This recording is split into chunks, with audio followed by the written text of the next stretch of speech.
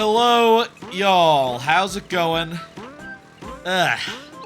It is Friday, September 26th, which coincidentally was the day that my iPhone was supposed to get here, according to Best Buy. Well, that's a whole thing. We'll talk about that as we get going, I reckon. As we get into the swing of things, I have had a hell of a day. Trying to see what's going on there. And just literally seconds ago, I got an alert from the Best Buy app that says like, "Oh, by the way, it's delayed. It's totally delayed." And it's like, yeah, I could fucking tell when I went to the store and they didn't have it and they didn't know what was going on and they didn't know when I would get it. I'm kind of fucking pissed at Best Buy. Fucking bunch of... There are not, there are not insults horrible enough to capture how I feel about that goddamn company right now. I am fucking furious with them. And, fuck, man. I hope it's just a matter of days. No one will tell me. No one will tell me what to expect. And like, it'd be nice if they could tell me like, okay, well, the people who ordered it on Friday got it. What about the people on Saturday, like me? Well, I don't know about that. You know what I mean? It's just like, well, how about the people who ordered hours before me? Have they got it? Like, where am I in line? I don't know. When might it show up? They don't know. Anyway, that's all beside the point. I'm, honestly fuming about that right now. We need to relax. I need to relax and play some of y'all's viewer levels, of which there are a whole bunch in queue right now. Chart is trying to clear check a level. Good luck with that, Chard. Yeah. How y'all been? I'll say it's not all bad news, of course. Like, Hades 2 just came out. I'm pretty excited to play more of that over the weekend. Yeah, that's gonna be good. There's new anime for once for right now. Hello, the Matrix Jumper. Thank you for the Twitch follow. Hell yeah, how you doing? There's new anime this weekend in general. There's a lot of anime ending.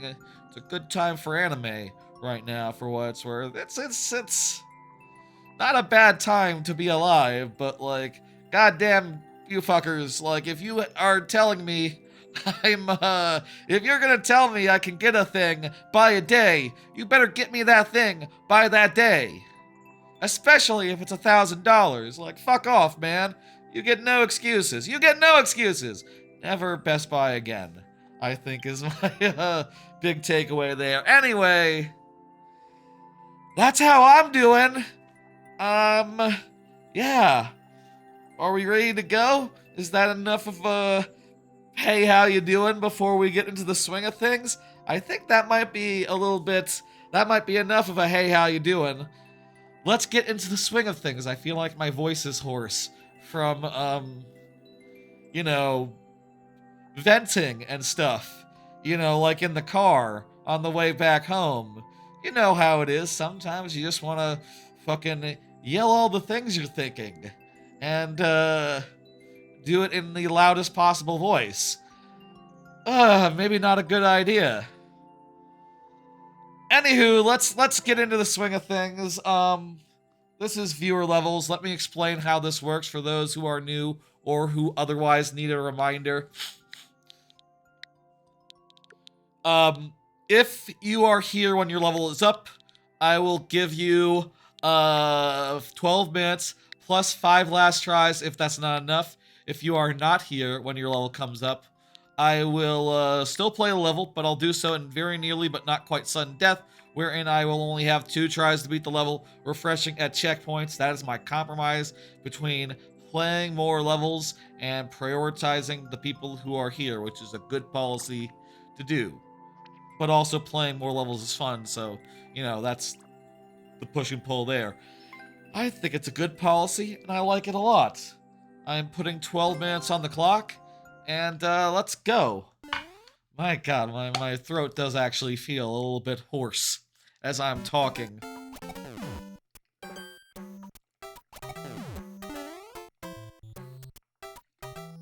Ah. Better be fucking a matter of days. I goddamn hope. I'll say, like, I was 100% primed this morning to be like, okay, got the new iPhone, you know? This stream, gonna talk about it. Be like, ooh, first impressions, all that. You know, the VOD title would be something related to the iPhone. You know, I was totally expecting that. Hey, was that first try? Maybe playing angry is helpful for the Mario Maker, it turns out. It might be low-key helpful to be fully tilted at Best Buy. So far, so good. What if we get through this room on the first try this time? Well, that was not going to happen. You'll get a substitute level for us, Chard. Do whatever you want, Chard. You know, it's up to you. I mean, do you got, like, other levels ready? Like, ones that I haven't played or whatever? You can always do whatever is fun.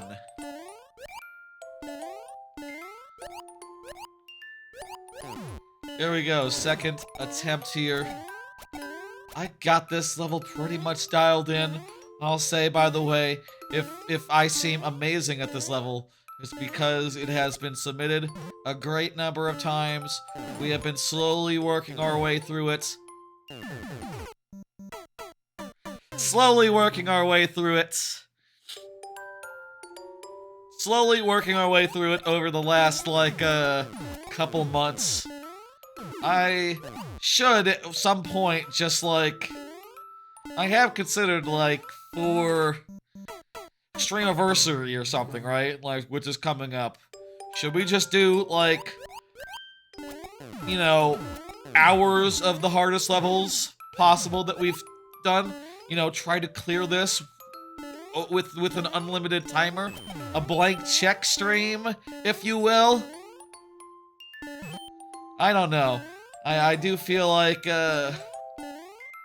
such a stream would be nice insofar as, like, yeah, you know, we don't want to be seeing this every day for the rest of our lives, every Friday for the rest of our lives, but also, you know, it is a little bit of favoritism? Feels like a little bit of favoritism, doesn't it? I don't know. I can probably do whatever I want, if it all comes down to it. And also, who knows if, like, just hours and hours of playtime on this level would let us get through. You know? Well, it's not been tried, first off, but, it's a hard level. What do you want? The last thing in this segment, I still don't know how we do. Like, I almost want to build it out. And actually, like, test some stuff. You know, like, build it out locally. Like, the part that I'm failing at, if I could build that on my end, we could test some stuff and see what the hell it is we need to do.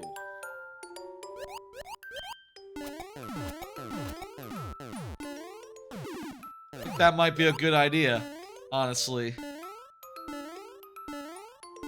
Hey, F8C, how you doing? It's good to see y'all here. It's good that it's Friday. Looking forward to a nice weekend with a lot of Hades, with a lot of, hoping my iPhone shows up. I should start the start, by the way, as far as the iPhone goes, because, like, things have changed since the last stream with that. This has been a situation that has sort of...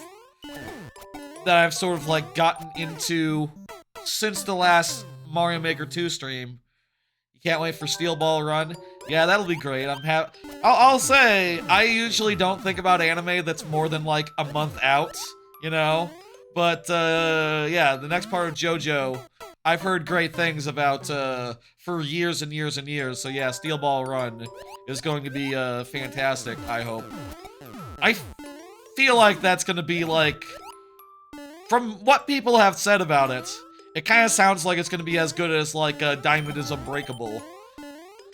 Yeah, Steel Ball Run is happening. I don't know when. Is there a date? Or is it just a trailer? Yeah, Steel Ball Run is it's got a trailer. I didn't watch the trailer, but I did see it, and it did make me smile. And, just the trailer? Yeah, so, you know, it'll be out, let's guess. Next year. Next, December of next year. About a year from now, I would guess. How many parts are after, Steel Ball Run? Like, is it Steel Ball Run, and then, wasn't it, like, JoJo Lion? Was JoJo Lion the one that's after Steel Ball Run? Like, they're kind of running out of, JoJo to adapt now, huh? What are they gonna do, like... I guess they can make more remakes of old shows, like, Urusei Yatsura. They can do more of that once that has, once their obligation to JoJo is done. But yeah, you know, we're... Within my lifetime, we will see the last, JoJo, I guess. I mean, Araki is an older fella than me. He's not going to, like... And this is depressing to think about. But, like, I will live to see the last JoJo part, like, in general. Like, even after JoJo Lion, right? Is there a part 11? Or whatever?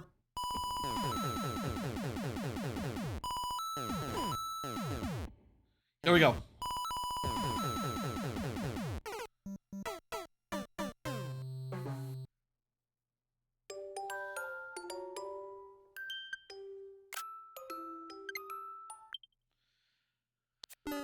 So here's the situation with this.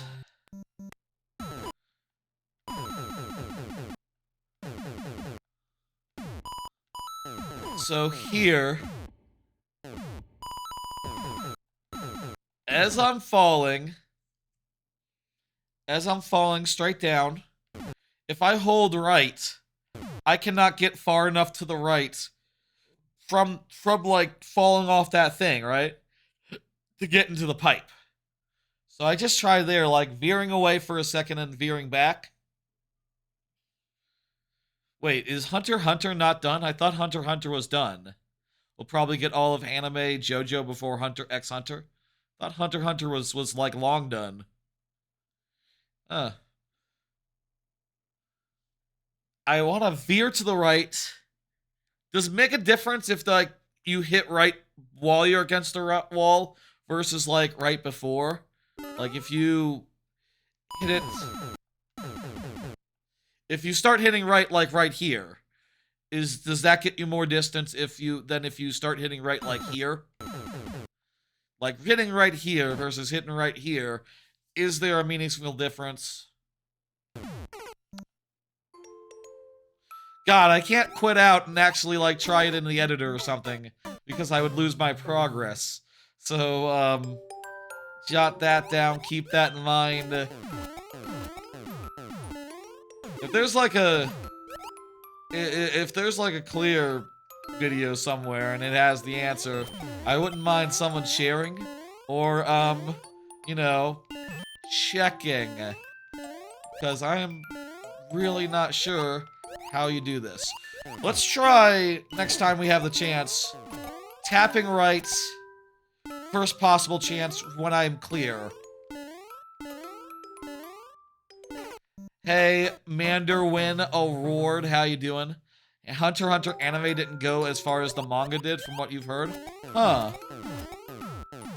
That's funny. I guess a lot of these...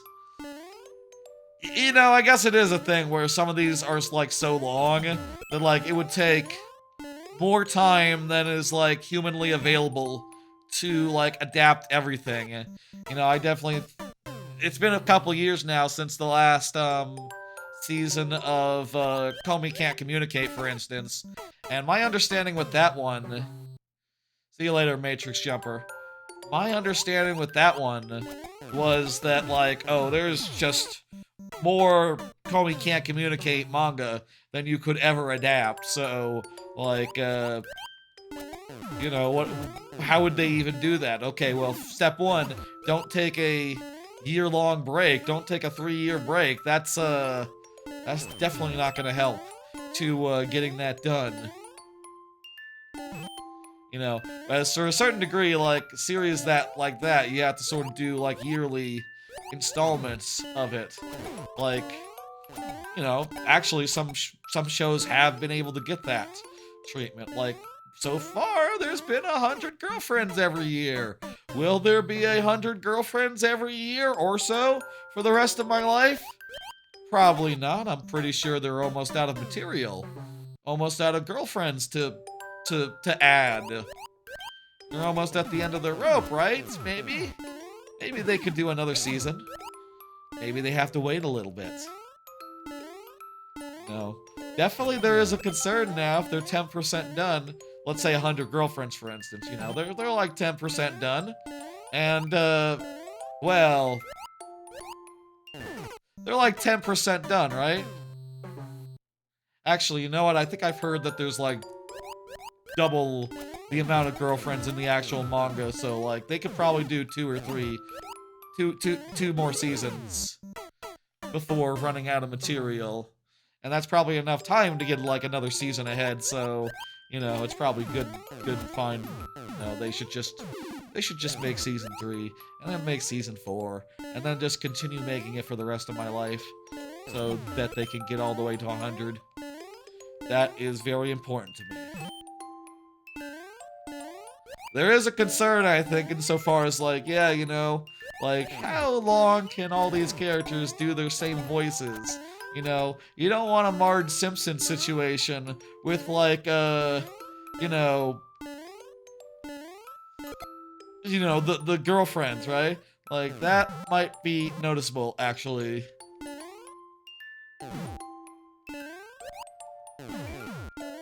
Okay, this time we're gonna try tapping.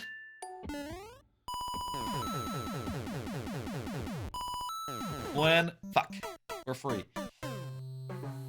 Timer is done. 5 last tries. Let's do it, and then we'll, ooh, shit, that's one. Let's do it, and then we will, move on, and we will do another level, and pull some cards. I'll say, one thing I like to do, if this is the first time you're watching or whatever, I like to pull cards, and cards I have on them, fuck, things that I want to talk about. I should, pay attention while I'm, playing, and tries are, limited. Scarce. Quiet chat on YouTube side. Yeah, there's a bunch of people on the Twitch side tonight. Shard. I'll say, like, YouTube, I think, is generally more quiet than the Twitch side is. I don't know, like... I feel like Twitch is just a lot less algorithm dependent, like whether or not people get it in their... You know, people, I think, on Twitch side look at who's online and then decide who of the people they're following to watch, right? Like, it's not like with YouTube where I'm pretty sure 90% of the time it's, you know, random, you know what I mean? Whether a video comes up in your feed or not.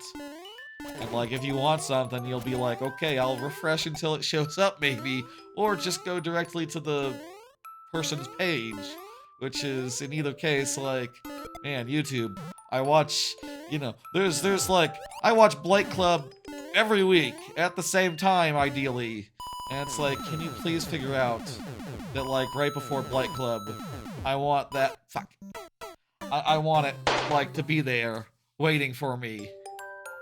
Yeah, feed on YouTube is weird. It's not a very smart algorithm. We don't have a very smart algorithm.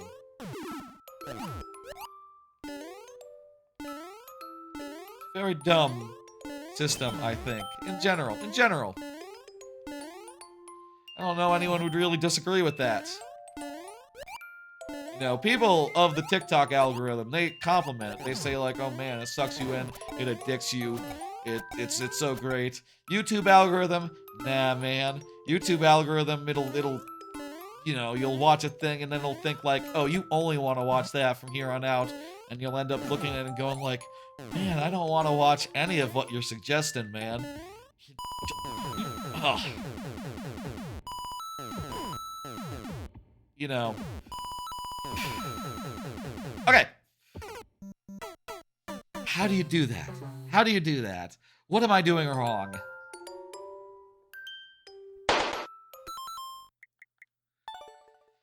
I tapped that time as soon as I was able. I feel like the timing there was pretty tight. What are there any hints in the comments, I wonder? Let's have a look. Pipe fall in water. 7, help. I need help. How? Luigi. Your YouTube only suggested Venture Bros the last like 4 months because you watched like 2 vids. Yeah. No one's complimenting the YouTube algorithm. Why me? Very difficult. Why? So close. Could you please play my level, Spin Jump Master? It's really hard. Hello, how are you? I am under the water. Please help me. Looks like Luigi's pants. Oh, maybe it's Among. Maybe it's Among. Those are Among. How? Higher. I'm the first to die here. Let's go. Highest. How? Poop level. So close. How? This is fine. Sus. I can't get up. I completed it. Wow, Bob. 1682. Congratulations. Seriously. Had it. Had it. Why? Ah! Why? This level will be the death of me. Pooh Bear sus. Scribble, scribble, scribble. Lol. I want to... Oh, well, I hope you found help. Cujo ACS. You can clear these comments for the course after clearing it. D. Frowny face. Hitbox, please. Soft lock. Asshole. Or assholo. In either case, you know, you get the idea. Fun. So close. Rain. Perfect. I'm sorry Nintendo hates you. Please make more levels. My disappointment is measurable and my day is ruined. Regret cave. Nice. How? I am watching GGR right now. Wow. How did I get here? Pain. So tough. Yeah, none of these are helpful. Let's bounce and see the next level. Thank you, Rock Party, for the for that. I am hitting dismiss in 5, 4. Oh, I gotta get the Best Buy app off my. Gotta get back to Warp World. Here I am. Okay, here I am. Ready. I am ready now. Hit the button. Hit lost. Hit next. Oh, 6. You are up. 06 is here. Just complimented the comments. Very nice. I agree, those comments were quite nice. Let's go ahead and do a car. Follow up on the iPhone 17 Pro Max. Okay. Sort of already vented a little bit about this earlier up top, which I'll tell you, like, I've been pretty steamed. I've been pretty frustrated about this today. And like it's been a whole thing. Basically, last weekend, like a week ago, 2 weeks ago, I ordered the iPhone off Apple, right? Ordered the iPhone app off Apple. It said it would be like 2 weeks, you know, after the pre-order started. It would be like October. Maybe like a week after that. October 3rd to like 13th or something, you know, like, or October 6th to 13th. Then, like, last Saturday, after the stream, like, a little under a week ago, I looked at Best Buy and I saw, like, oh, if I order it now, I can get it by next Friday. That's a week sooner than what Apple was telling me. And I said, like, okay, I'll cancel the Apple and I'll order from Best Buy. And I've been waiting this whole week, kind of patiently, and waiting to see what happened. Ooh, that's nasty, 06i. I hate it when I see bugs. For the last week, here's what it has looked like. as I've been staring at my phone and refreshing the app and doing things of that nature. Until earlier today, it started looking like this. The part where it said I could pick it up went away. I went to the Best Buy in the morning and said, like, hey, so can I just get it? Like, is it just here? And they're like, no, we're probably unpacking it. Then I came back, like, after work before the stream, and I asked again, like, hey, what's up? And they're like, ooh, we should have gotten it by now. So, like, if it was in the truck, you know? And yeah, just nowhere to be seen. And just before the stream, I got a text message. I got an alert saying, oh, it's delayed. The item has been delayed. We're working to get it to you within the next few days, is what the thing says. I don't know, man. I don't think you can really trust that. I feel like really burnt by trusting that their estimate would be correct. You know, like, if you know how many iPhones you're going to get, and you know how many you've sold at a particular location, you should know how many you're going to have on the day and how soon you can get it to people. Like, I'm just kind of flabbergasted by this horse shit. And by the way, if you go to their site right now, it tells you when you choose my store, right? It says like, oh, you can have it by next Friday, like a week from now. So like, man, I'm looking at that going like, well, it was horseshit when it told me I could get it by this Friday. I could get it by today, like a week ago on Saturday. Do I really believe that they know for sure that if I were to if someone were to order one today, they'd get it by next Friday? Man, I don't know if I will get it by next Friday from Best Buy. So, like, fucking good luck if you're ordering it now, literally a week after I ordered. Like, what the fuck? I tried calling, I tried, like, you know, doing the stuff that you do. There's what it looks like, by the way, the orange iPhone. I tried doing all the stuff you need to do, talking to the people, figuring out, like, hey, what the fuck? And couldn't get any straight answer. No one knows what's going on. It's unclear if they really had reason to believe that they'd be able to get it to me, or if just, like, Best Buy's online bullshit just, you know, paints a pretty picture for no reason. Who fucking knows? Who fucking knows? I feel like after this, never again with Best Buy. I don't want to fucking do business with them anymore. Fuck them. I hope they go out of business. I hope that they all their stores shut down and a better like electronics purveyor can rise in their place and do a less shit job of it. Like, goddamn, what fucking bastards. I'm, you know, I'll say I did call up customer support, and I did give them a little bit of just like a second of peace of mind, you know? I mostly just did that, like, in the car, you know, to myself, just like, God fucking damn it! Ah! You know, that sort of stuff. And then I called them up and was like, you fucking jokers, and like, don't curse at me. And it's like, here's my thought. One, as an American, I feel like one of the most important rights that I have is like freedom of speech, right? And the freedom to like yell at people when they fucked me. You know, when you fuck a stranger in the ass, there are consequences. You know, to quote Big Lebowski. You know, I was thinking about that line as well. And like, here's the thing, customer support wise, right? If you are working customer support, it is your job to be in between you and the person who actually fucked up, right? I understand that, but like, if you're not going to forward me to the CEO's like personal number, then yeah, just understand that you have been assigned the role of punching bag and like, you know, put my frustration forward to the CEO, I guess. I don't know. What the fuck? Is that fair? Is that fair? I don't know. But like, yeah, man, forward me to the CEO if you don't want me to yell at your minions, but like, really, real talk, the CEO hired those people so he didn't have to get yelled at, so, you know, that seems fine to me. I have started the timer. I have... Yeah. I'll say it is true, it doesn't really matter. Another couple days, maybe a week, who gives a fuck?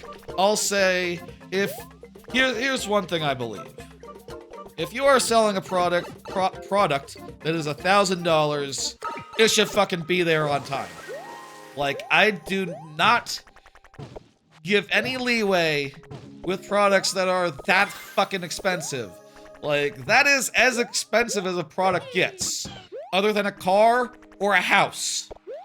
Maybe a large appliance, but that's kind of in the same ballpark, honestly. Large appliance, iPhone, same fucking price field. You know, I was walking around looking at fridges as I was like trying to see like, okay, is it gonna update? Am I going to be able to just say like, hey, I'm here to pick up? And a lot of those are like $1,000. A lot of those are cheaper than iPhones are. So, like, you know, big fucking money. Ugh. I'll say, like, really, a lot of it is just, like, I had planned on coming in here today and being like, oh, check it out, new phone, it's orange, how about that? Isn't that fun? You know? And that could have been the name of the stream, even, like, the big ongoing theme of, like, ooh, new phone, isn't that something? But, like, maybe it'll have to be next week, I guess, when I come in here with a new phone.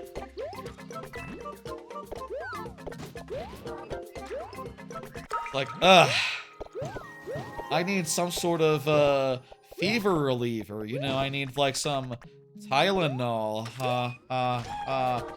no, wokeness aside, I am an Advil man, unfortunately, so, I don't own any Tylenol, though I'm sure they are a lovely, brand. Are you not allowed to have, like, Advil, specifically, if you're pregnant? I didn't know that's how it works. I'm, you know, not in that, demographic, so I don't have to worry about that, but, I didn't know that, honestly. Anyway, that's been a whole fucking thing today. I totally went to sleep last night thinking like, ooh, you know, this is the last day for this old iPhone. This is the last day for it, and tomorrow, new phone. But, unfortunately, no.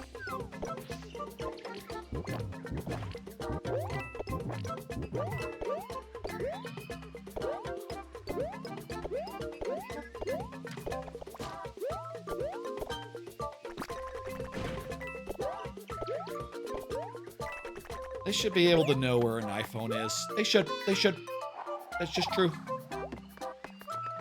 Know when it's gonna get here. Know, like, what happened with the last couple. Like, it's not rocket science. It's also not, like, you know, a big black box. It's like, no, man, you're shipping iPhones all the time. Like, what about what happened to the ones that were ordered on Friday? Are they here? How much of a delay are we looking? You should be able to figure this out. And if you can't, well then I hope you go out of business and go bankrupt and shut down all your stores. Go the way of Circuit City if you can't fucking tell me when my shit is gonna be here. We're going up? I'm not sure. 100%. Anyway, that's all fun. I hope you got any electronics that you ordered in a timely fashion. I'm sure, like, the relative shipping anxiety will be less than relatively, you know... Where are we going? We just going up in general? Or are we trying to get all the pink coins? Almost looks like this might be a pink coin level, where the goal is to get them all, and then come back. Unsure. This might be pink coins mandatory. Anyway, that's where my head is at. How y'all doing? Hopefully y'all are, more just generally bemused. Happy with everything going on. Well, okay, there's some there's some real bullshit going on right now. I expect that some people are unhappy because the world is fucked in general, you know, and like a shit company being shitty is like, you know, just more par for the course. You know, companies are often shitty. Countries probably should be better than that. And they're not.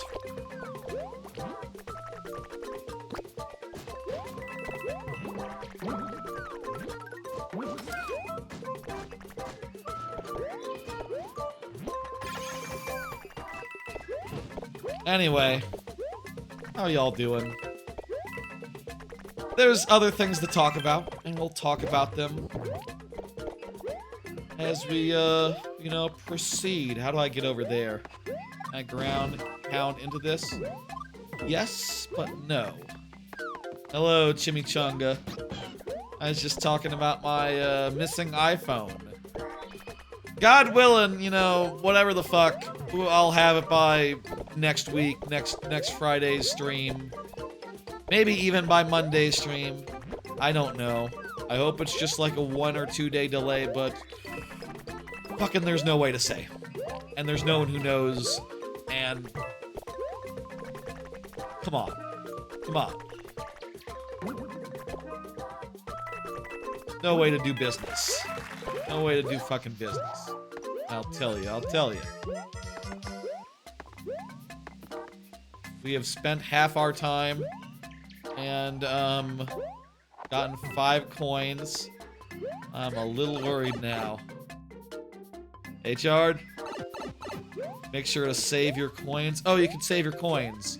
Repeating checkpoint? Okay, repeating checkpoint. Okay.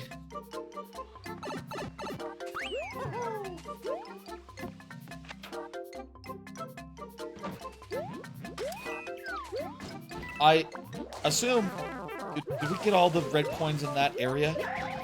I am not sure, like, if we have just not touched this area, or if we have, you know, gotten, like, 1 or more coins from it.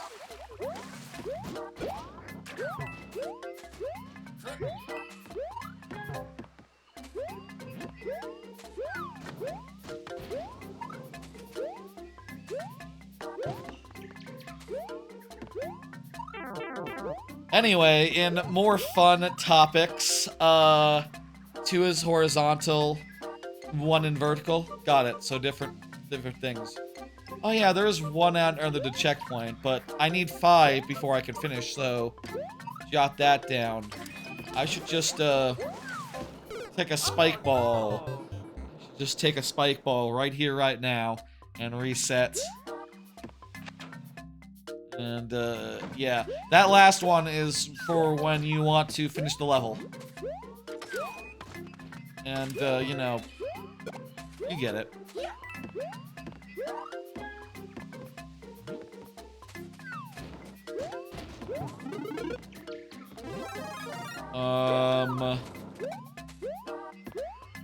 I need to guide a ball, maybe? Unclear.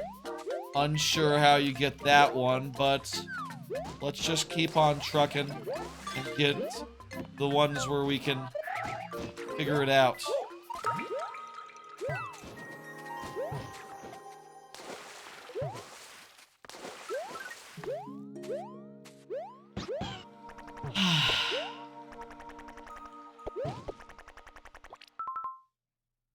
So another news and another card.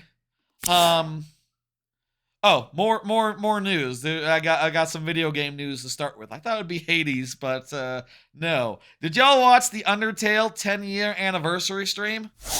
I didn't watch it myself. I only saw like some stuff about it in retrospect. Oh, you just got the original Hades for a good deal on the eShop? Nice. They did a whole, the Undertale people and Fangamer did a whole special stream of, like, playing through Undertale on, like last weekend. And people have uploaded some highlights from that, which is pretty key, because the thing that turned out to happen there is that they did a bunch of weird like Easter eggs and changes, doing things like inserting Deltarune references, new scenes, stuff that were like extra new fights with Sans for the purposes of like donation incentives. They were doing it in support of like, I forget if it was Doctors Without Borders or Prevent Cancer, but it's one of the two that like GDQ typically goes with, I think. They were raising money. They were doing a bunch of like goofy stuff that was, you know, not in the game originally, and it was pretty neat. The differences that I saw, cutscenes, etc., were very cool, and like it seems like none of those are gonna come to the game itself. Like, this was just a one-time special. These cutscenes are like, you know, the content is like half done. You didn't watch it earlier?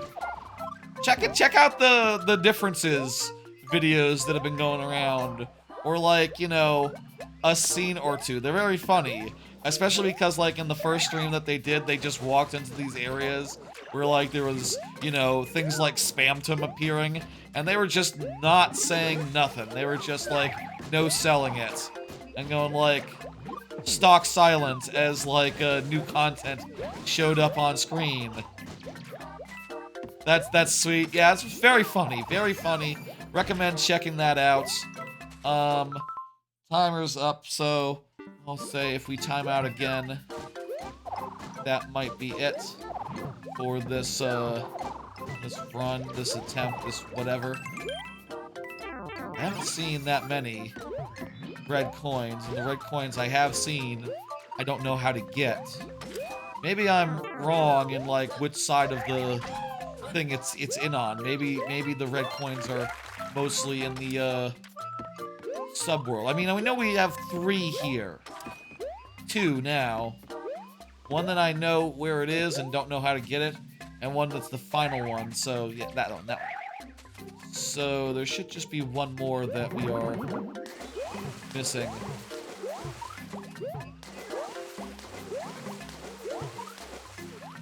Do you know there's going to be some remixes of Undertale songs? Yeah, I forget if there was... I think there maybe was some new music as well, like, just in the thing. Like, people maybe were pulling out, like, the new music from the stream. That's a hell of a thing, you know? Toby Fox is a hell of a dude. Being able to release the first 2 chapters of Deltarune for free, being able to just for basically a joke, redo like whole big swaths of Undertale, like, you know, not in a way perhaps that's like completable, but dang, I think once I get back there's no getting out. So yeah, what happened to my timer? Oh yeah, right. Tries left. There we go. Guess that's the first.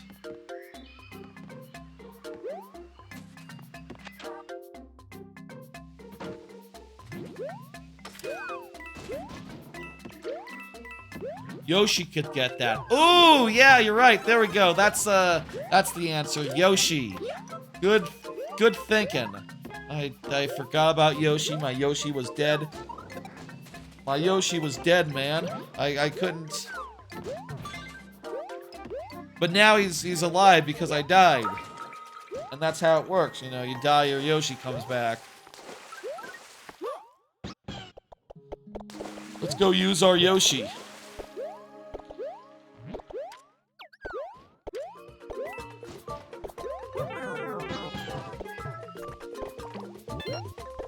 Alright, there's just one unaccounted for now in this level. Where the hell is it? I wonder. Oh wait, I don't remember seeing that one before. I think that might be it.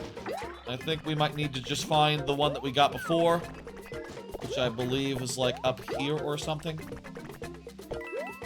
Not here, not here. Like before here.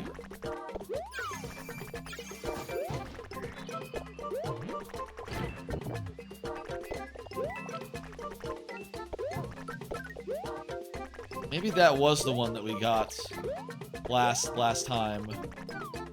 Hard to say. All red coins look alike. You know, they're all just red. Same object. You know?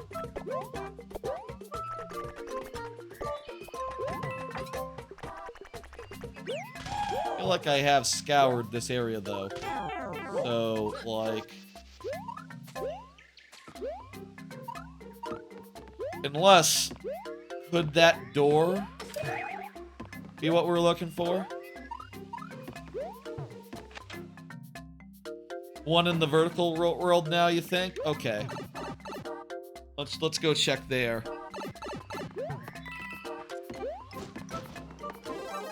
Yeah, I feel like we've scoured that one entirely, seen it all, etc. Another bit of gaming news. Did you watch the Sony's State of Play? I heard there were some announcements and some trailers. I did not see it. And honestly, I was thinking, you know, by this time, by the stream, I would like put it on, like maybe a watch over, you know, a react type stream. You know, y'all ever do those where I've done a couple myself, but like where you watch someone else watching it, and it's like, well, at least if it's boring, the people that I'm watching will crack a joke or two, you know, and that's fun. Didn't end up doing that. Instead, I went to Best Buy and got grumpy in the car on the way back. So that's fun. Seemed like there was some stuff. What announcements jumped out at y'all? Fuck, if there were any. I did not save the coin progress before I died.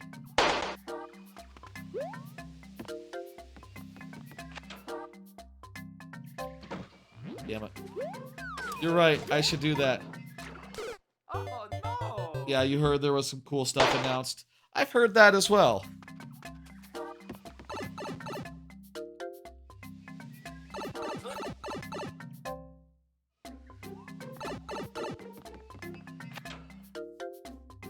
If anyone wants to tell me.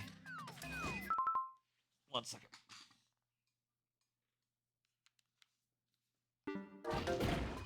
There we go. Plugged it into my couch. That'll do.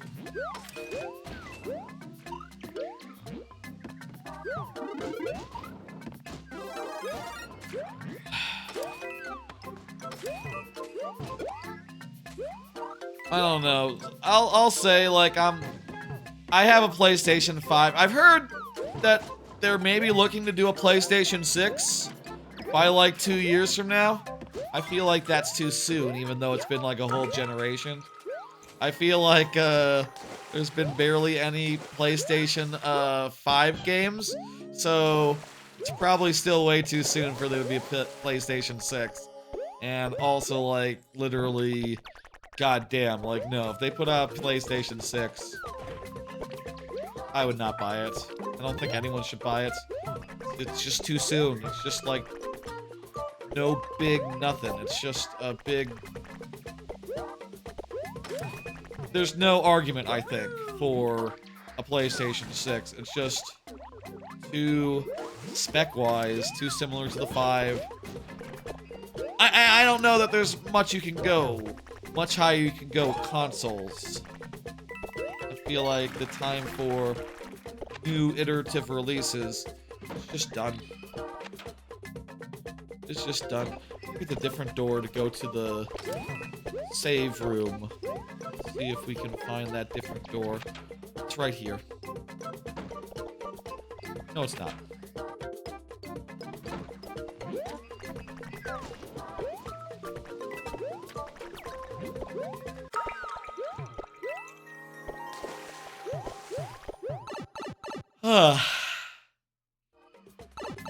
Hey, I think I probably got like one card more that I'm like actually interested in, maybe.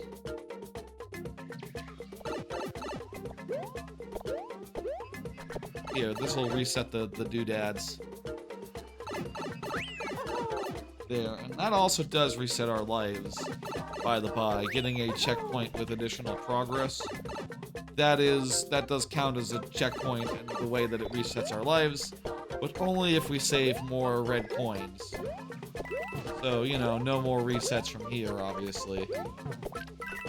Also, if we timed out, we died via timeout, that would count for the rest of our lives. Is there one above the reset room? I don't think there is. We were there earlier.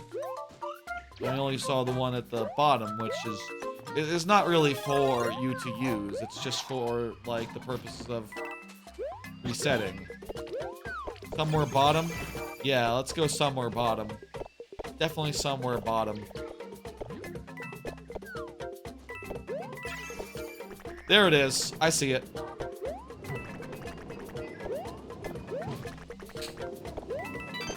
Alright, we got it. Whoa, the screen just flickered. Did y'all see that? Was that visible on the stream? I wonder if that was the capture card or the Switch 2. Like, the capture card is just like pass-through, so it shouldn't be anything weird. I don't know. It's passing through the signal as it gets it from the Switch. Oh, why? Technology is sometimes a son of a bitch. You didn't see it? You were typing? If anyone saw anything, let me know, because I definitely saw, like, a frame's worth of, like, I don't even know. You know, maybe I should have taken a video and just tried to, like, scrub and find it. That would have been a move. This way to the thing.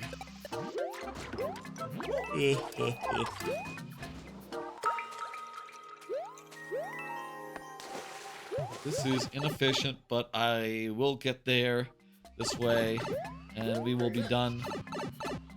Interesting level, bit of a maze, took a while.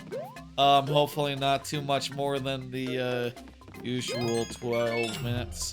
Hopefully that was like 15, I don't know.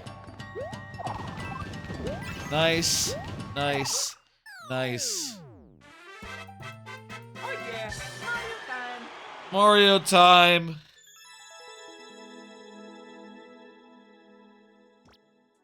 $20 minutes, jeez. That was a hell of a level there.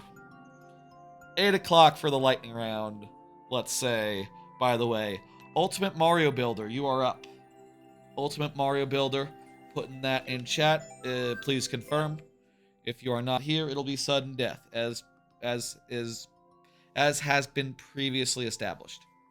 Let's do another card. Started Hades 2. Yes, okay. This is like the major story this week. As far as like things that have happened to people other than me. Well, that's not true. This is the big story in terms of games. We're done talking about the Sony business. I honestly don't care.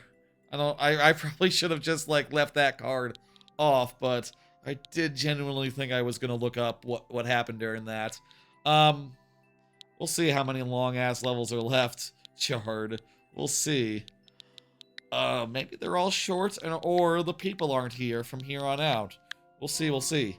Hades 2, started it yesterday on stream, did 6 runs, and then started a 7th. No major spoilers, no major spoilers. I've literally played it for like 4 or 5 hours so far. It's great, it's fucking great.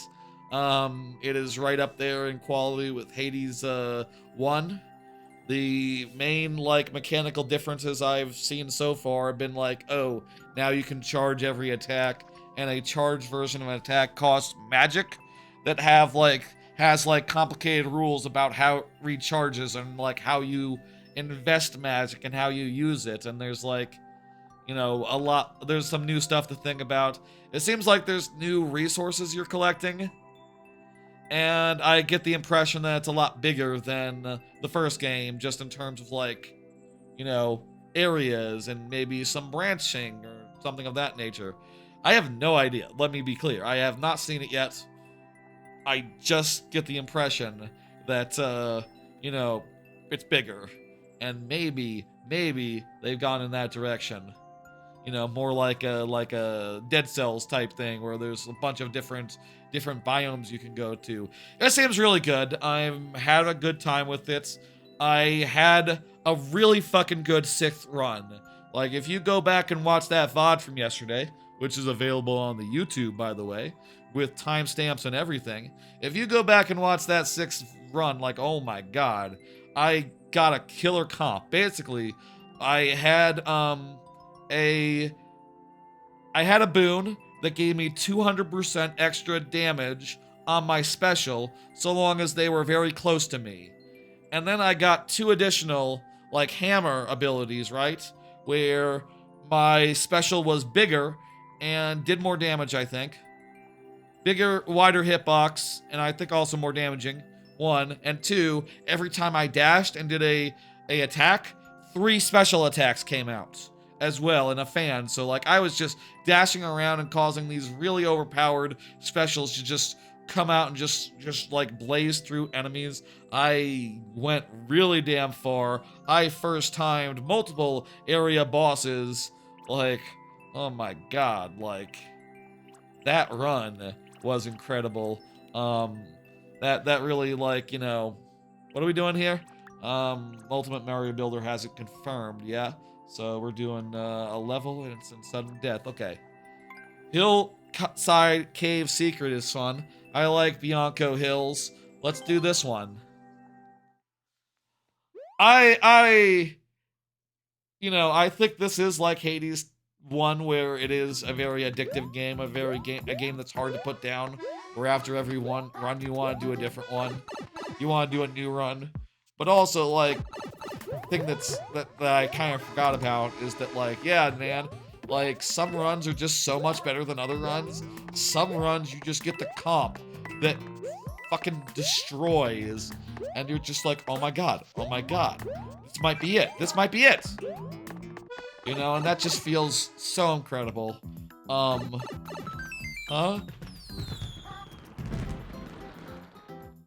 What? When did I beat the level?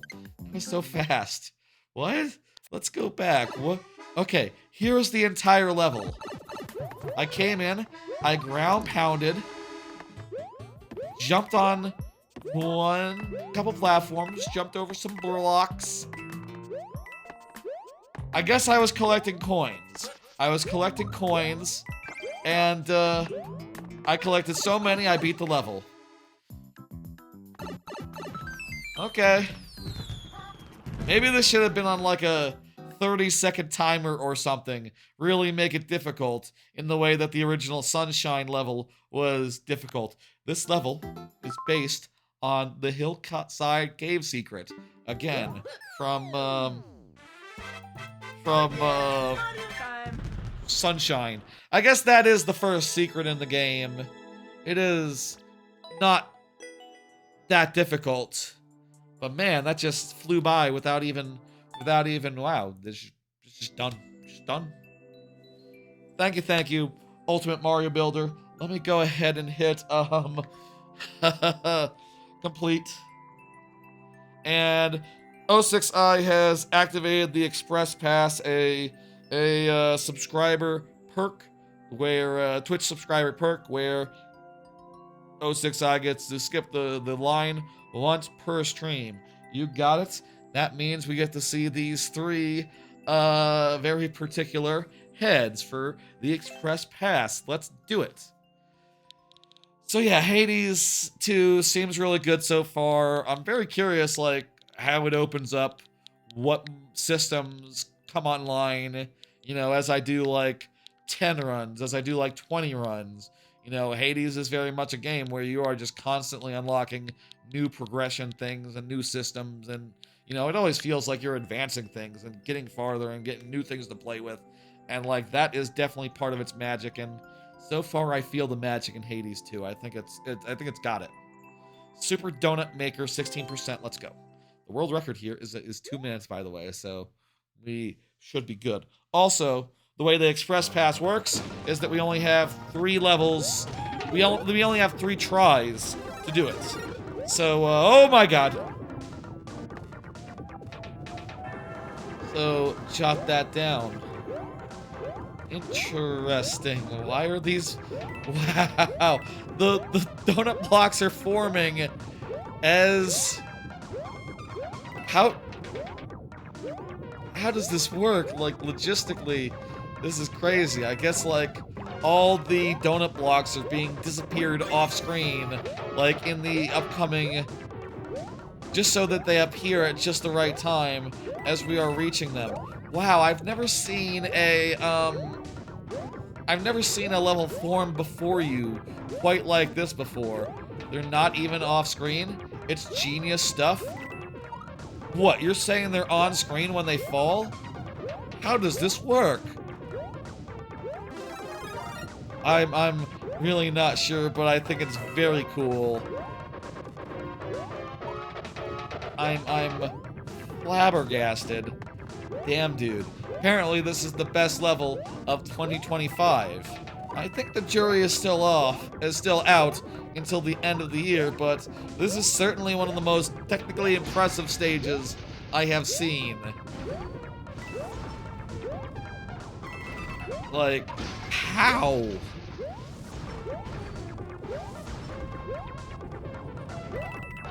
Genuinely, how? I don't even know. It is very, very, very cool.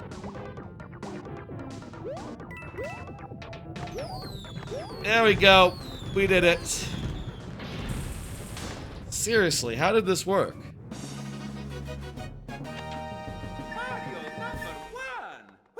How did this work? How did this work?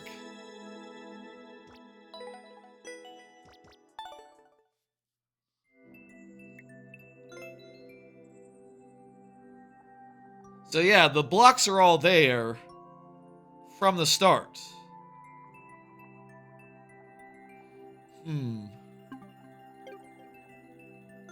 Let me see. Okay. I wanna try to think how this works. How does this work? Let's just have a look. Okay. So at the start here, it's auto-scrolling. It takes a second to get out to here. And then it looks like the donut blocks aren't there to start with. A bunch of clouds get destroyed by a spike ball, and then donuts just start appearing. How does this happen? Were there spike ball? Were there clouds where the thing was?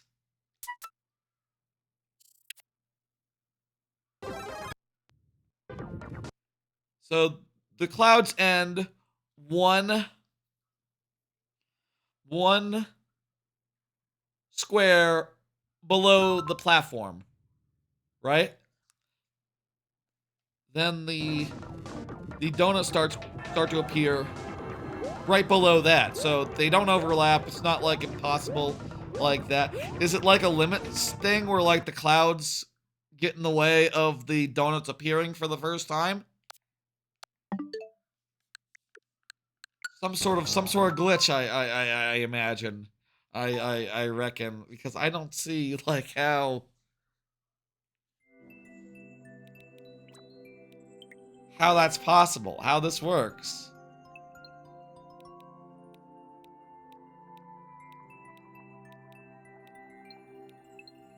No idea. I don't think these comments are helping out at all.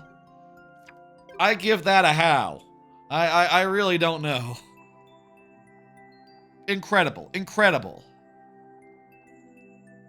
It doesn't make sense. Even after, like, thinking about it. Hit complete. And go to the next level by F8C 101. F8C 101. Let me go ahead and get that into chat so we can go. F8, if you're not here, it'll be sudden death, but hopefully you are here. In other games that I've been playing, Hollow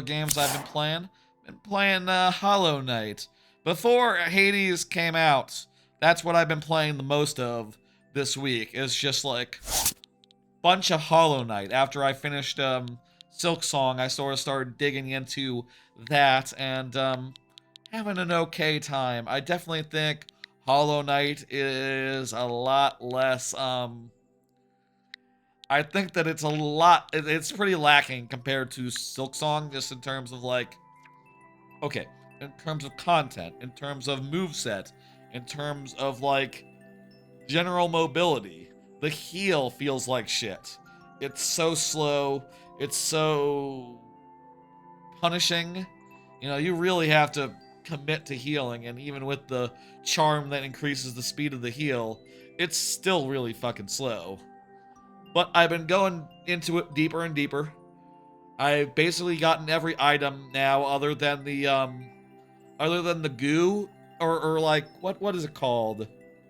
The thing that lets you go swim in acid. I don't got that yet. But I have like I have the double jump, I have the dash, the big dash, I have the I have pretty much everything else at this point, so there's not that much more to find other than to beat the last couple bosses or whatever, and then finish the game. It's funny, I will say, playing let's hit this, let's go. I will say playing Hollow Knight after playing Silk Song, I think a lot of it is a lot easier than Silk Song, to the point where like I don't know if I'm just like remembering these bosses from the first time I played it or whatever, but I am first timing a whole lot of bosses in Hollow Knight, right? Like, the soul guy. That guy, I remember it took me like loads of times first time I played it to get past the soul master, or whatever, that guy, or first Hornet, or hell, even the first boss of the game, I probably took me a couple tries originally. But this time, I'm just literally getting through most of them. The creepy crawly guy who has a face upside down, that took me a couple tries. Hornet 2 took me maybe like 3 or 4 tries. There were a couple that have been giving me more trouble than others, but I've just been kind of shocked, just like, oh hell, I'm just really good.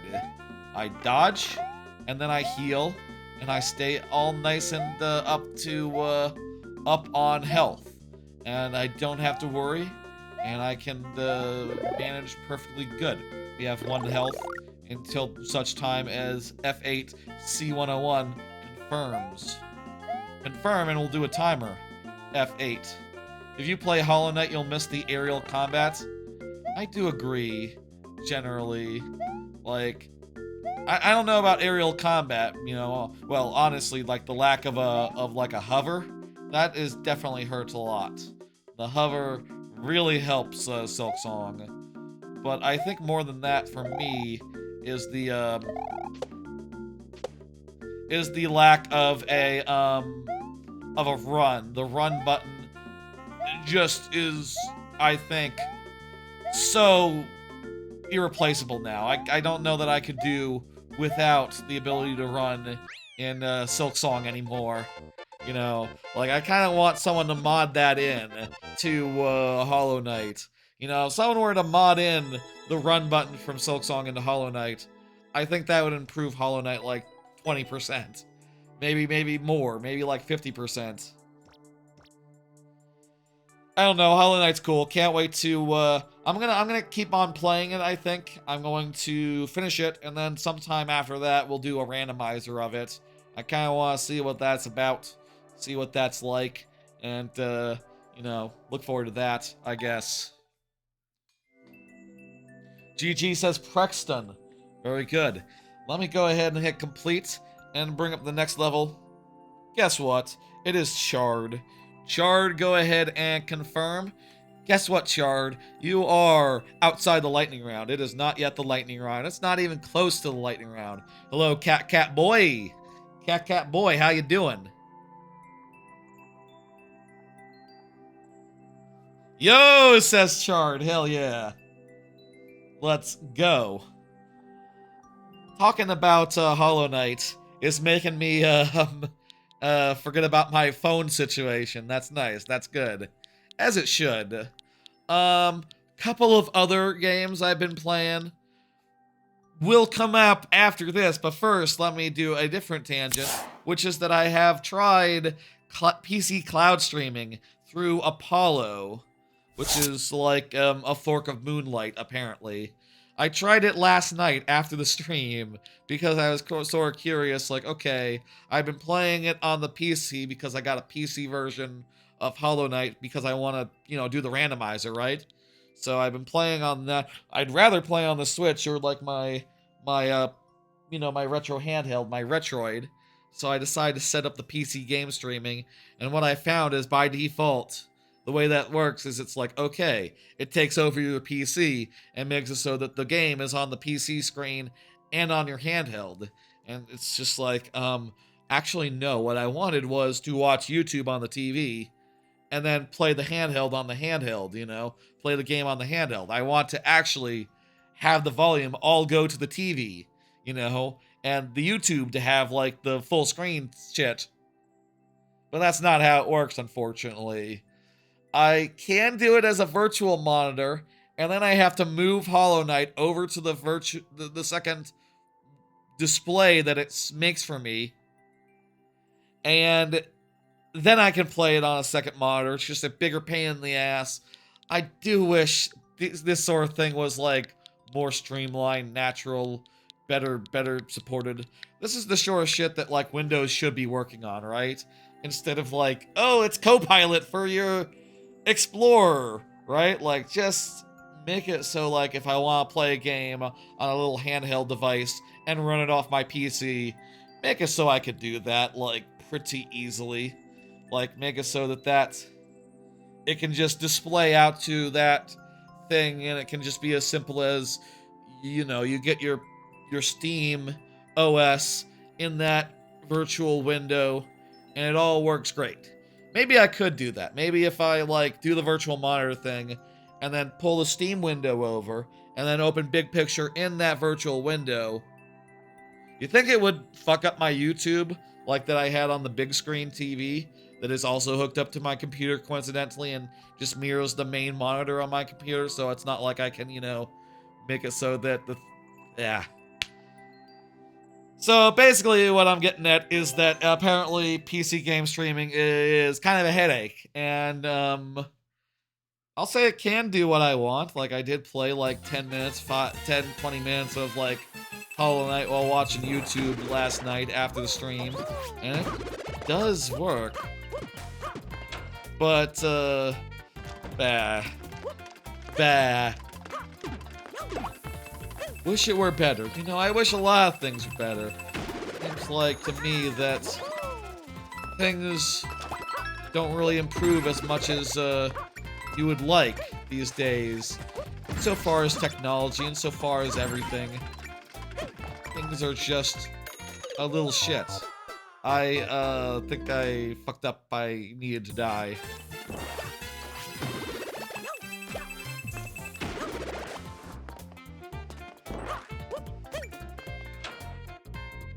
So that's fun. Might mess around with that more. You know, I have been for a while trying to figure out, like... Okay. Those POWs hit spot on, if I recall. Yeah, you're gonna have to be a little more precise with them to do what we need to do. I will say I have been sort of like wanting something, you know, I have been sort of wanting like a Magic 360 type situation, right? Like I've been wishing that like my Retroid could do Xbox 360 games, for instance, right? But with like PC game streaming, I could totally do that. Or, you know, I can honestly do that with Xbox, like streaming from the Xbox itself, and, you know, all the games that I have on Xbox, I could totally just... Game Pass games as well, I could totally just put those on the, I'm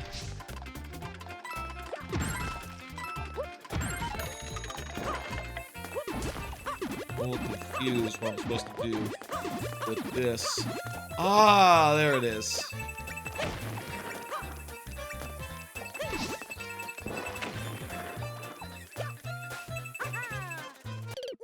There's no snake block down there anymore.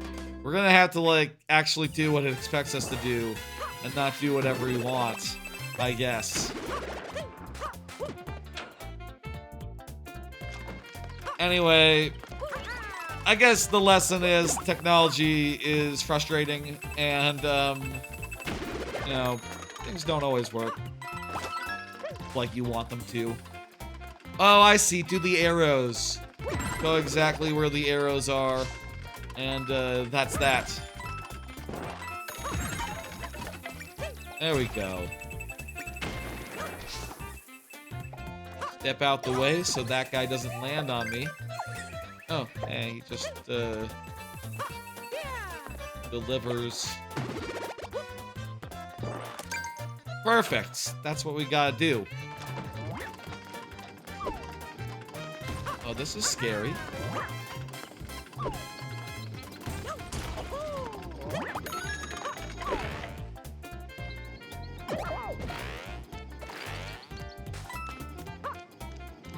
Okay.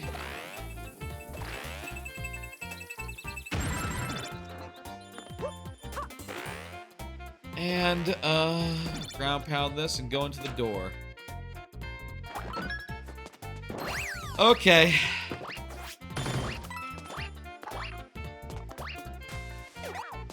Fuck you. And fuck you.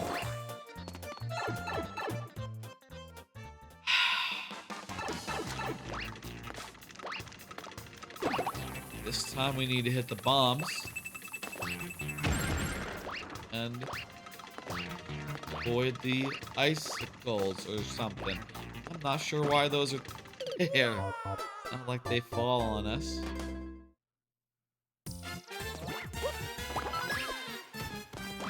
Anyway, a couple other games I've been playing. Why don't I just talk about those now?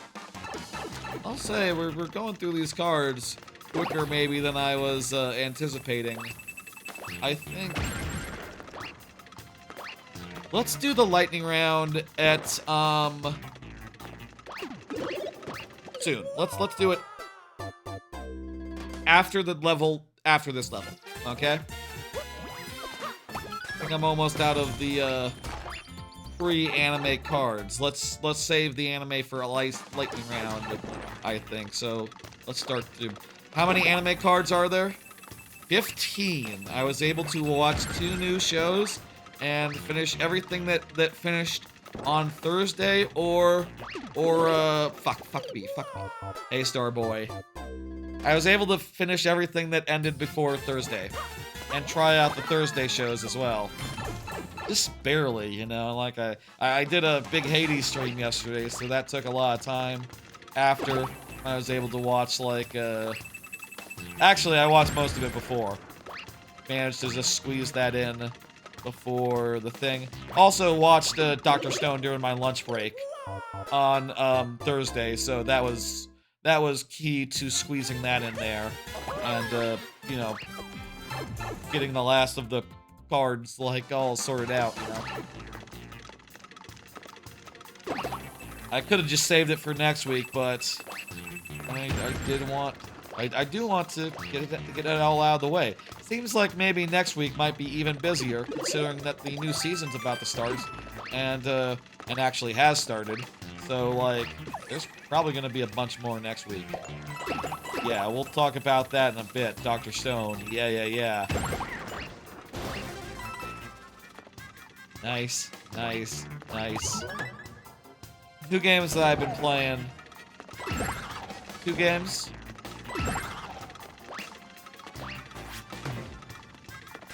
Oh crap.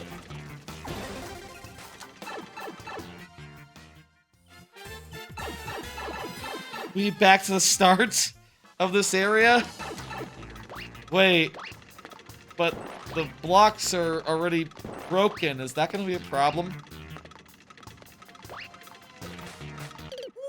Yeah, it is interesting what that would be like with the one up with the mask, but I won't use it. Backwards cheese? I don't know. It's probably not helpful to backtrack in a platform level auto-scroller like this. It's probably not helpful at all. So let's not do it.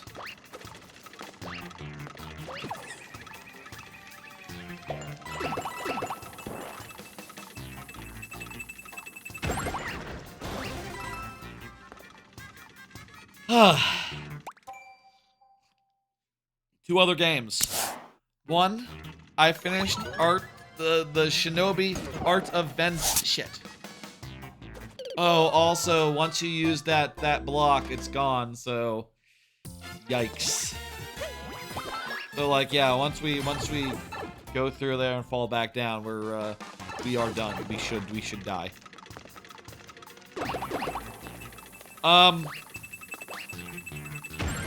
Art of Vengeance, I thought was really good. When I first started playing that, I was so positive and effusive on it. You know, I honestly, when I first played it, it felt like one of the best games of the year, but I did find it really hard to go back to after playing so much Silk Song.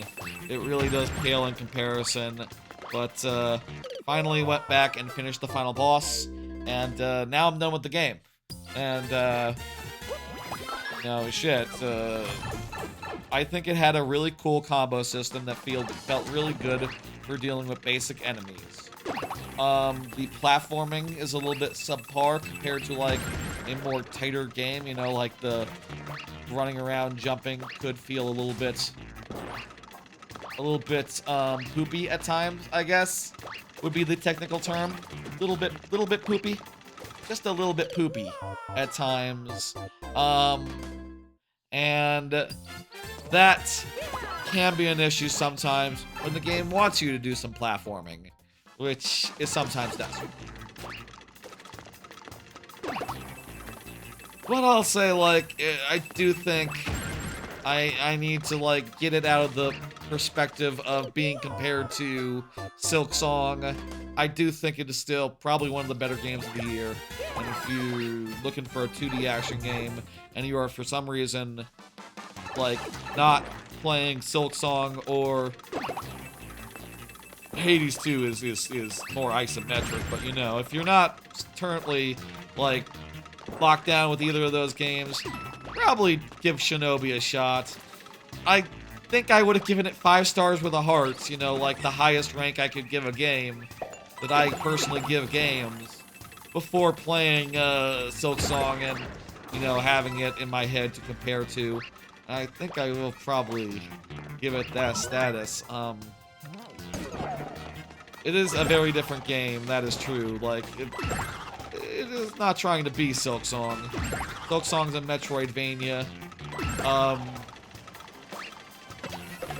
The hell is Shinobi is like a Shinobi game. It's a Ninja Gaiden type game. And I'll say, like, between that and Ragebound, Shinobi makes Ragebound. What the hell was that? Did you see that? That was fucked up. The wall was still there. I couldn't. I just had a single block to jump through. Hello, storm tripping. Fucked up. I'll say that Shinobi makes Ragebound, Ninja Gaiden Ragebound, look like the most mid game in the world. Unfortunately, Silk Song also makes, probably makes a lot of other games in general look mid. It's kind of a tough act to follow, or conversely, a tough act to go right before. You know? Like, you know, they, ooh. You know, Silk Song is just that good. Here, we go over again, bomb, and then we die!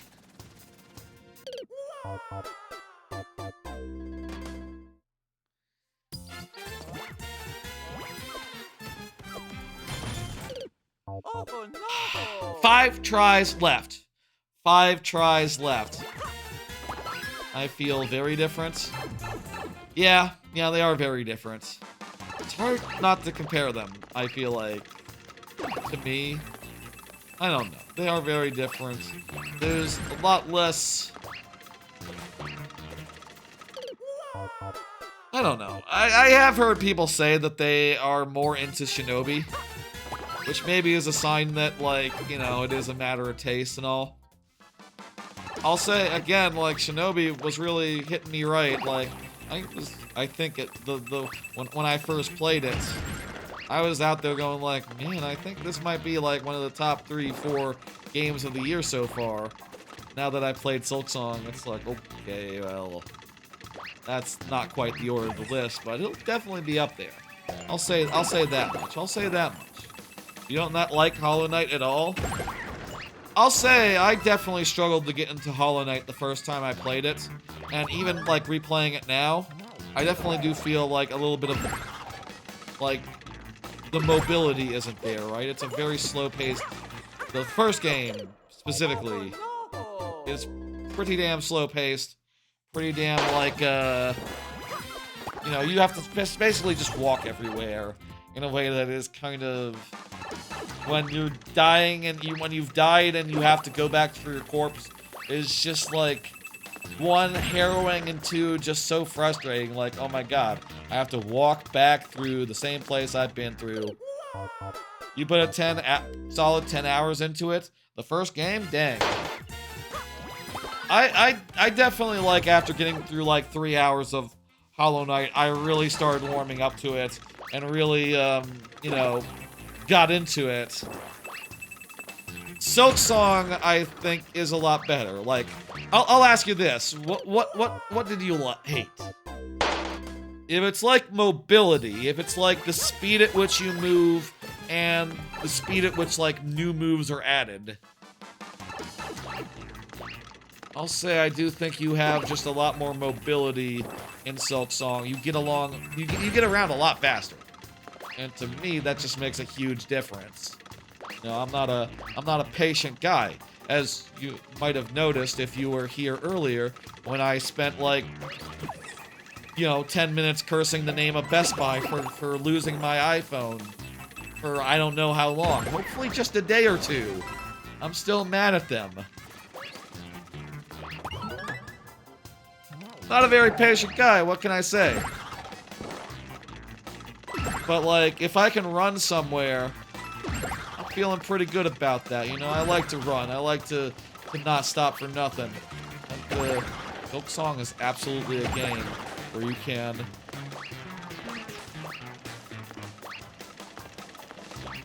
Okay, I need to hit that.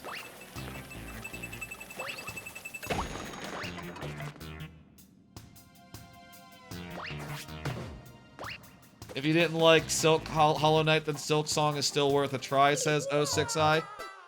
The speed, the story, the progression. It is possible it's not for you. I will say, though, it is worth noting as far as like, trying it out goes. It is on Game Pass.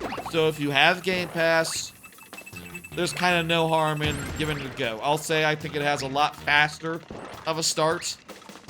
And, you know, like I said, like, as soon as you find, like, the run button, like, oh my god, it's, like, night and day. And, like, I'll say, like, whenever the randomizer comes out, I'm gonna start with that fucking run button. I don't care. Like, I am putting that in my place dough. I am putting it in starting inventory. I do not want to play that game if I can't run everywhere, like, for 90% of the running time. I'll say, like, it did take me, like, hours and hours and hours and hours to... It did take me, like, a while to beat that game, so I am wondering with the randomizer, like, how that's gonna be logistically. Oh, shit, we ran out of lives. That's a cool one, Shard. Thank you. But, we just barely didn't get through. You just cared about 0 of the characters? I can feel that. I sometimes think, like, Flower, you're writing like that. It's easy for me to look at it and go, like, yeah, like, is anyone really into this? And the answer is yes. Some people are very into it. Some people are very into the writing. I more look at it and go, like, okay, buddy. And just... Eventually it wins me over. Eventually, like, okay, it's all about the atmosphere and like the vibes and, like, you know, the poetry. Who cares, you know? I'm not really a big poetry appreciator, you know? So I don't know. I think you're close at least. You'll beat it next time. Yes, I agree. Next time. Mr. Arwin Award.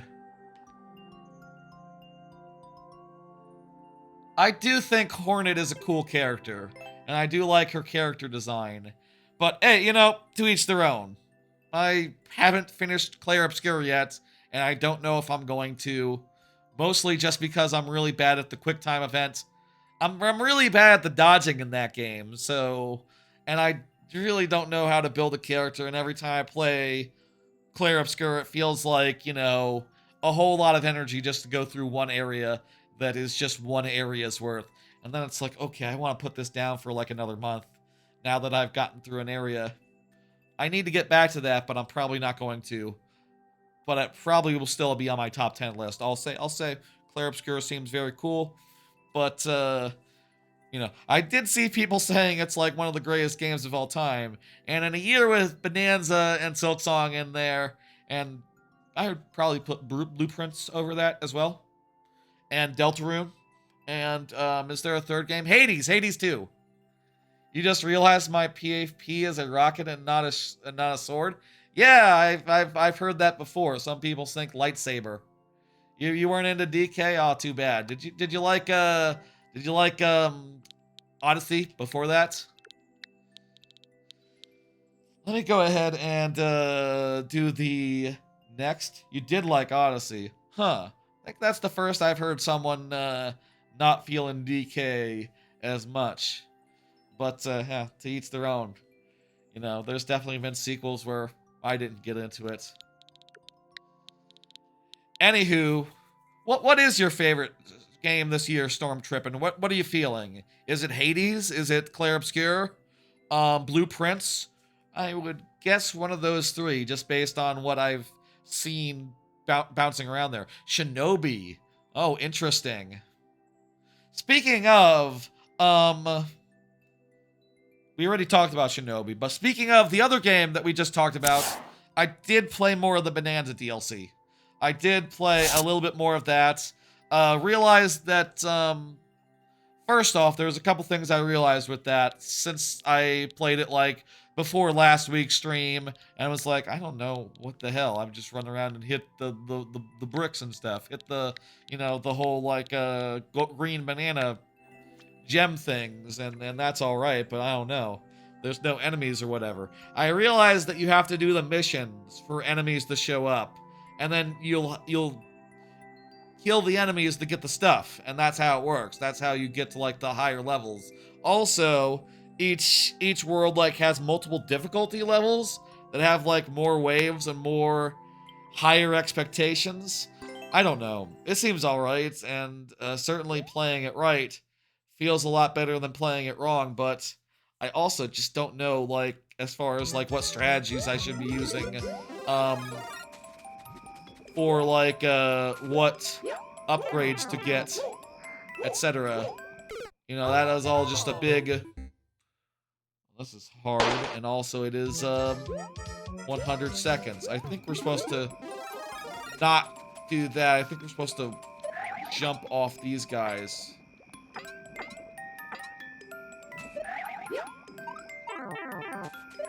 Oh boy. Oh no! Well, that was fast. Mr. Arwin, you feel free to confirm, by the way.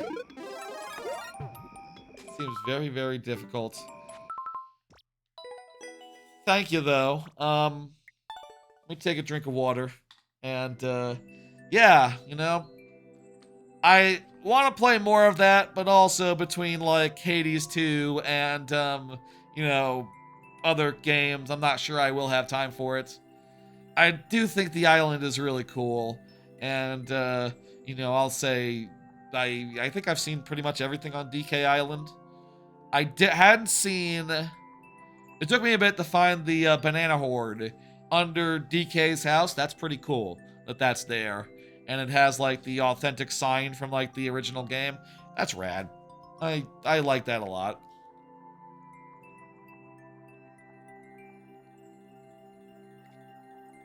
I do find though, if it takes like 30 minutes to go through a whole Emerald Rush, then I kind of get impatient by the end of it. You know, I kind of get impatient by the end of a Emerald Rush, and also I don't know what I should be choosing. But it could be good like podcast game material that you could just turn your brain off, watch something, and just like run around smashing stuff. Maybe not anime, maybe not something with subtitles. Like, that's maybe a bridge too far. I'll say I'm, over the last 5-10 years, I've gotten a little too good at playing games while watching subtitled anime, which means that I can multitask, but means that, like, oh, I'm not paying full attention sometimes. Excuse me for doing so. But I'm pretty good at, like, reading a subtitle, looking at the screen, reading a subtitle, looking at the screen, switching back and forth every second or so. And unless it's a game that requires, like, split-second reset flexes, that's oftentimes viable. But I think it'll be great with YouTube. You didn't care to destroy stuff and the powers didn't do it for you? That's fair. I don't know. I really got into it, really enjoyed, like, the... Every time I got a banana in Bonanza, I was happy. And, yeah. It's... I'm going back and forth in my head between Bonanza and, like, Silk Song for Game of the Year. Hey, maybe it's Hades. I don't know. Let me look on my phone real fast and see what the next thing is. I believe anime time is upon us.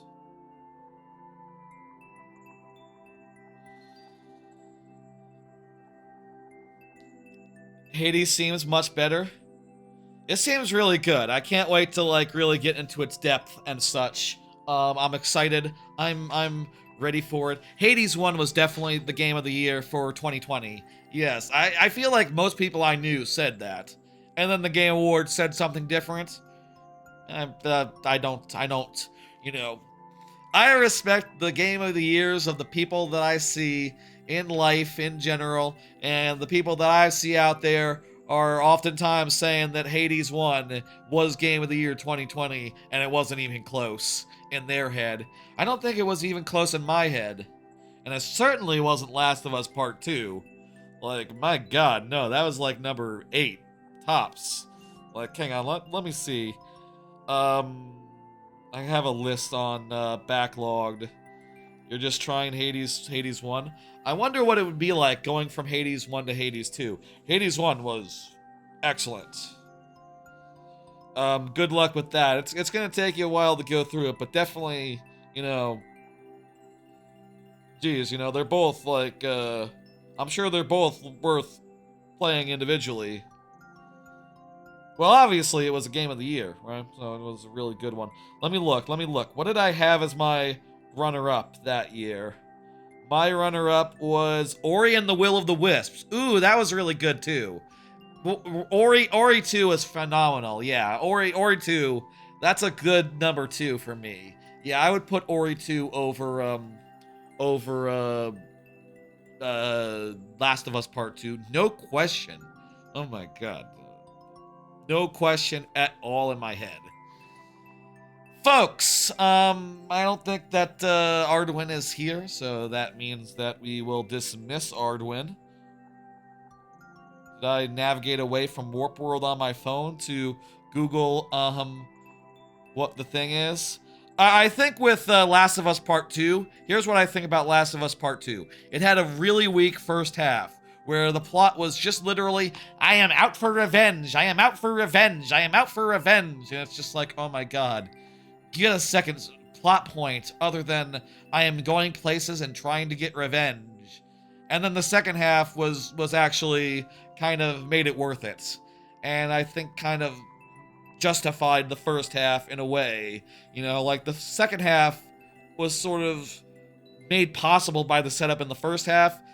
I think the first half was still a slog though.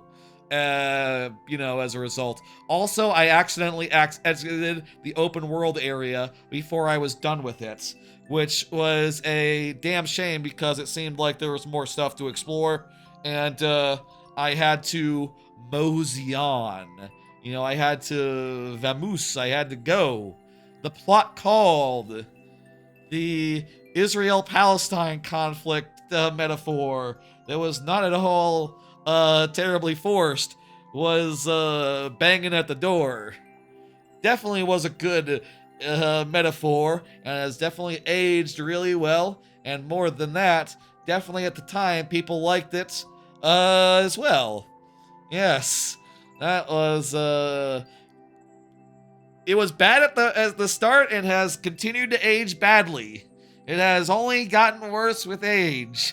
That whole setup that they did in that game.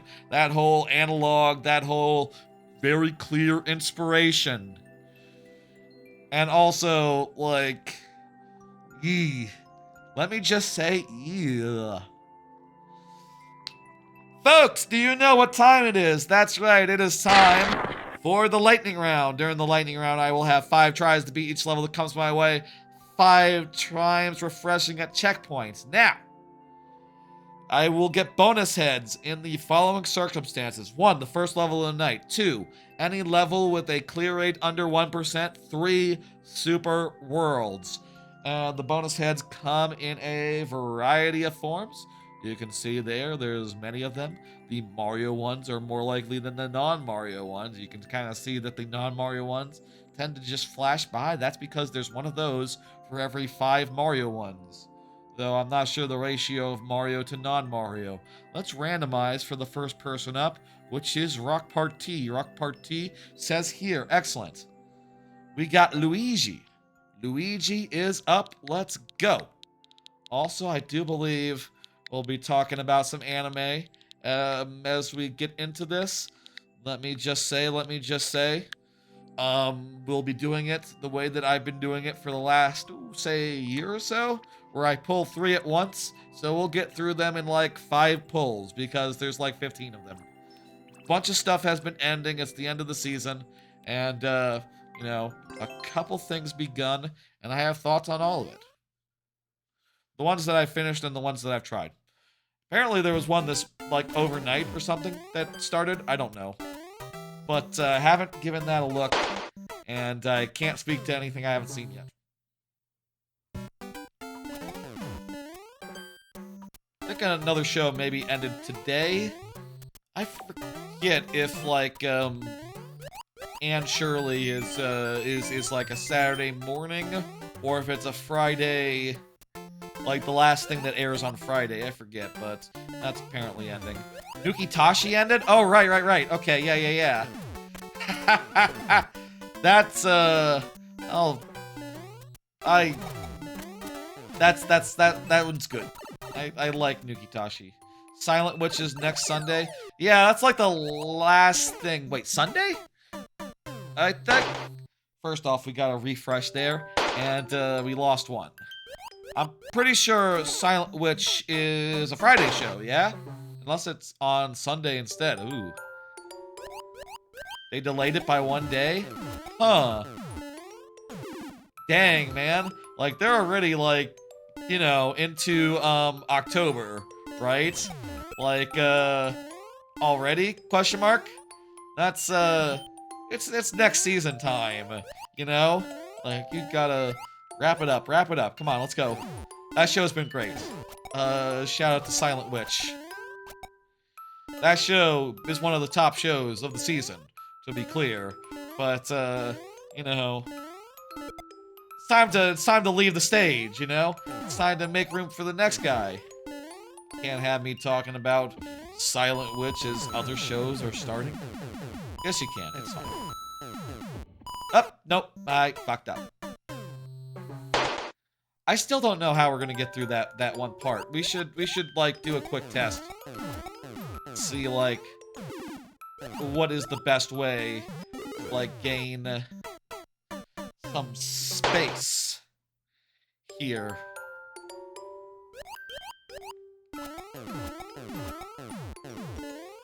So yeah, that'll be imminent. I'll say I also have a good amount of other cards after the anime. They're it's been quite the news week, I'll say. And like let me be honest with you. I do have a bottle of Advil right here as a silly prop for like, you know, like an hour from now when that'll be relevant. I don't have any Tylenol. Should I get some Tylenol? I like Advil. That's my headache reliever drug of choice. Though I feel like sometimes I take like, you know, I take like 3 Advil, right? And I feel like it fucking doesn't do anything. You know, like my head still hurts and all that. And don't they say like you're supposed to take 2? So I'm already pushing it. But maybe it's like a body weight thing, you know, like I am a big guy. Maybe I need more maybe I need more maybe I need more pain relievers than like a smaller person would. I don't know. I am not anyway. Thank you for Level Rock Part T. Let's do some quick testing regarding this level. Let's see if we can try something. Okay. Switch to Mario Brothers 3. Go to the subworld. Get a vertical situation. So here, let me see. In the screenshot we took a video earlier. How many blocks? That's like maybe 3 or 4 blocks. And then I'd say 3 blocks to the edge of the thing. Okay. So, it's like maybe this and this. And then how many blocks you reckon down here?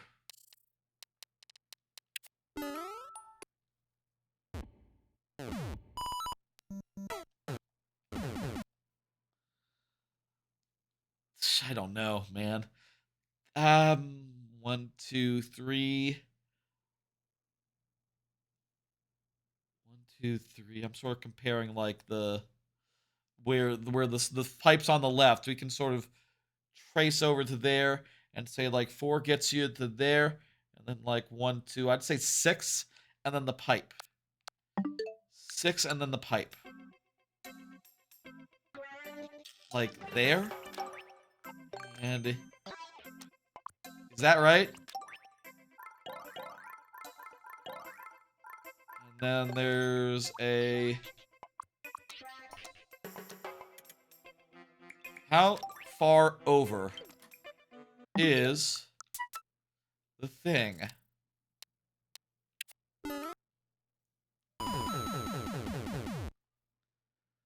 I'd say it is like 2 blocks up. I would say it's like 2 blocks up is this bit here. And it falls directly off.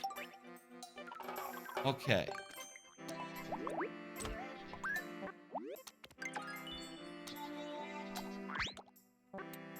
So here's the situation. I do believe that, like, let's just build this up a little bit. I do believe there's like 5, 6 blocks. Lump like here. A little higher on the thwomp. Like, I think we have this much wiggle room. Okay. No, that can't be right. That's, I'm not getting in there. How does it fall so... Oh, maybe it has wings. Does it have wings? If it has wings, that would explain it. Compare that again real fast. It does have wings. Okay.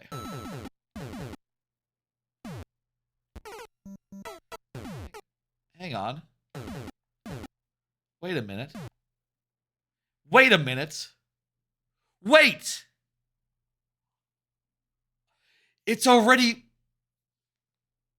moving by the time I'm getting there? How?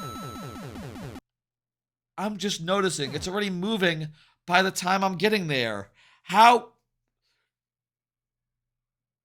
Is that a platform we trigger earlier in the level and then it's somehow gets over there? Oh my god, that explains it. It's not a... Maybe it's not a matter of skill in, like, the execution of the final thing. Or, like, some sort of trick to get extra left-right distance. But just simply, that platform is already in play. We need to get there a little bit faster. Is that fucking right? Oh! You know what it is, actually? I know. That platform is that one. This one from the start. I didn't realize that. I thought it was put in play. But that only means that, like, this is not fast enough falling. I can't fall much faster, so what that means is we need to jump off this faster. We need to jump off this faster and make a smaller jump. Like, this jump is just too high. This jump is too high. Look at that. That is too long of a jump. Oh my god.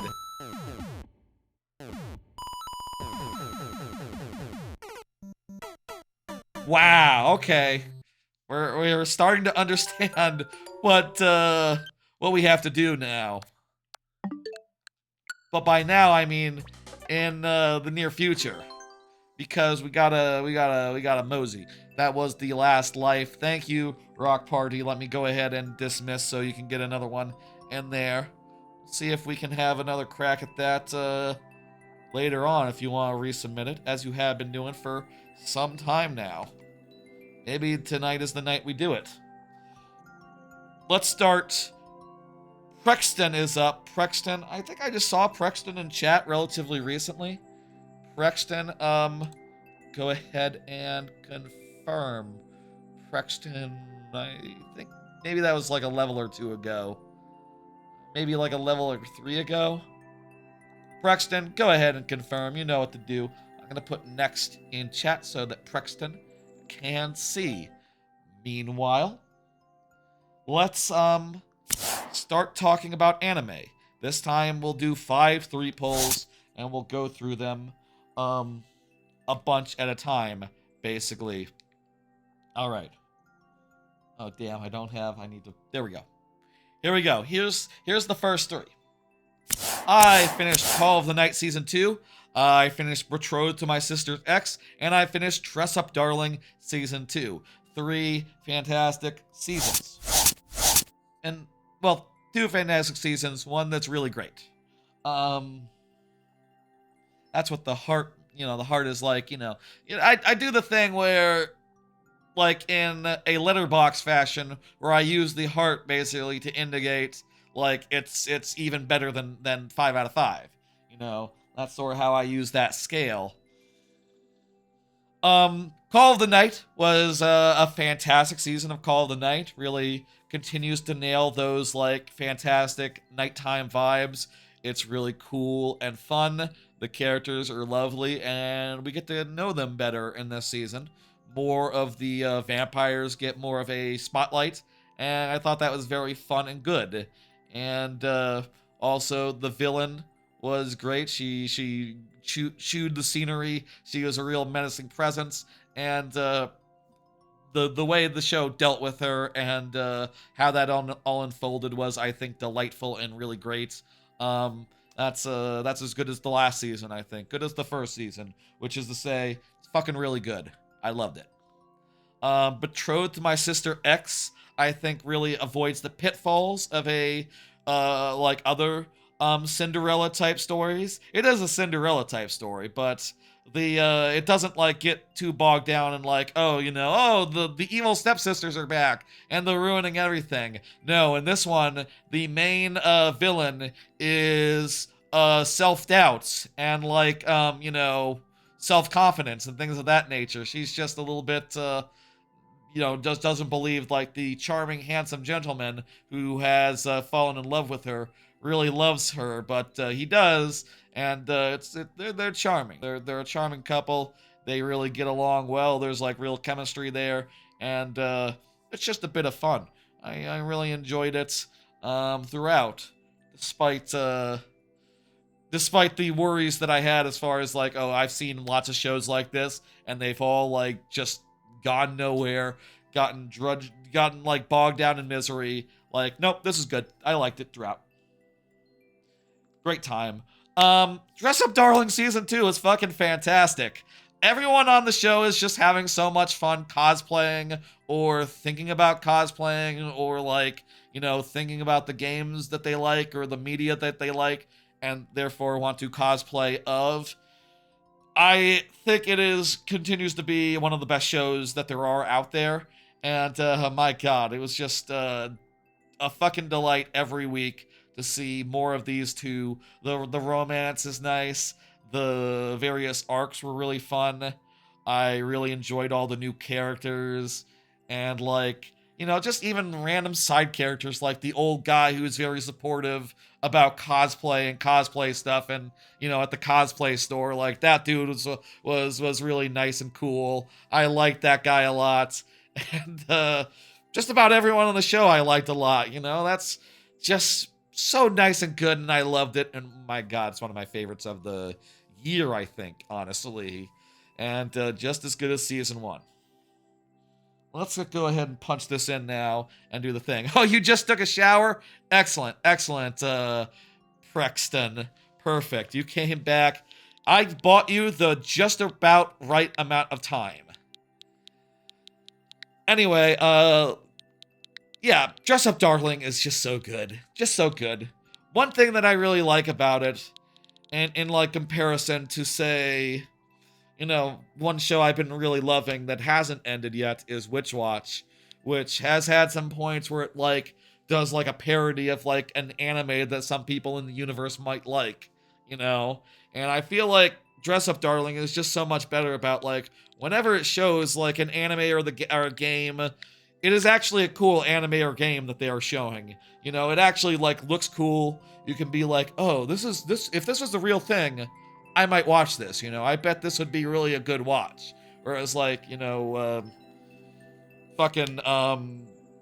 Witch Watch puts up a fake anime and you're just like, what is this crap? This is the worst. This is the worst thing I've ever seen. I would not watch this anime about the Lion Man or whatever. Like, what the hell is this? I mean, I get why these two girls, these two ladies like it. Like, okay. I mean, I understand that they like it. Maybe it's like a demographic thing or whatever. Maybe I don't know, but like, doesn't really get me. It had special openings and endings. That is true. I didn't care for those. Honestly, it wasn't my thing. I was definitely like, man, I like the peppy original opening. Both the first one and the second one, more than that. But like, yeah. Oh, go. I think we have to focus, actually. I think we can do this. Let's. Ooh. Pretty intuitive, so long as we follow the indicators. like, keep an eye out on the thing. Ooh. Also, we do have, like, refreshes whenever we get a checkpoint. So, segments that long, we should be able to manage. Ooh. I doubted it. I doubted that would hit, but it hit, and it was good, and I should trust in the way that it times out. There we go. Ooh, just short, just short. We could do this. Again, we're in the lightning round now. We have a limited amount of tries, but that's fun, isn't it? I think it's fun. I hope y'all think it's fun.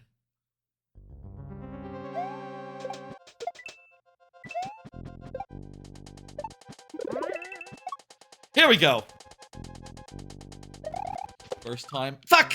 Making it over there. We have one try left. Let's make this count. Let's make this count. We got it. Let me just say that... fuck! Let me just say the thing that I should say during the lightning round, which is that just because I can't beat a level in the lightning round doesn't mean you can't resubmit it tonight or another night. This is just a fun thing that adds some stakes and keeps the queue moving. In fact, I will note that, like, because we are on the lightning round, probably won't be that much longer until you're back up if you resubmit.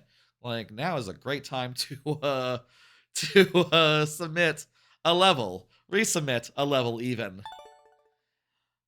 Shit. That was good. I liked it. Very fun. I did not make it count. Let me go ahead and hit dismiss, and we'll pull up the next one. And I think Paxton is going to get that back in there. Fantastic. Very happy. Thanks for playing. You're welcome. I think we can do that again. I think we can do that again. I mean, I think we can do it a second time on the second try. Chimichanga, go ahead and confirm you are up next. Let me put in chat so Chimichanga can see. Meanwhile, here is another 3 anime. Another 3 anime while we wait and see what if Chimichanga confirms. I also finished Bad Girl, With You and the Rain, and Private Tutor to the Duke's Daughter. Chimichanga says hello! Very good. Very good, Chimichanga. Happy, happy. Bad Girl, With You and the Rain, Private Tutor to the Duke's Daughter. Let's go ahead and get those down. And I'll show their big old cards that I prepare that have a bunch of thoughts on them. So you can look at it and see what the anime is without me having to describe it in excruciating detail. Bad Girl is a really great slice of life about idiots. The main girl, basically, and I'll just sum the premise up. It's a slice of life where the main girl tries to act out to get her senpai's attention, but she's really bad at acting out, but it still works because she is a very cute idiot. That's just some of the best idiots out there. Super fun, semi-Yuri slice of life. I had a lot of fun with all its bullshit, all its little stupid little things that it did, and also like the slight, element of like, the main character being hot for senpai, as well as other characters also being hot for other characters, you know what I mean? In that sort of like, yeah, it's probably homosexual type way, but also in a way that's like, yeah, you could also see it as like a platonic love if you were some sort of weird conservative, I guess. I don't know. Like, there is that wiggle room. It's not like quite, explicit. They're not thinking about kissing. They're just thinking about, like, I don't know, getting married or something. Like, oh, yeah, we could, if I could, like, be your dog or something, that'd be nice. I would do that. Basically is like the equation there, which is charming, I think. Lots of dumb fun. With You in the Rain is almost mild to a fault, but I think it gets away with it because it is just very, very cute, very, very wholesome, and has good vibes. It's just about a kind of reserved woman who gets a very normal dog. That's not true, I'm joking. You can see the dog is a tanuki, and it communicates by writing stuff down, and everyone no-sells it every time. You know, like, oh, I guess this dog can just write words in Japanese. Okay, whatever. It's a dog. Just a dog. Just a cute dog. It's nice. And it has some very cute side characters and stuff. I liked it. I think it gets a 5 out of 5. Finally, there's Private Tutor to the Duke's Daughter. Give this one a 3 out of 5. It's kind of, nothing. It's kind of a big nothing burger. It has cute girls that are, maybe not age appropriate for the boy, actually. All things considered. But,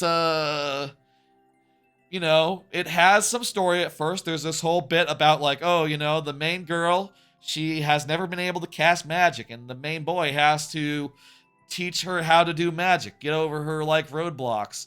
And, you know, the first couple episodes have a little bit of story and a little bit of stuff. And then after that, they sort of... First off, it's not really the best story in the world, even then. It's just like, okay, the boy does techno babble, and then the girl figures out, like, oh, she's got, like, a ice spirit in her or something. I don't know. And then the rest of the show is just, like, they go to school, there's a few more cute girls, and they all make eyes at the like, main character boy. You know, they're just into him, you know? And it's just like, okay, there's nothing here. Other than, like, oh, there's some slightly fancy attack animations, which, those don't impress anyone. Those don't impress anyone, do they? Like, there's a million shows with really good Sakuga. Like, you can't just show some mid, magic animation and expect anyone to be, like, particularly entertained by it. I don't know. Maybe some people are, but, not me, not really. You, last several episodes you wanted to put on 2x speed. Like, I feel like that was the case with, like, half the season. Definitely wanted to put it at 2x speed. The girls are cute. It is, they do have cute character designs and, like, okay personalities. And, like, you know, they're kind of adorable in the way that you would want, but, like, I say that, you know, not in, like, a weird way, you know, but, like, you know, they're cute characters. What do you want?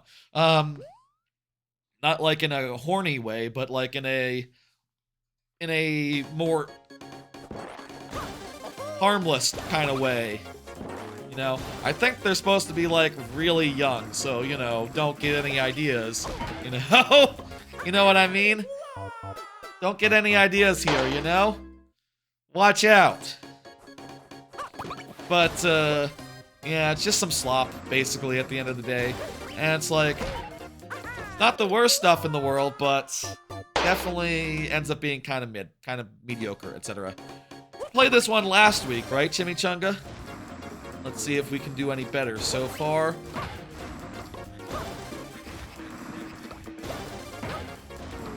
not quite. Oh no! Yeesh. Yeesh. We need to get the right height off the big boy in order to, there we go. Oh my god, we almost hit the ceiling there. I mean, it looks like it. I don't know if that's even... Maybe it's not possible to hit the ceiling. Bots recently have been saying cheap followers rather than cheap viewers, and in so doing, they are getting around all the filters and stuff. That's, some genius realized that everyone had was blocking the words cheap viewers and realized that, oh, followers, even better. Shaking my head.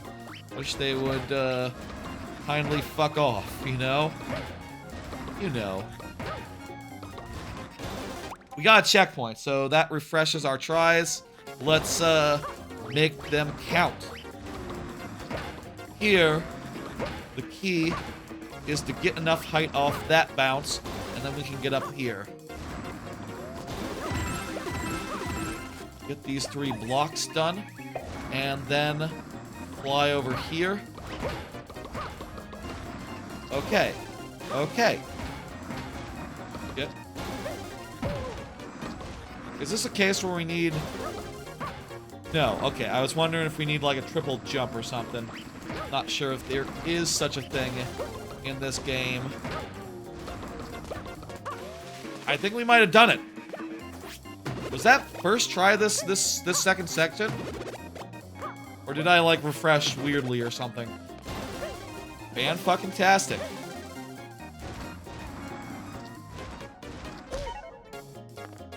Yikes. Ah, that was so close. That looks so close there. Really good real good first try on that second room. Let's do that again. Anyway, like a big takeaway from those last three should be that Bad Girl is the slice of life you've been looking for if you like really dumb slice of lives about characters that are ridiculous, you know?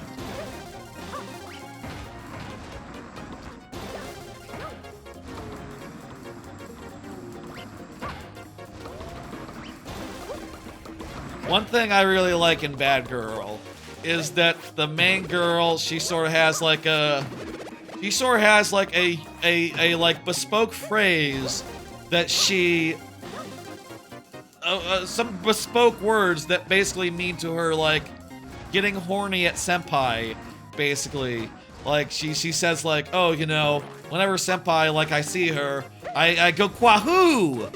And as she starts like quantifying and saying like, okay, I can only kwahoo like 3 times in a day. I don't know what's gonna happen if I kwahoo a 4th time. And I thought it was fun, her like talking about that dumb bullshit thing that, let's go, that like anime characters do sometimes, and like, you know, making up her own terminology for that. Like, that's just really dumb in a good way that I like. Let's go, thank you. Chimichanga, that was fun. That was good. And we managed to get through it this time. Hell yeah. I'm gonna go ahead and hit complete. Let me make sure that my cursor is in the right place. And hitting complete. 06i is up next. 06i is here. Excellent. I like to switch my monitor to the PC so I can see these 3 cards and read them, because it's harder to read off the preview monitor. So let me do another 3, and then we will punch in 06i's level. Next 3. This is the 3rd of 5. I finished Toilet Bound Hanako-kun, Season 2, Part 2. I finished There's No Freaking Way I'll Be Your Lover, Unless... And I finished A Couple of Cuckoos, Season 2.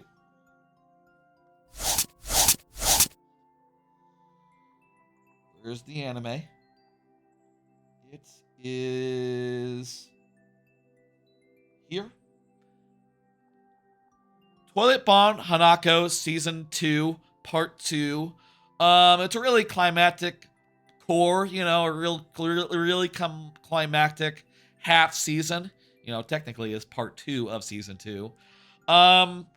It is basically one big arc that lasts the whole thing. I thought it was all right. I thought it was pretty good. Honestly, I can't fault it too much, other than some things like, oh, the gang gets splits up. The mood was kind of dour for like the whole thing. And also, I feel like I'm just getting diminishing returns with that whole show. Most of all, I'd say that the previous arcs in the Season 2 Part 1 were better. I like the Painter arc better than the big arc that took up the whole season this time. So, like, I guess what that means is, for me, it comes out as a 4 out of 5. I'm kind of tired of Toilet Bound Hanako-kun in general, though, so you can also take that just to mean to, like, yeah, I don't know. I'm not really feeling it as much as I did, like, the first season or even the second season, Part 1. Though I feel like even then I was starting to, like, it was starting to lose me even then. There's No Freaking Way I'll Be Your Lover is maybe the best in genre, the best, like, Yuri romance bullshit that I've seen in a while. Yes, I've heard. That's getting another 5 episodes in November. Apparently, it's an anime movie that they're doing as a successor to this to give it another 5. But basically, it is about a girl who reinvents herself as a more social girl. Like in like middle school, she was like really shy and shit, and really like a introverted gamer girl. And she gets into a big friend group in high school, and she is way over her head as far as this goes. And then, like, the most beautiful one of that group, she tries to date her, and they come up with the stupidest fucking, like, rom-com conceit ever, which is that she says, like, okay, we're gonna try, like, dating half the time and not dating the other half of the time. And when my hair is up, we're dating, and when my hair is down, we're not dating. And immediately, the girl, like, immediately just wears her hair up, like, 5 days in a row. And she says, like, well, we've been not dating for most of our lives, so if you think about it, like, that's really actually balanced. Like, it is just very funny the way that, like, it doesn't resolve the romance, doesn't resolve the rom-com, but still allows the characters to, like, push forward into some really deep endgame type shit, you know? Really just goes for it in a way that's great. Also, it's a harem. It turns out that the other friends also get involved, also get, like, some genuinely great, generally excellent romance as the show goes on. I really enjoyed the way that it ends. That one's anime of the year for you, 06i? Oh man. Yeah, I really fucking enjoyed it as well. There's so many fucking good shows this season. Many of which from this season, it feels like it's criminal not to have on your top 10. I don't know if there's room for me for this one, but it would definitely be top 20, that's for sure. And it's definitely like probably top 5 or 6 of this season for me. I really love the hell out of it. It's so good. I would describe it as like a better Blooming Into You, but it's also a harem, and it's also like got more of an ending.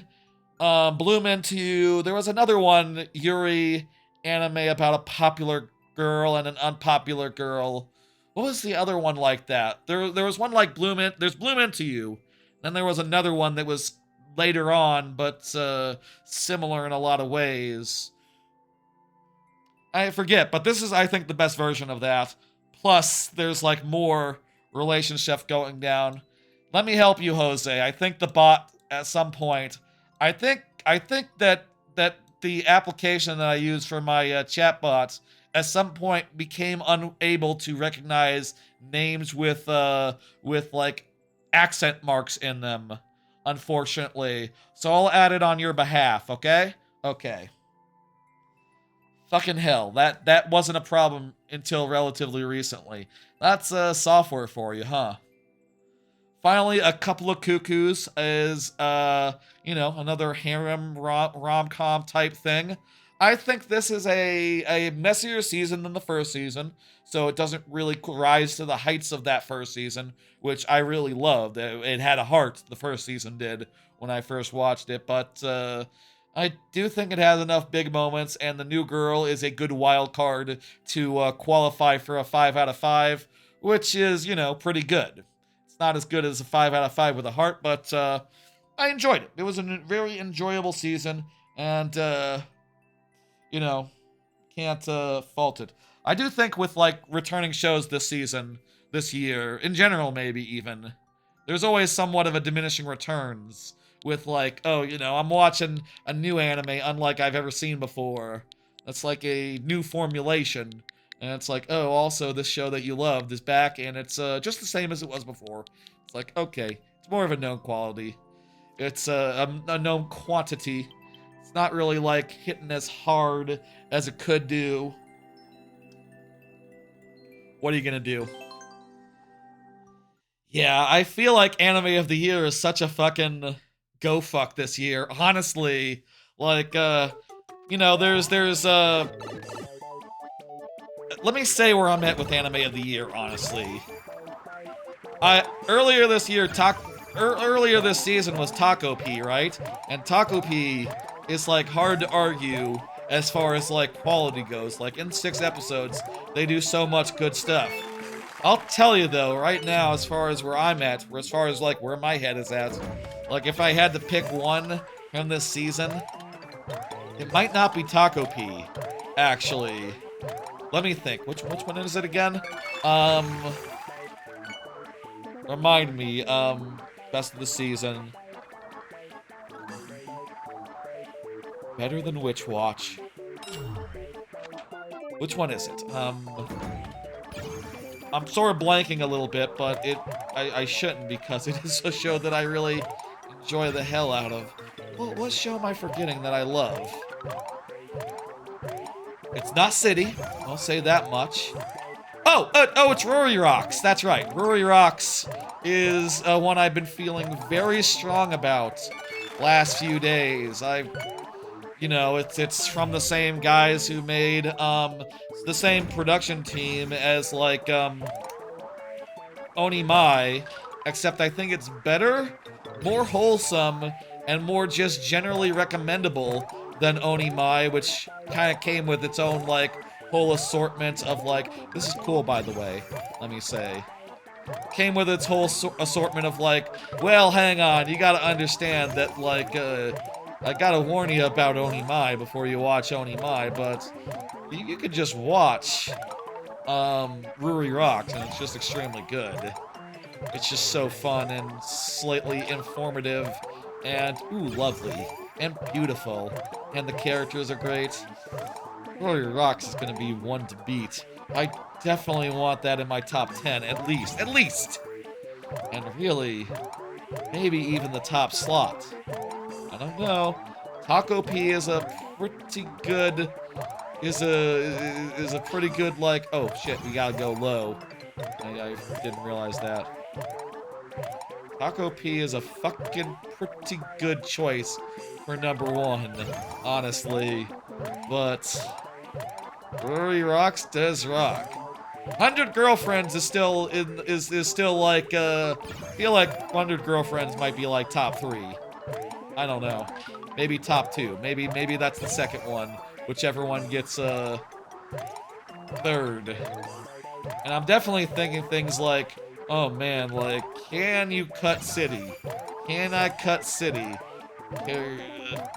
I am looking at my list of shows and going like, oh man, there's like probably 3 shows from each. If there's 3 shows from every season that I can pull and, you know, just do the math. 3 times 4, that's shit, fuck, ass.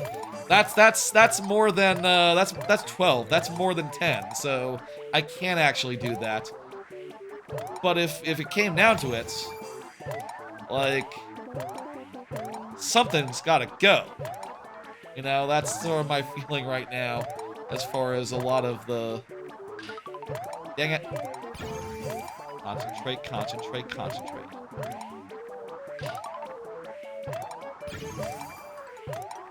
That's kind of my feeling as far as, that sort of thing goes.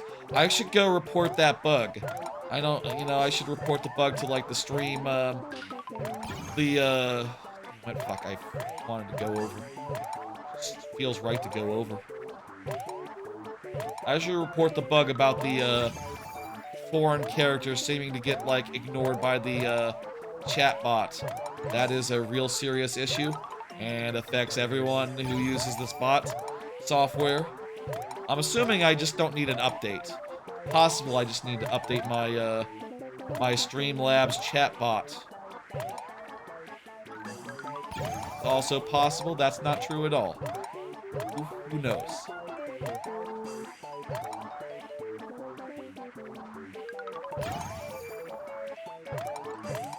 Ah.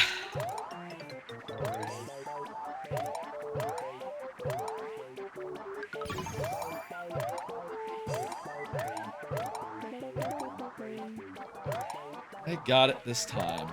This is it. This is the run. This is the run right here.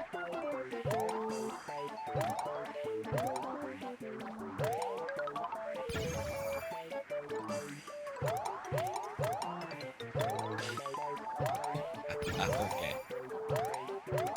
I do really love that show. I do think it's like the best Yuri that I've seen in ages. I think, like, as far as, like, top Yuris go, I think my favorite one would, other than this new one, I think if I had to pick one, it would be, well, I do like the Executioner. That sort of has a Yuri bit, but it's mostly a shonen type show. Executioner, that's definitely up there as far as, like, shows with that dynamic going on, but as far as, like, proper fucking Yuri goes, I would say I liked Yuri Is My Job. That was really fun and good, sort of a workplace. That was a show where the gimmick was that the characters worked in a cosplay cafe, where the gimmick was they were acting out Yuri, and, like, you know, sort of like, it was a cafe where they ran around and like, had the girls, like, go up to each other and do, like, Yuri scenes for the patrons to look at and go like, oh my god, oh my god, oh my god, oh my god. Sort of like a, medieval, fuck. Sort of like a medieval times, but with girl-girl action, girl-girl romance, rather than, knights and swords and stuff, you know, and horses. Instead of a horse, you see a girl, like, you know, put her, what's the thing that we're talking about here? You see a girl, like, you know, sort of, get real close to her kohai, to her underclassman, and get all vaguely suggestive and get all, like, a little bit, blushy, you know? And that's it. That's the whole thing. And also, there's a bit in that show about, like, the kayfabe of it. You know, like, as far as, like, oh, you know, they might not really be into each other, like, when, the clocks are off. I'll say, by the way, timeout counts for all of our lives. Bear in mind that. So, like, if we time out in, oh, say, 40 seconds, we will be moving on, unfortunately. It's a really cool level, let it be said. I'm just bad at it, apparently. Oh my god. It went too low there to actually, like, rise up, which made it easy to get through the first gate, but hard to get through the second.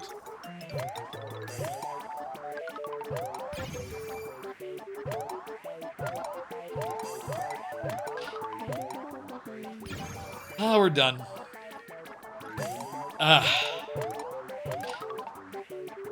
Just 3 more sets of anime left. And, you know, that's it. We don't have enough time to... We don't have enough time to do the thing. Oh, wait. I need to leave the like. What am I doing? I got it. Or could I not because I hadn't died?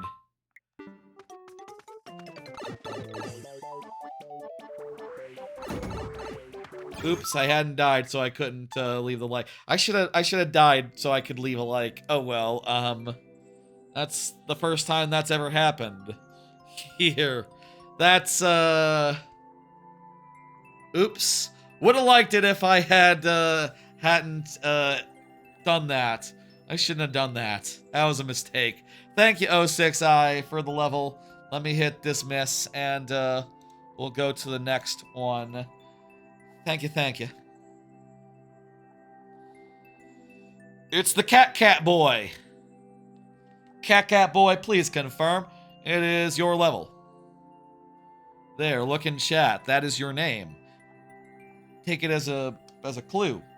If you are, you know, there and ready. Next 3 cards. I finished Turkey, Time to Strike. I finished 7th Prince, Season 2. And I finished Dr. Stone, Science Future Core 2.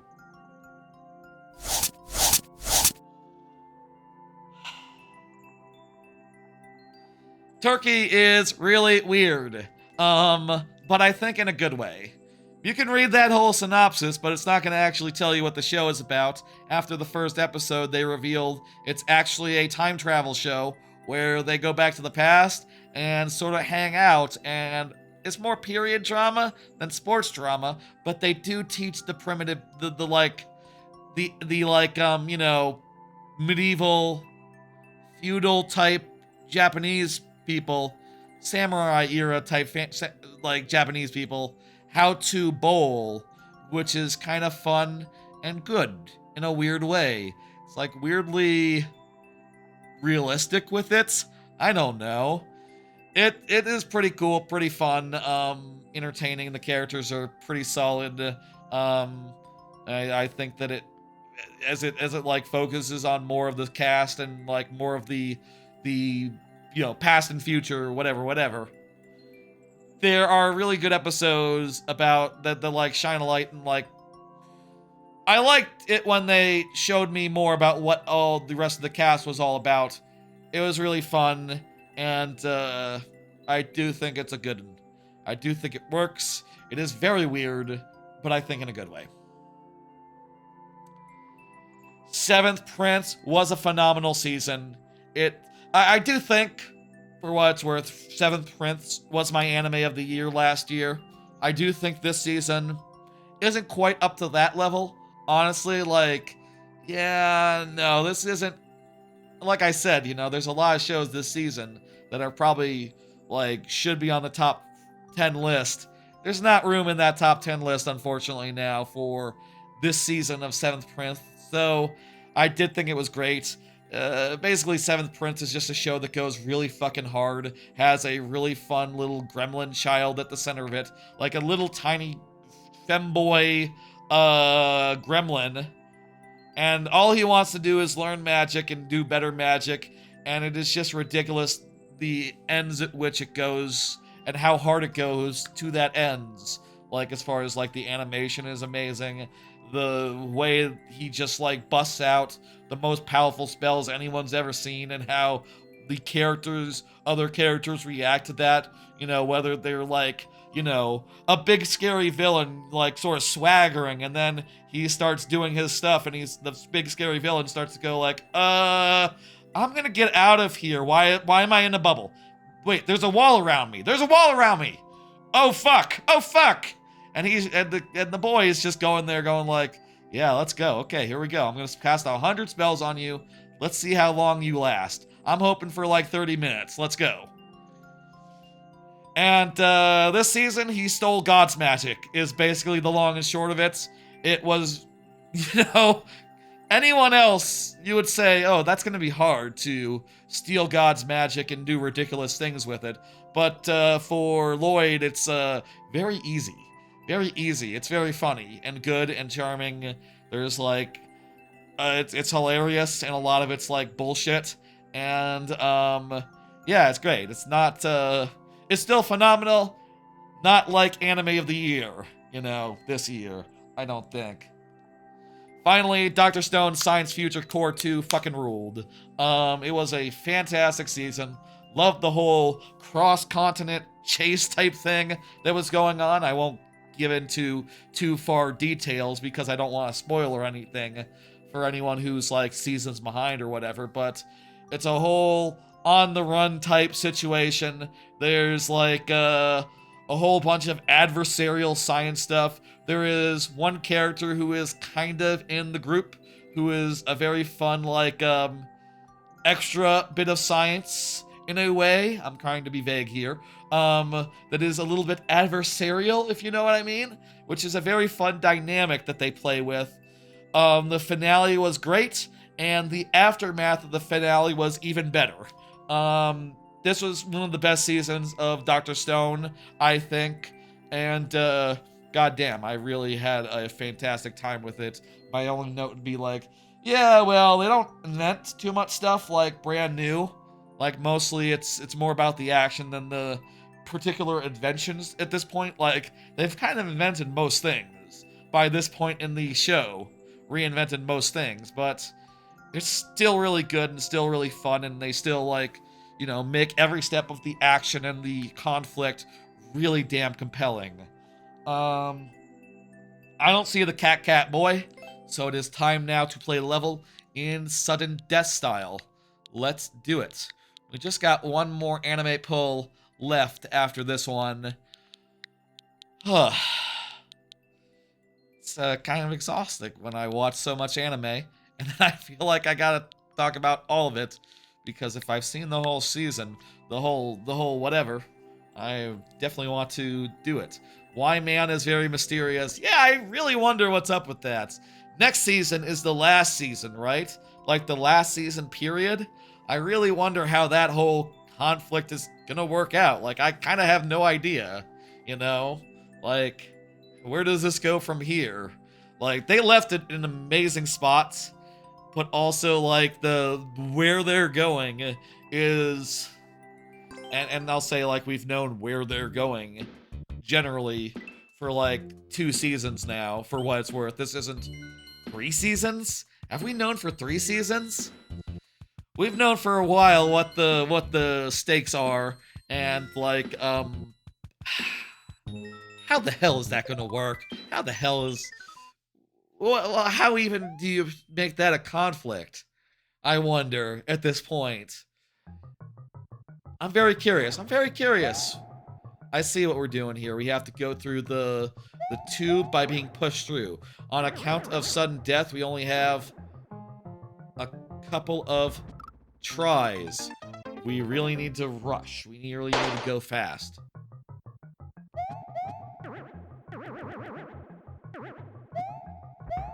Dang it. Yeah, we were dead. Once we missed the first one, we're just done. Cat boy, please confirm if you are not here. That'll be it. Let me get a little bit of water. Starboy is up next if you want to confirm ahead of cat boy, but we give cat boy a minute longer. You're gonna go shower, be back in 20 minutes, Chimichanga? I'll probably be live in 20 minutes. Like, I still got things to talk about. We still got levels in queue. I'd be surprised if we were done 20 to 30 minutes from now. That would be a case of a power outage, I think. Let's go ahead and dismiss, I think with the anime, that's more than enough time bought, all things considered. Let's go ahead and dismiss and, go to the next one. Yeah, I think definitely this season of Dr. Stone was like... I think this is too good of a season and too good of a year for it to make my top 10. But, like, man, if this was a less busy season, if there was a couple less phenomenal shows, like, it probably would make, like, the bottom half or, you know, somewhere in there. Like, it was just an incredibly good season. Fucking phenomenal. I don't know. It's worth noting that I should always really just think about these as they are and just leave the anime of the year thoughts for December when all the shows are ended or very close to ending in the case of newer shows or, you know, fall shows. And just sort of, you know, at this point, just relax and watch things as they come. Starboy, you're up. Go ahead and confirm. One last set of 3. I watched the first... I finished The Water Magician.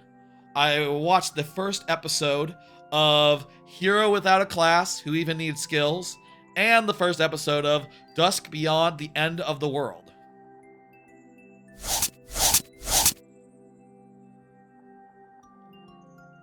Okay. Water Magician. These are the last ones, by the way. Water Magician, I thought was a really great show. I think it was at its strongest when it was just starting.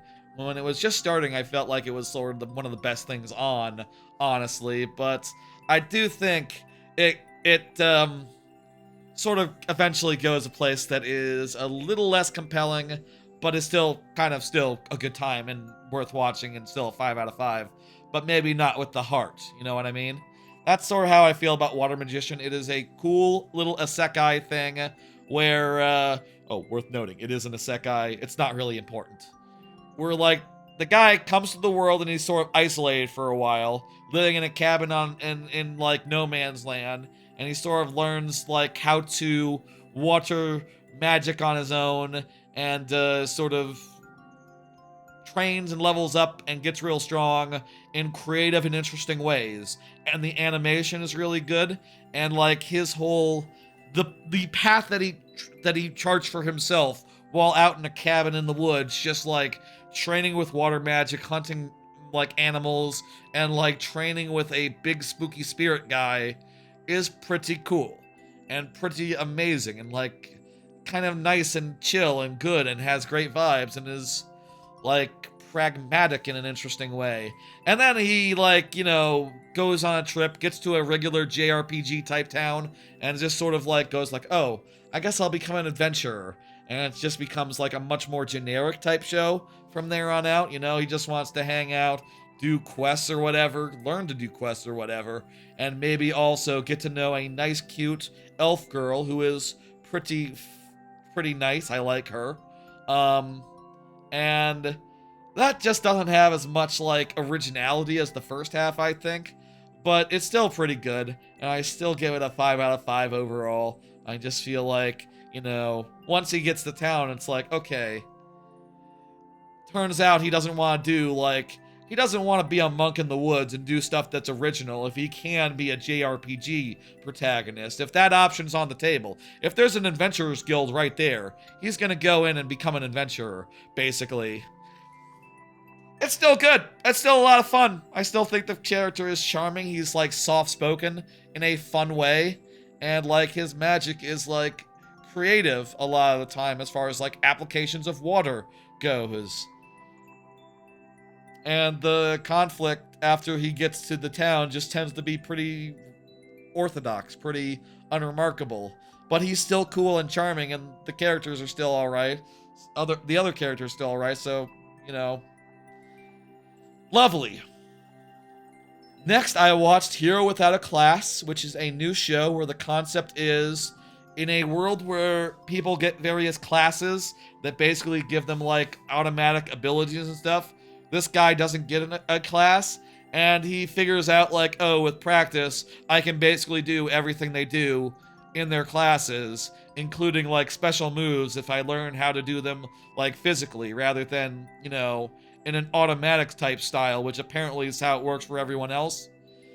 It's interesting mechanically, like him learning to be a tougher dude, and I'm kind of interested to see, like, where it goes from there.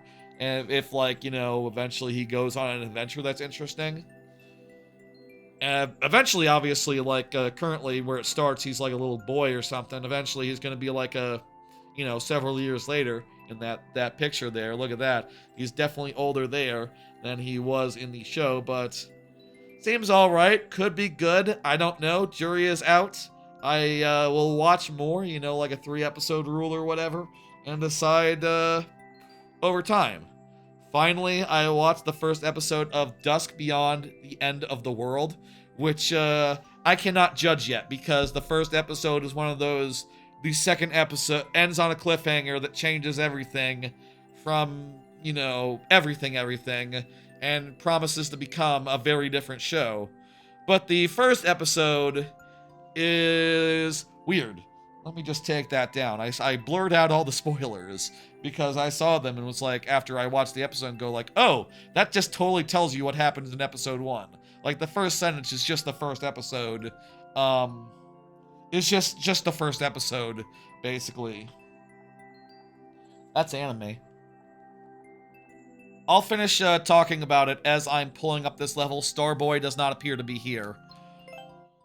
So, basically, the setting of that show, it's basically like a rom-com set, of the first episode anyway. The first episode, anyway, is like a rom-com set in the near future, like 14 years from now, in a world where AI has basically continued to its logical progression, It's one of those, like, what if technology continues to increase at the same rate it is now, where basically, all the main characters run around talking to their smartwatches and their Alexa, in much the same way you hear people are like, it's sort of funny in how like topical it feels, right? Like you're watching and it's like these characters are just asking their smartwatches questions and it's just responding in a way that an AI would, except maybe a little more like doesn't get it wrong as much, you know? And if this was like 5 years ago, you'd look at that and go like, "Oh, sci-fi." But now it just feels like so like ripped from the headline, right? Of just like, oh yeah, I've heard kids or some like younger people are just like their best friend is Chat GPT, right? And it kind of feels like the unimagined future where that is just true of everyone, where just like everyone is just constantly talking to their smartwatches and their Alexas, and I kind of just found that a little disconcerting as I was watching and thinking things like, in 14 years, I'm going to be like 49. I'm still going to be alive in this world. I'm still going to be like working even, presumably as a software engineer. What the hell is that going to be like? It's kind of interesting to a certain degree, the setting in that first episode, insofar as like, yeah, other than the part where it works perfectly, like I could see this happening. I could see like this being the future of like, yeah, no, put the AI onto the watch and make the AI like respond to you when you talk, like Siri would, but actually like usefully. And certainly, like, the way you hear about Chat DPG in the news, like, there will be people just talking to their watch all the time.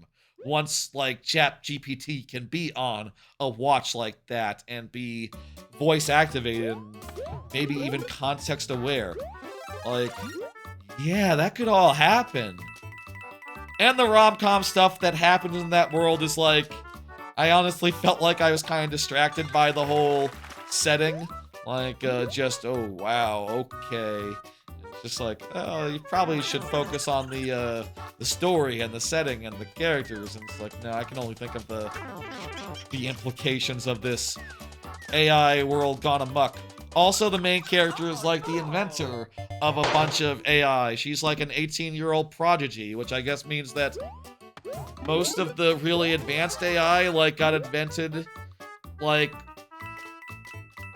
in, like 10 years before in like the 10 to 8 years before the show is set. So maybe it's not like current AI technology, but like next generation AI technology. I don't know, man, but it feels like a what if AI just continues to go type scenario, so I don't know. Really interesting, I'll say. And I do think it was pretty good. I do think it was a pretty good episode, and I'm kind of very curious about what the hell it's becoming after episode 2. After the end of the first episode, it's going in a different direction, I'll say, and maybe the concerns about it being too topical will fade away or go so, it'll feel different. I should say no more. I should say no more about Dusk Beyond the End of the World, or whatever it's called. The Dusk at the End of the World. Say no more, say no more. But that setting really makes me think. I liked how the guy's phone was like a folding phone. Like, yeah, probably in like 10 years, maybe all phones will be folding phones of some sort or another. Like, yeah, by then the technology will be 100% figured out, fully mainstream adapted. Like, yeah, if I could have... I bet by then it'll be mainstream as all hell. Yeah, first time seeing a folding phone in anime? Is that true? That might be true. It did feel like with stuff like that and the AI being so realistic, so like ripped from the headlines, it did feel like really on the nose, in a way that was weird. But the show itself under that seems really good, so... Again, can't judge until episode 2 for reasons. It's basically one of those shows where episode 2 and on is a completely different show. I think, actually, like, the Annulist calls this a prologue. So I guess in theory, like, some people might even be skipping it in some places where they watch it. I have definitely seen shows where like the first episode is, the prologue isn't considered the first episode. It's like marked as something different, and maybe the idea is you don't have to watch it. You should watch it though. You should watch the first episode. If it ends up being a good show. Who can say? That's anime talk. Anime talk is now over. We have gotten through the anime. Thank fucking God. That was, I mean, I enjoy talking about anime. It's just that there's so much of it. What the hell? Did I just fat finger something? I believe Gom Border is next. Did someone get skipped accidentally? Did I like fat finger the completed level button or something? Let me just say, Gom Border, go ahead and confirm. Let me just see. I can scroll up for a second and see if I can find where Gom Border submitted. Gom Border submitted, and before that, the previous submission, I believe, was a while before. It was probably 06i was the last one, right? Yeah, I think it probably was Starboy. Yeah, Starboy was the previous one before Gom Border. I think we're good. Okay. Unless it was supposed to be someone from YouTube, which I don't think it was. I think we're fully accounted as far as the YouTube side goes. Yeah. Let's keep moving. Let's keep going. Gom Border, go ahead and confirm.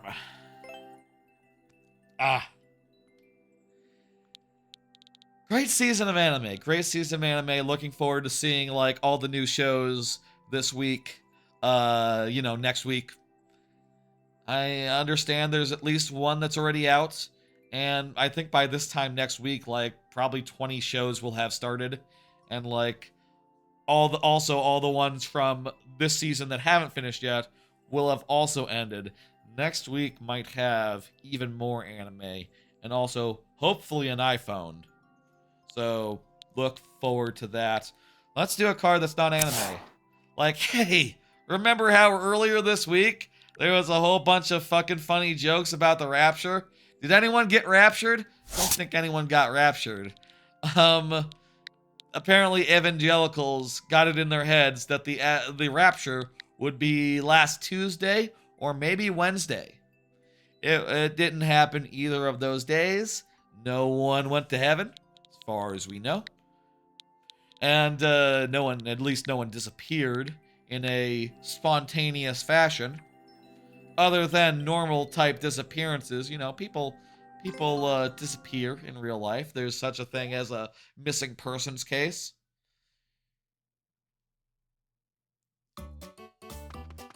Anyway, oh, look at this.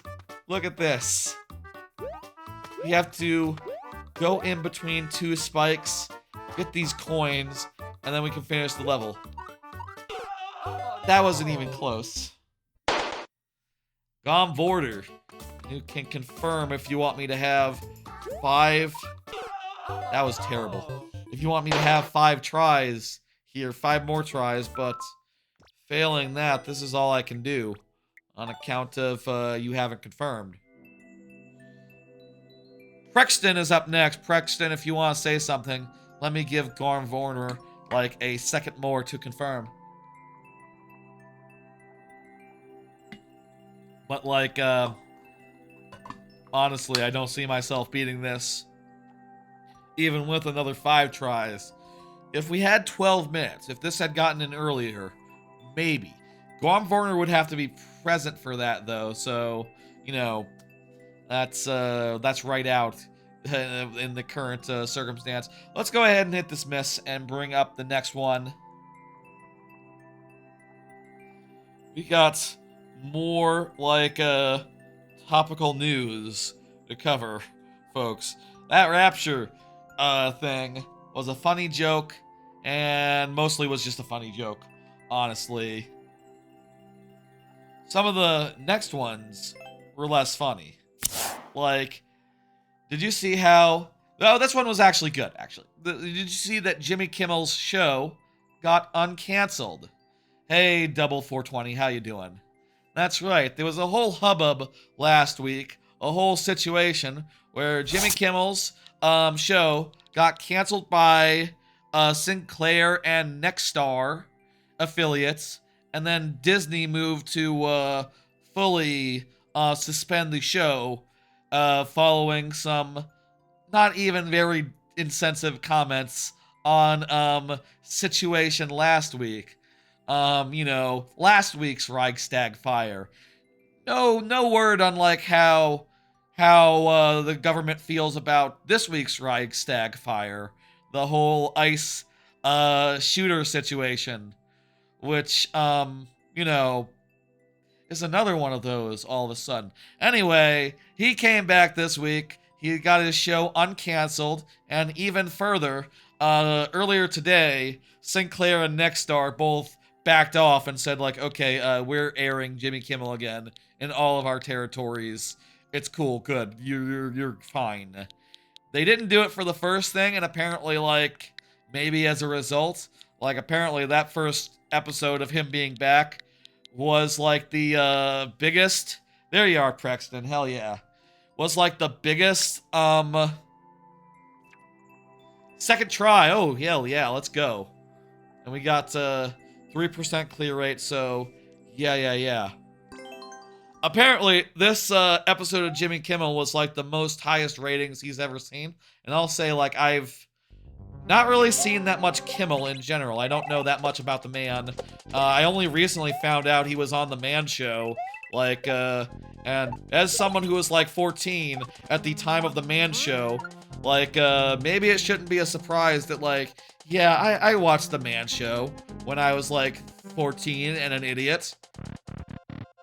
But, apparently nowadays he has more of a tied up, like, very presentable, very, like, PG type style of humor, you know?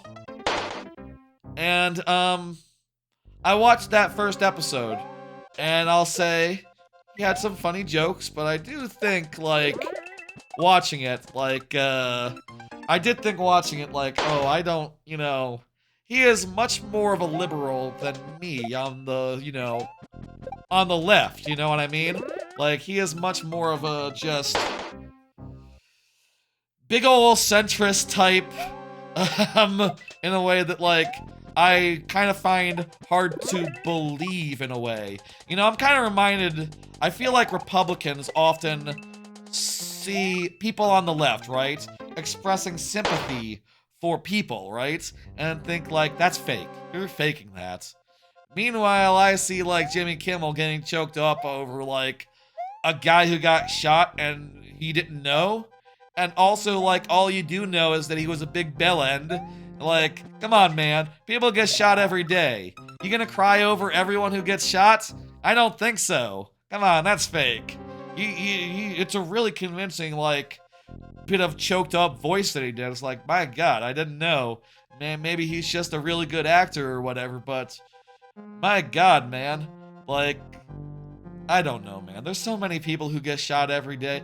Can you really, like, get choked up about someone who sucked and also you didn't know? Just because the president is sad about it? I don't know. To me, that's nothing. That's nothing to me. I don't give a fuck. I don't find it convincing that anyone would give a fuck, other than people who are partisan to that dude, fans of that dude.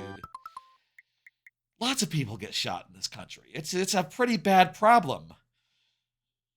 Thoughts and prayers. There you go. That's what you get. That's more than he deserves, considering that he is the guy who got shot was literally one of the guys who's like, yeah, you shouldn't. You don't need to give shots and prayers to people who get shot. It's fine. It's cool. You don't have to have empathy. He was literally anti-empathy. So fuck him. Basically, it's justified.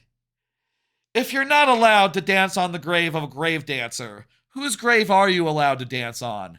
And like a grave dancer, not like a normal grave dancer, the kind who dances on like, like a queen grave or a insurance CEO grave. Like, he was a school shooter victim grave dancer. You know, the worst kind of brave dancer. Mm-mm. Mm-mm. Anyway, that's enough about that asshole. Let's fucking never think about him again, honestly. Jimmy Kimmel's show is okay. I don't think I'll ever watch it again. Um, Jimmy Kimmel's show was all right. It's kind of funny. I don't think I am really in the market for like a show that is every day. You know, that's like a big popular famous guy. Like last week tonight with a weekly cadence is much more my speed. Hang on, let me dismiss it. Here you go. There you go. Now get it back in there. Get it back in there. We can do it the third time. We can do it the third time. I think like a weekly show is much more my speed than like a nightly show. Like a week nightly show, you know, like Jimmy Kimmel or whatever. And I also do think next up is me, but that's actually Jose, who could not submit due to YouTube bug. Jose, please confirm. Jose, let me just at Jose in the YouTube chat.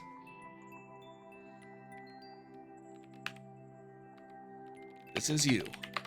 Okay. Anyway, I think it's really great that he got uncanceled. You know, what happened was a real assault on like civil liberties and like freedom of speech writ large, and pushing back on that is very important.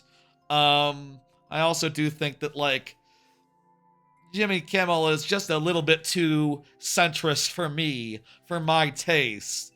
But he did make some good points, and he did it in a funny fashion, and for that we should be appreciative. I think I like Jimmy Fallon more than I like Jimmy Kimmel, and I think I like Conan O'Brien more than I like Jimmy Fallon. So jot that down. That would be my order of those three talk show hosts. And what I've seen of like old Letterman stuff occasionally seems pretty good. Letterman might have been the best of all of them, honestly. I've never been a big talk show person though, other than like, you know, things like the Colbert Report back in the in the aughts, you know. I really liked the Colbert Report, but never really got the Colbert Report, but never got into his like when he got like into when Colbert became like the talk show host du jour. That was beyond my time of watching watching like talk shows, nightly shows. I like Desus and Miro. I like those two. Those two were very funny.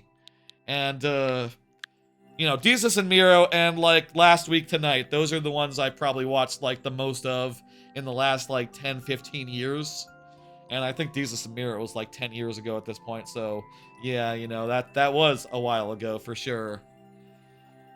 And I still watch Last Week Tonight. Last Week Tonight, probably the only talk show I really watch, honestly. And I do like seeing clips of Norm Macdonald on talk shows. That's probably the most like Conan and Letterman I actually watch, specifically cases where they have Norm Macdonald on as a guest, and also all these were like 10 years ago in the distant past, many of them, because Norm Macdonald is dead. You know? And also, I don't know if he was appearing on Tonight shows, like, you know, for a while now. But when he did, it was very funny. Anyway, let's do this level. It has a 3% clear rate. Don't touch the money. Don't touch the money is cursed. Don't touch the money. Okay, that is the context here. If we touch the money, something bad will happen. Let's try not to find out. Whoa, whoa, whoa, this is weirdly slippery. I am going to avoid all the money whatsoever. How the hell do you punish someone for collecting money? I really don't know. I'm curious, but not so curious that I would die. No, we're gonna get through this in one try. We're not gonna touch a single red cent, nor a single yellow cent. No cents will be touched. None at all. Oh, the coins are holding up, the P-block coins are holding up bullet bills, and that lets you get through. And if they were collected, it would be all messed up. It'd be all, there you go. That's a nice, that's fun. That's good. Let's do it a second time. Tell me there was a checkpoint. Yes, there was. I'm happy. Ah!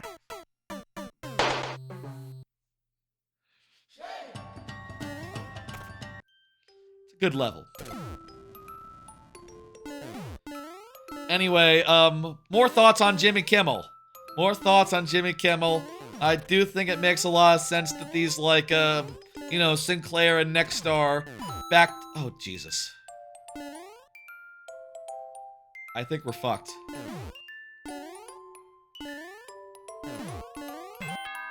Let's just see what happens if we go through with a single coin missing. And not like... It's a bottom coin, so maybe it's... Maybe you can have that one, and it still works. That's very optimistic. I don't think it's gonna work like that.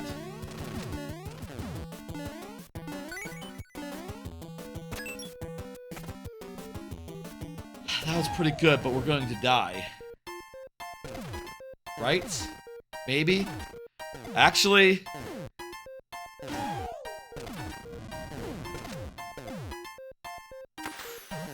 I think we're good. I think we're good. Okay, yeah, bottom coin is fine. You can collect a bottom coin, so long as the top coin is good.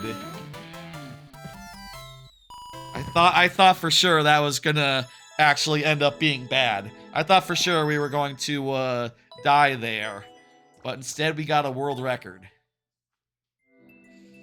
Nice. That was really fun. Good work, Jose. Let me hit complete and bring up the next one. And you let me know if you want to get another one in, Jose. I'll help you out. And I need to report the bug that prevents your levels from going through. I don't know what that is. It couldn't. You're not like blocking. No, it wouldn't be like a Nightbot situation. I wonder if it is specifically... I assume it's specifically the characters in your name, but who can say? I'll say one last thought about Jimmy Kimmel before I pull another card, which is that I think it makes a lot of sense that like Sinclair and Nexstar backed off, because really I feel like Jimmy Kimmel, there's been so much hype and interest around Jimmy Kimmel that like people in those areas that were affected have maybe become more aware that you don't have to fucking watch it on cable. You can watch it on YouTube. And, you know, probably the last thing these, like, big dinosaurs of cable news and cable distribution want people to realize is that they can get all their crap on YouTube or Hulu or whatever.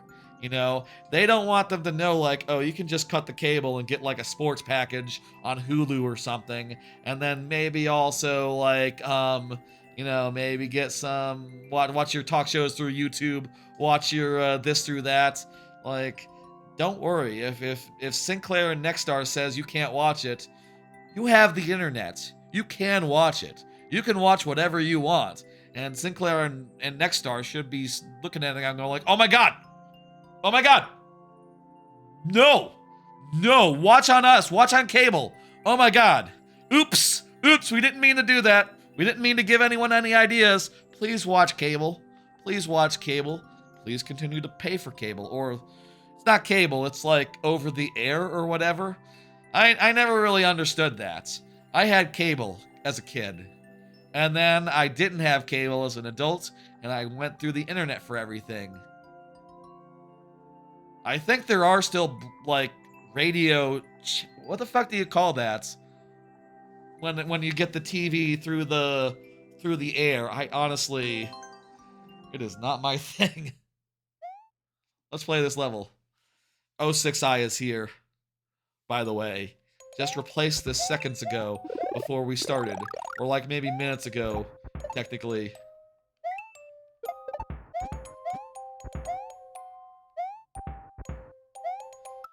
What? What did I type it in wrong? That is not the level. Oh shit. Where did that level come from? Was that something else? Let me get that. Okay. I don't know where I typed that level from. Maybe I saw one in chat or something. I don't know. Did you have a different one and then you replaced it and I typed in the pre-replacement one or something? That might be what happened. I am not sure. There it is. There's the actual one. 31% clear rate. Let's go. Need to be more aware of that. More alert. More alert. I should be more alert in general. Let's do it. An auto scroll with Meowser. Alright.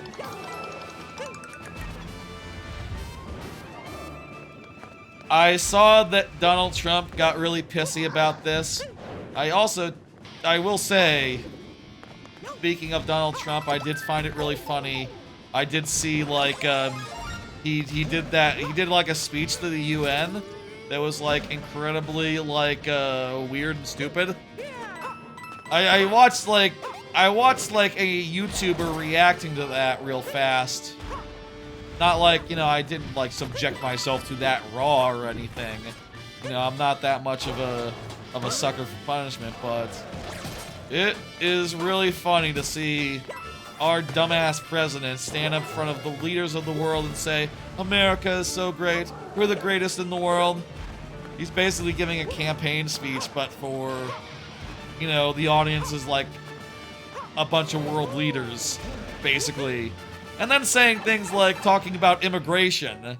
And you're just sitting there going like, dude, Mexico's right there. You're telling them that their country is shit? That Europe is shit while they're right there listening? Dude, what the hell are you doing?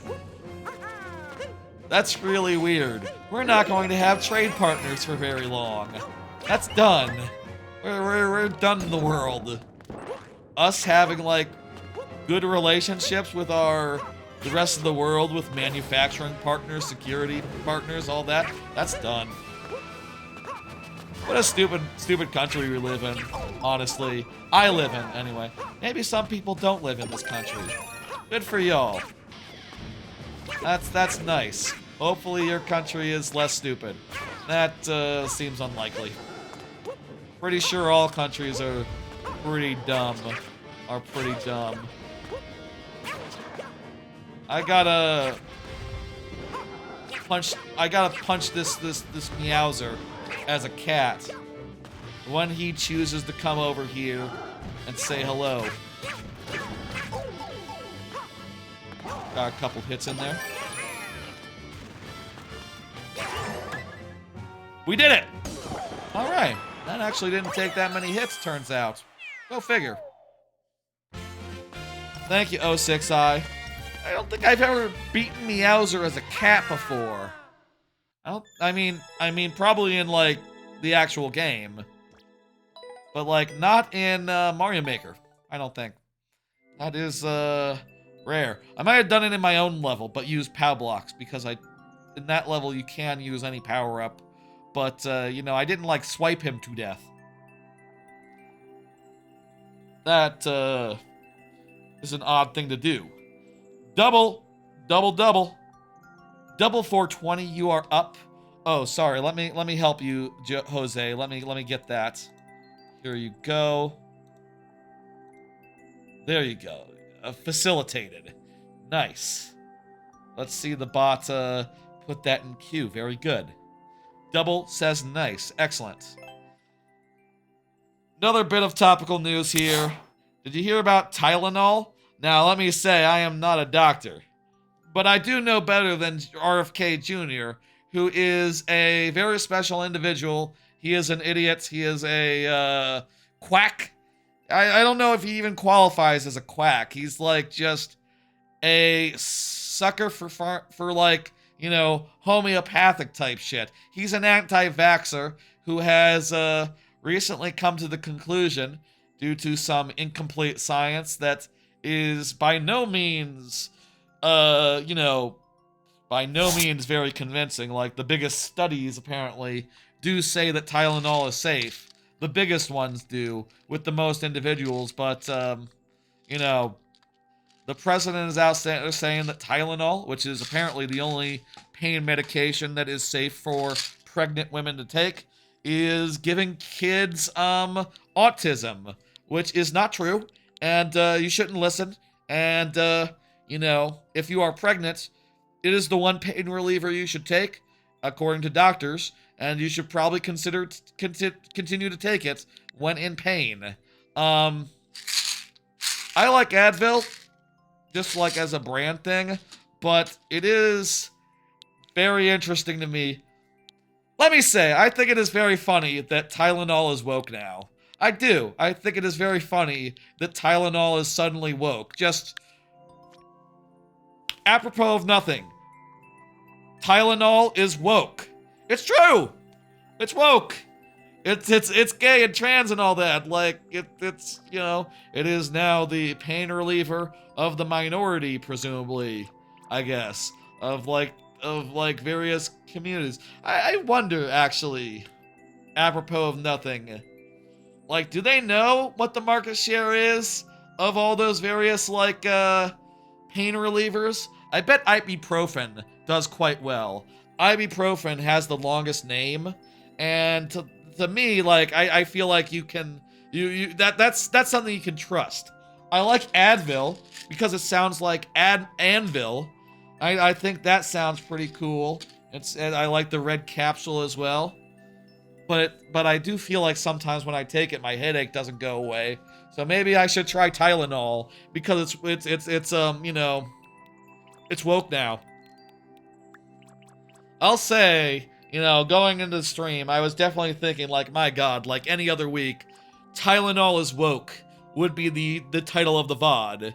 But this week, you know, I was sort of thinking, like, well, I'm gonna have an orange phone, and that's going to be, like, so title-worthy. It's not even, you know, Tylenol is woke doesn't even get a chance to shine, but because Best Buy delayed my phone, now we get to enjoy Tylenol is woke now as a VOD title, perhaps, possibly.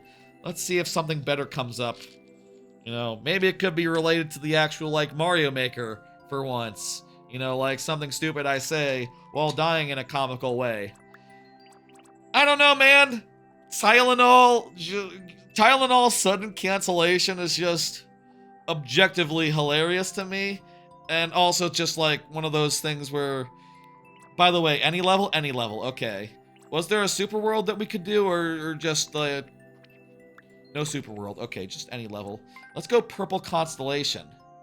Tough speed run with precision. Let's look for one. What's the easiest one? Welcome to my castle. Lonely Heart Escape. Athletic Escapade. Wow, your levels are really hard. I'll say this will give us an additional 2 tries, but see what we can do. What about Follow the Arrow's Path? This is like the deserts from like Ocarina of Time and the bottom of the ocean seahorse thing in Majora's Mask. Let's try this one. And we get bonus heads, and here we go. Waluigi.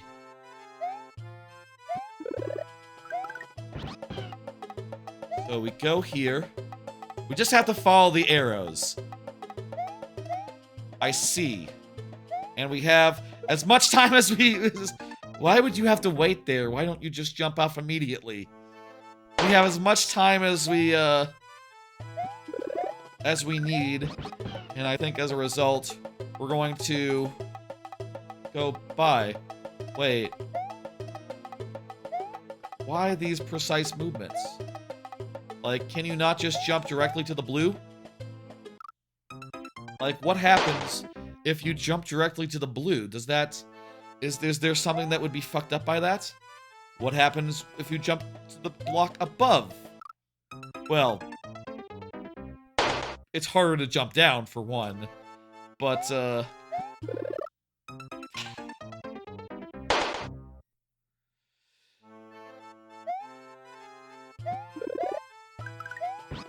like, okay, let's try this out. Let's try this out. This level is very doable, Double says. Worth noting, it has a 0% clear rate. What happens if you jump up here? Like, what?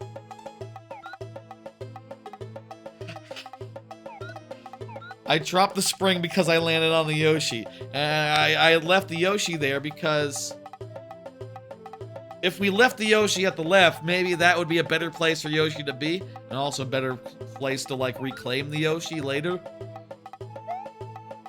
Lessons learned. Let's follow the arrows. Ah!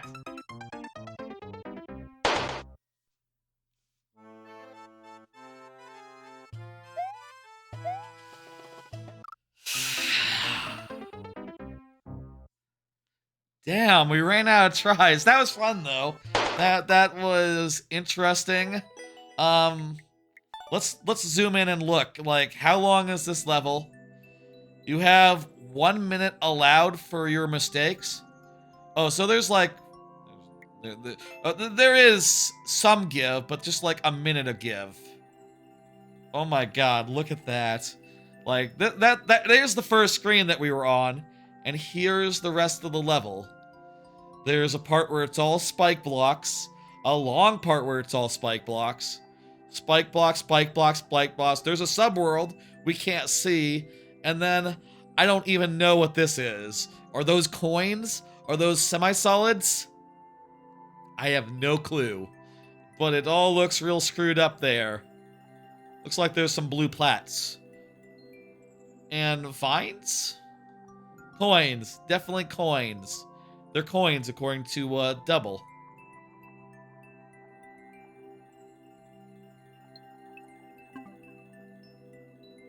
Am I all nice and zoomed out? Yes, I am. Okay. I was worried there. I'm not, like, still zoomed in. Thank you for the level. Like I said earlier, you can feel free to resubmit if you so please. We could play a different level or the same level, depending on our preferences.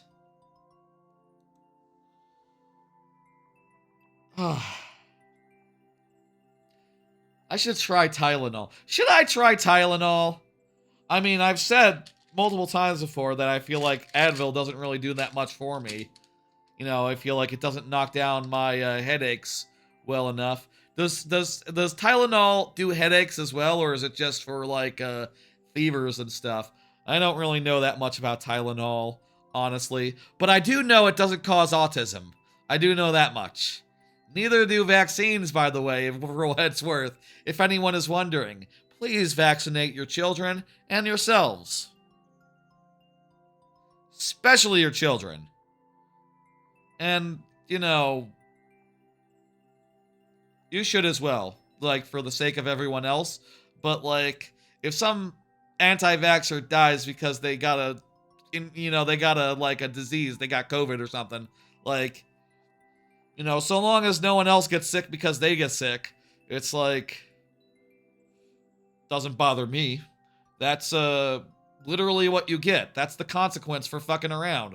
That's what you get for fucking around and finding out. Let's just establish that that is literally the agreement that you make when you don't go get a vaccine. But you know, here's what it is. Thank you. Let me go ahead and we didn't finish, so I'm gonna hit dismiss. I'm gonna pull up the next level. It is Prexton again. Prexton, please confirm. Prexton, you are up. I think we're out of news, but, like, topical news, but, oh, right, there was one more piece of serious news, actually. And this is actually a pretty good piece of news. Did you hear that Microsoft has pulled support from Israel? Real good fucking news. You know, obviously, the, boycott that suddenly happened against Disney had a very immediate result as far as you know, the uncancellation of Jimmy Kimmel, but like it would seem that the pressure that has been put on Microsoft over the last like 6 months by like, well, it has honestly not been like the most biggest, like most supported like boycott in the world, honestly, despite, you know, I agree it's terrible like what's happening, but like, you know, I use Windows. I can't like pull it from my life, you know. But apparently, and you know, I do want to finish Claire Obscure and don't want to pay for it, so I'm not gonna cancel that yet. But anyway, it turns out it's all good and done. It's all done and dusted. Microsoft is out. It's time for that to end and be all nice and concluded. You know, good on them for making their point and making their stand. And now Microsoft is out of there. They're not going to support with the whole AI powered genocide situation. It is good to not be in genocide, I think. It is good to not be in genocide. If our country could follow the same point, the same like logic, you know, insofar as like military aid and stuff, that'd be nice. You know, whether whoever does it, you know, like the next Democrat guy, midterms or whatever, it'd be nice if they could do it, but they probably won't. And who fucking can? You can't expect the best when it comes to the Israel-Palestine situation. But yeah, that's good news. That's goddamn good news, and I am happy to see it. You know, it's definitely been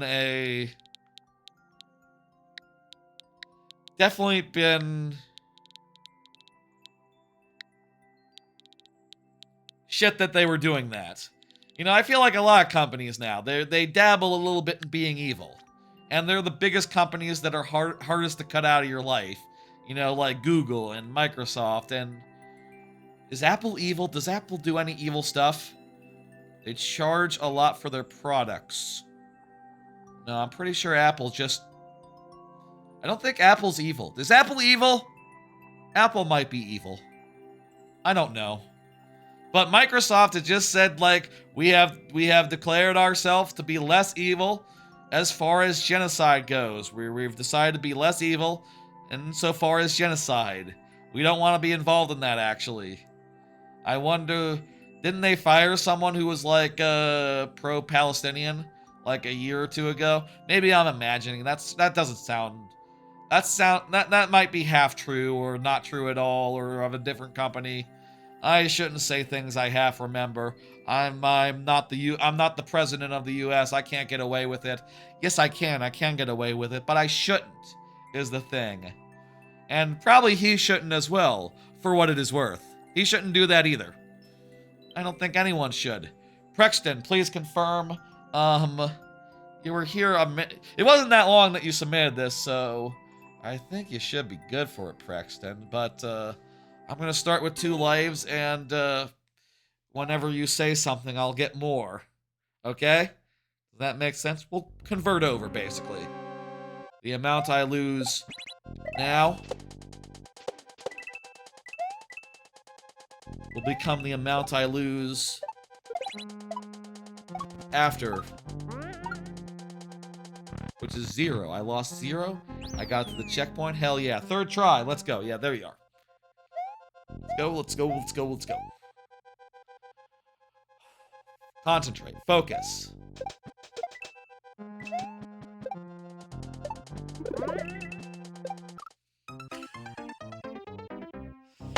Nice. I do think, by the way, I have like 2 cards left. I think after this level, let's go to last call. Let's go last call for level. After this level here, we will do that. And, ooh, god damn it. We will go to last call for levels after this. Prexton, you'll have another chance to get in the level a 3rd time. And anyone watching who has gotten in levels previously in the stream, I invite now for the time to get in any additional levels, you know.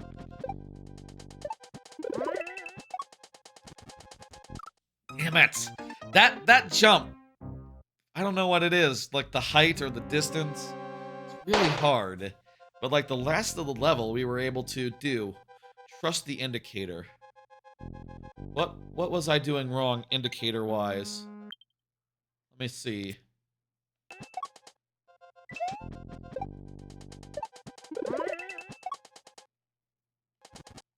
I don't know. I seem to be like...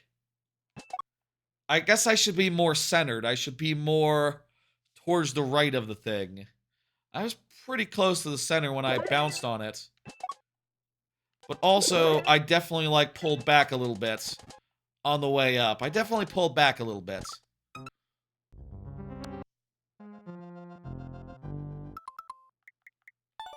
Thank you. You can feel free to get that in one more time. Let's go ahead and hit dismiss. I'm feeling lucky. I'm feeling lucky. Jose, this is you again. Feel free to confirm at any time. Go forward without moving a bit back. Gotcha, yeah. The pulling back to, like, really, like, line in with the first block. Need to go faster. Need to go faster, I agree. Jose, you can go ahead and confirm again. This is you. This is you. But let me add Jose real fast. I dropped my Advil. Hey, Starboy. You have perfect timing. Because, folks, it is time now. It was a whole thing. The Advil. Because of the Tylenol in the news, you know, how Tylenol is woke now. I was doing a bit. You know, the whole how Tylenol is woke thing. You should take Tylenol if you have, especially if you're pregnant. You know, apparently it's the only one that's approved for that sort of thing. Anyway, folks, it is time now for last call for levels. It's time for last call for levels. I'm going to play a couple of my own levels and give y'all time to submit any last levels for the queue there. Currently there's 3 in. Starboy, you want to get in there, now's the time. Get in there. We're going to play some of my own in the meantime. And let me think of a fucking theme. I almost got an orange iPhone today. Is there anything in Mario Maker that's, like, particularly orange? Like, what is the most orange that you see in Mario Maker? Particularly orange levels. Let's have that be the fucking theme, why not? Like, the most orange levels. I don't know. This is more of a... This is like an orange. Let's... I guess it's like deserts. I guess will be the thing. This one's pretty orange. It's orange outside, but is it orange inside? No.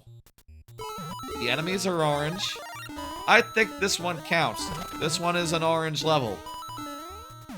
Has big orange energy. I don't know. I do not mean this to be any sort of comments on our Commander-in-Chief. That is a coincidence. It is because the phone is orange. The phone that I didn't get. Next week, presumably, provided I have the phone by then, we'll have to do something else, I guess. Fireball's also orange. This is a stupid theme for a last call, but also a good one that I'm sure we haven't done before. We should do more color-based themes for the last call for a bit. That's... I'm sure I haven't done them, and also, like, what other levels, what other color levels can I think of, right? Like, do I have a purple level? Is there a purple archetype in Mario Maker? Are there purple, like, scenery, things of that nature? What exactly is the most blue level? Green, brown. That's kind of purple. Yeah, the bricks in 3D World A large amount of them can make for a purple. Reefs are purpley. As far as orange goes, I think the next one to note would be Blustery Backwoods, the autumnal forest, which is also really a desert. You know, also really it's the desert archetype, but it's autumnal. It's autumnal. And you got some green as well in this one from like the shrubs and like the it's like an undergrowth type situation. That's just really good looking. I really like the aesthetics of this stage.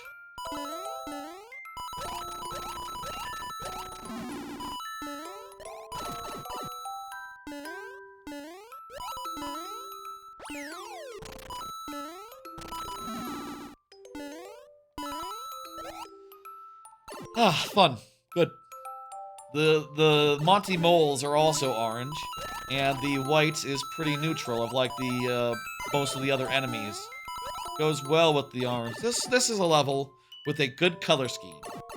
Green, orange, and white. Isn't that Italy? Isn't that Italian colors? I guess.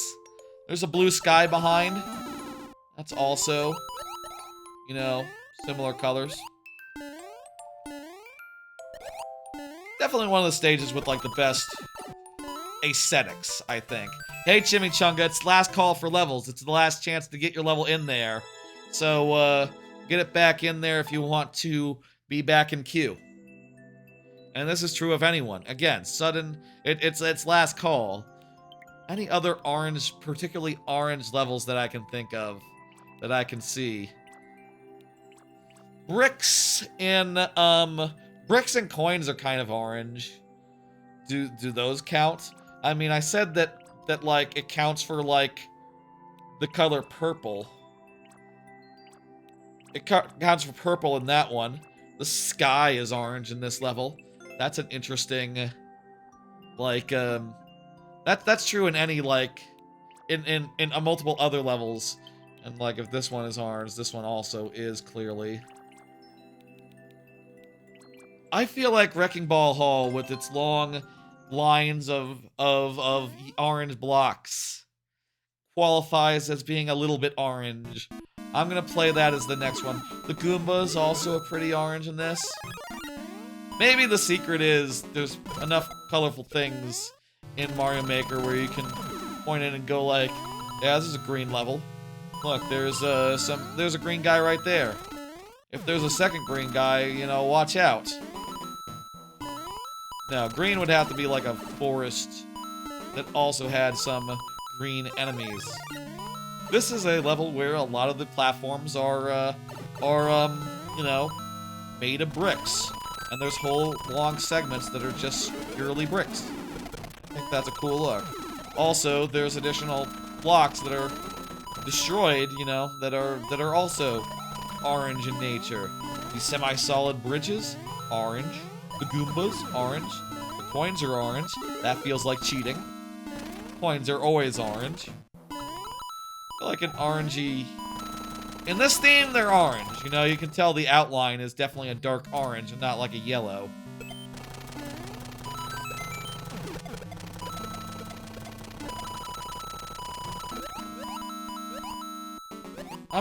This one is a level that I'm really happy with. I love all the shenanigans as far as, like, the platforms getting destroyed as you go along. It's just really lovely. Chimichunga got it in. Perfect. Good on you, Chimichunga. Excellent. Here, you can sort of, get down through the thing and get to the axe. It's very good. Anything else that is really orange? We should do like purple next week, but I think purple might be just one level. Like I don't know if there's anything else that really is purple in Mario Maker other than the bricks of 3D World. P blocks, more of a blue. P blocks are more of a blue. Ghost House semi-solid. Ooh, yeah, I can see that. Okay, let's see. I don't want to do more deserts. I feel like desert has been represented. This is yellow. That is different from orange. Brown is different from orange as well. Are there any super world levels that are orangey? This is blue and orange, with orange as a background. I feel like one more is... Let me look. Poopaverse is pretty orange, but again, I feel like we've already covered just like a regular desert, regularly themed. Oh, all these P blocks. You know, low-key, Phantasm Chasm is kind of orange-coded with its use of P blocks for stuff. You're right, P blocks are pretty orange. New Super Mario U Sky Theme orange semi-solids. I don't think I've ever, like, used those other than in Reservation. Moving platforms in some themes are orange. Donut blocks are orange as well. I think for one more, I'm gonna go with Coastal Cup 2 Prom Tree Pre, which is another level that is technically a desert level, but I've turned it into a beach level by a little funny theming. It has Goombas and Mecha Koopas, who are, by the way, partially orange. They get crushed against the wall. I use those semi-solid P blocks that are orange in like a checkerboard pattern. The idea there was like, oh, they're like starting lines, you know, like checkerboard flags, and they're indicators of like which way the guys are going. A nicely themed indicator, basically. Some donut blocks are more of a tan than like a orange, I see. Wigglers are orange. Next week we'll do purple, and it'll be like one level. I think it'll be one level for purple. Maybe a ghost house or two. I'm not sure. Think about that next week. This is a fun idea. Fun, theme for Last Calls. Kind of been feeling like we've been running out of themes for Last Calls. And also kind of wondering, like, is it time for Last Call to just be skipped altogether? And just like, you know, maybe just start saying beforehand, okay, the queue is about to close, everyone get one in. You know, you have until the next level ends to resubmit. But then again, I like to give the last person the chance to resubmit. So, having like a few levels extra padding helps them get one in, you know? That's enough. That's all the orange levels that I think are worth seeing right now. Also, some themes can just have too many levels in them, you know, and that's a whole other concern. You know, you don't want to do like 10. 5 is kind of honestly pushing it, but I do them fast because I know them, because they're mine. I am closing the queue. It is time now to finish these last 5 levels and end the stream. Let's go. Let's do it. It's been alright. It's been a good one. I have a nice weekend of Hades 2 to look forward to. And at some point, my phone will show up. Honestly, like, I do feel a little silly, like, hours later. I feel like I've cooled off a lot. I came in pretty fucking, you know, shoot hot, as some people would say on some channels. Pretty heated. Pretty, like, on tilt as far as, like, goddamn, my phone didn't arrive on time. Ooh, Cat Boy, you just got in right after the queue closed, after last call. But hello, Cat Boy. I saw you were here earlier. You got a level in already, so I'm pretty sure I shouldn't open the queue up for you, but you did just miss it by a minute. Let me know if that makes you sad.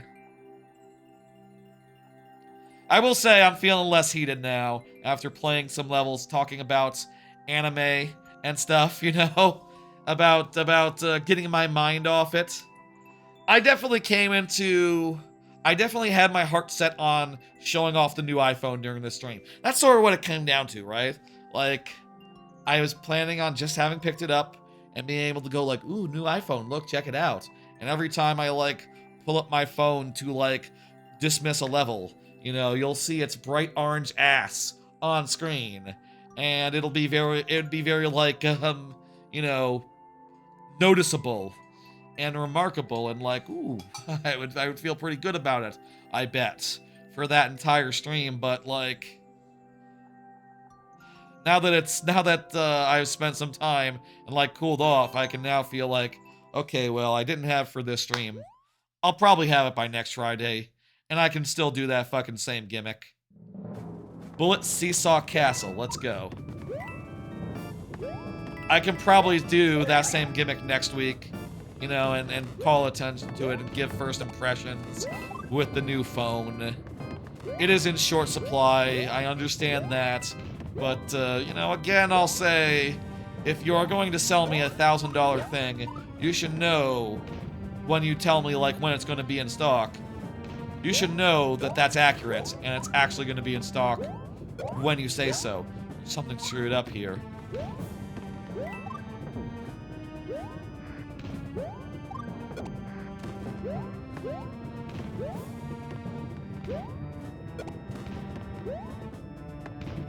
Something's weird with this. I like... Okay, how about I use this bullet bill? Dang it. Okay, maybe something got screwed up there. I'm not sure timing-wise. If, like, I'm supposed to manipulate that bullet bill launcher to make sure it launches high, or if it's just a matter of, like... I feel like, just looking at this, it looks kind of like just get down low and go. It could be more just, more to it than that. Okay, that worked that time.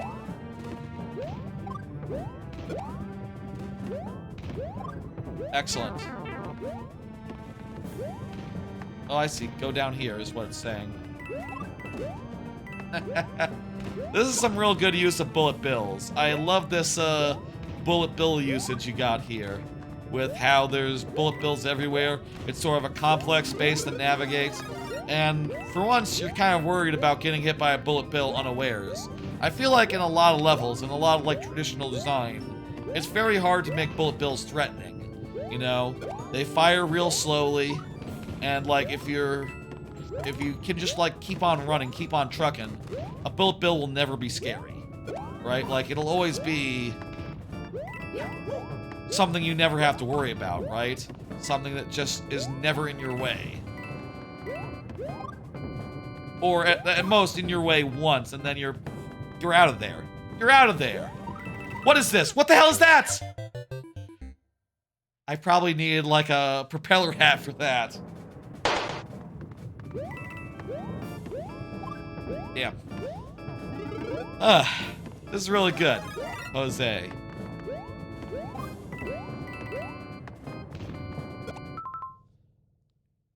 Remind me to report Jose Angelbug to Streamlabs chatbot. There you go. I'll report it to them. They surely have a bug report section of their whatever. That's what runs the YouTube chat bot, Streamlabs chat bot. It has like a script that, you know, looks at the messages that are being sent and acts accordingly, but it's just not seeing those messages for some reason. I don't know why.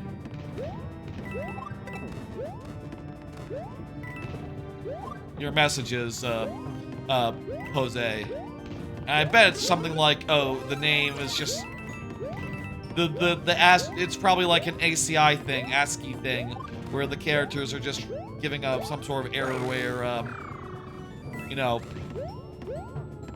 they didn't test with those characters.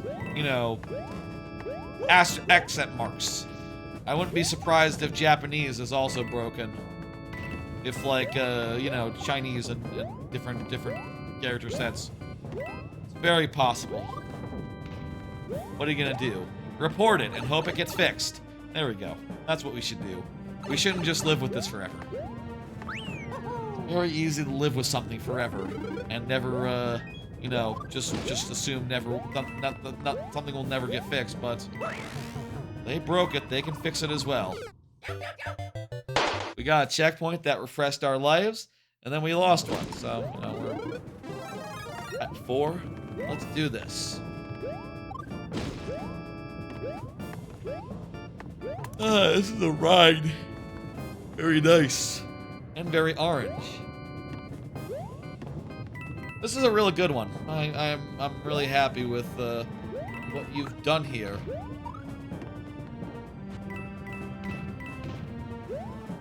First half might be my favorite of the 2 halves, considering it's like, you know, a big complicated space to work through rather than an auto-scroller, which can be a little bit, you know, definitely slower paced. We all know this. Auto-scrollers are slower paced. Depends on the auto-scroller. There are some ones that just, like, go real damn fast. I feel like there was a game recently, like a 2D game, where the auto-scrollers went really fucking fast. I was gonna say Tropical Freeze, but I think it was Kaze and the Wild Masks is what I'm thinking of. Oh, Wonder. I think Wonder had some really fast-moving auto-scrollers as far as, like, platform level type stuff went. I think it was Wonder. That was, like, the last major 2D platformer. And, you know, the last one I would have had that observation on. It was relatively recent. I mean, it's like a platformer in the style of platforming. I know some people say, like, you know, Hollow Knight, Mega Man, stuff like that. Platformer. I kind of think platformers are just like Mario. Maybe Meat Boy as well, but even then, even that's like a different genre to me.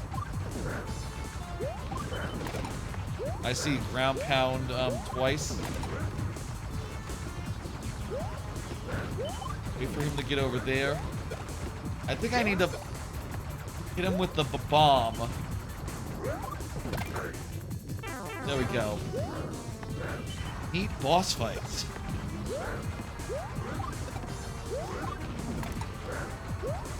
Damn, dude.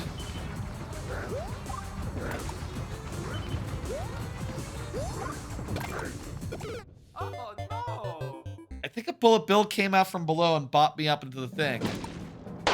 Ah, geez, no checkpoint there, so we have to do the whole platform ride again, huh?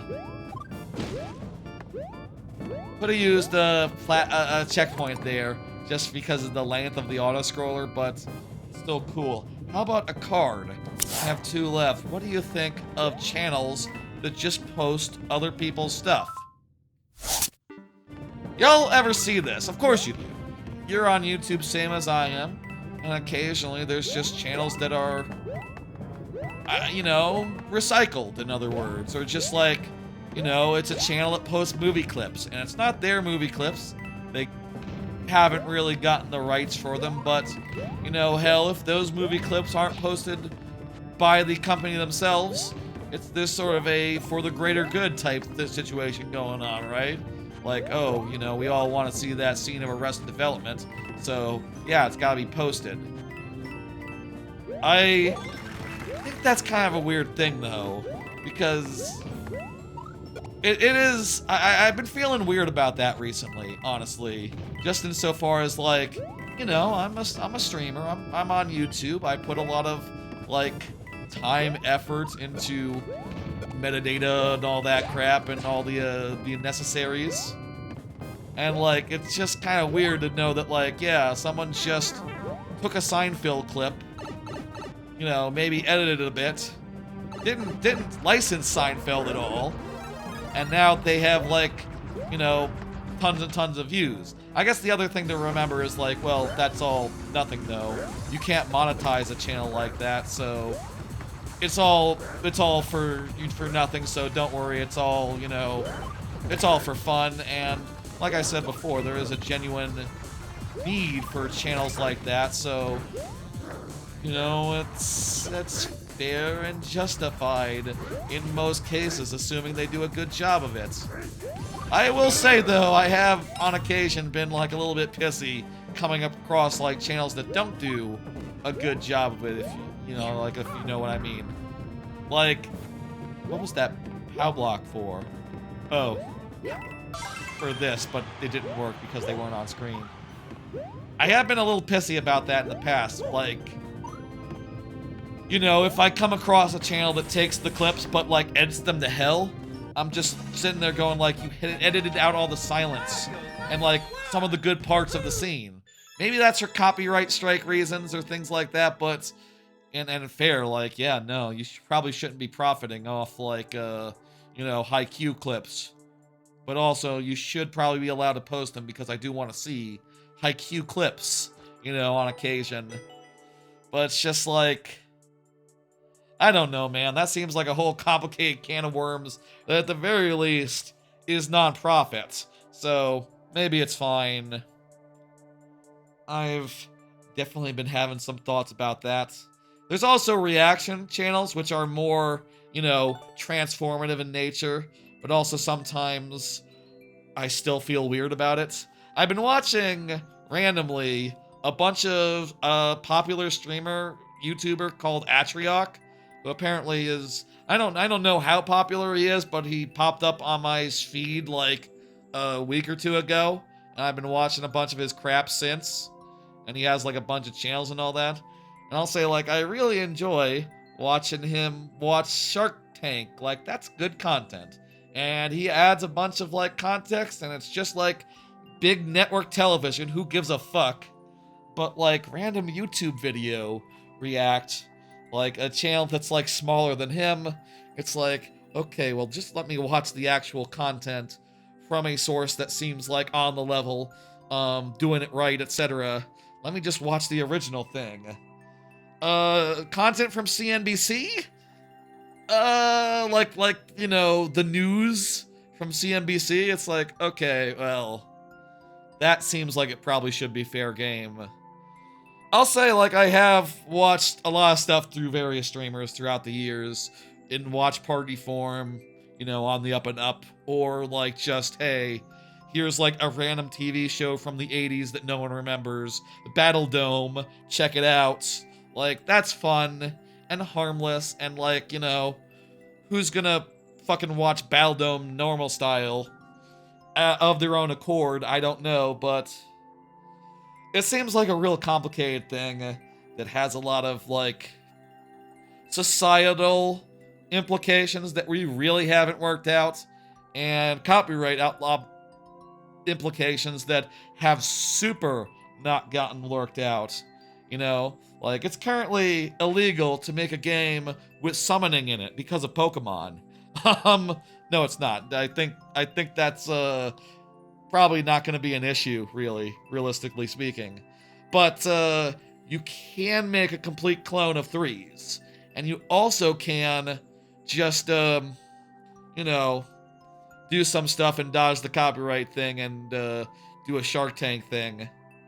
I will say I did see one thing the other day, which was just like a channel called Blurry Seinfeld, which seemed to be just like whole entire episodes of Seinfeld cut up into short form with like a watermark that says Blurry Seinfeld over it.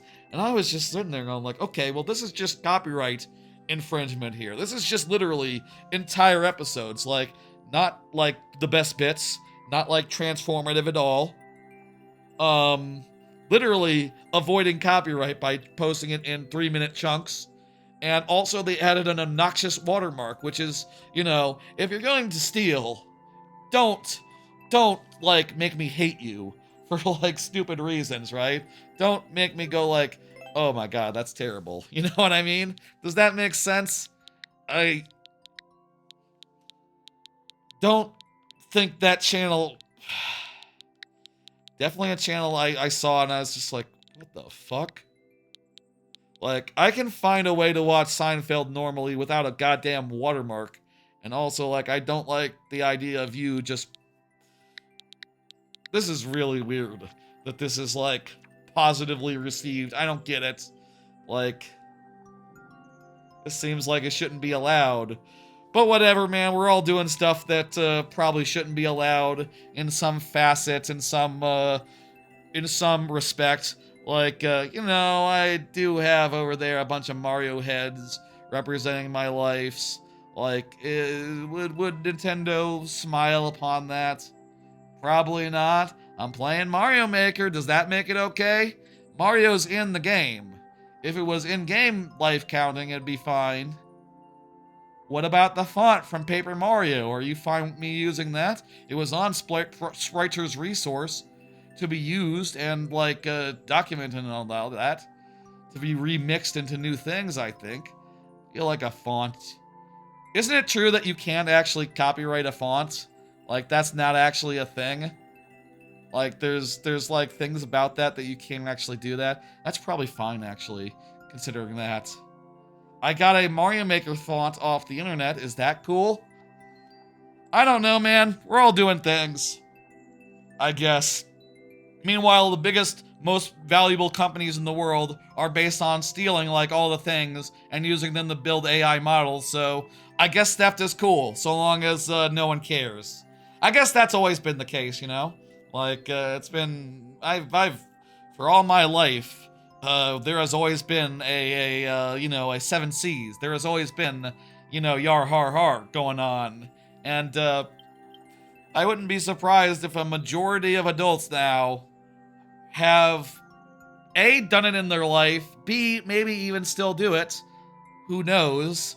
Like, yeah, man, it's commonplace and, like, normal, and, we also do pay for a lot of stuff, so the economy seems to be doing fine, despite, but, there's always been a little bit of stuff going on that might not be on the up and up. Anyway, that's a lot of thoughts about, all that crap.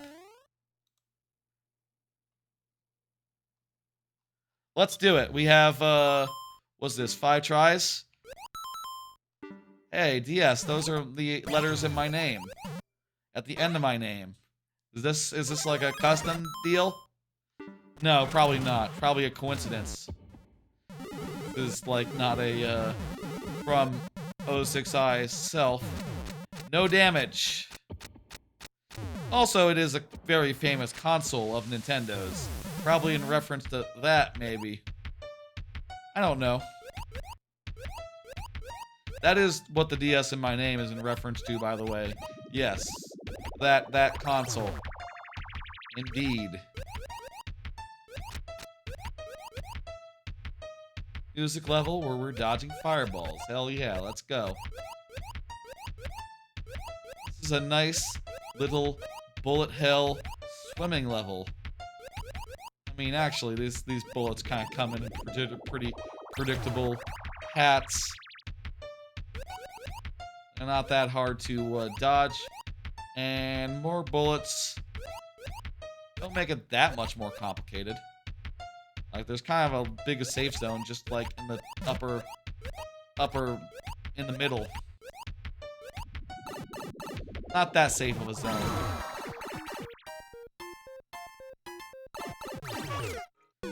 Checkpoint.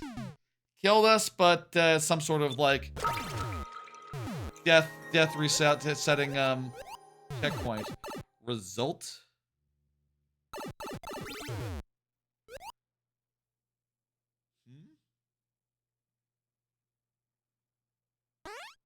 I'm confused.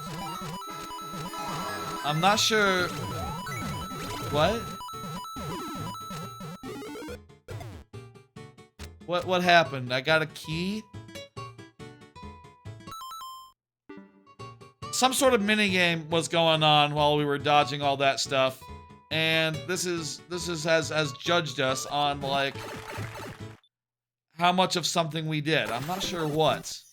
We got a B. I'll take it. That's fine.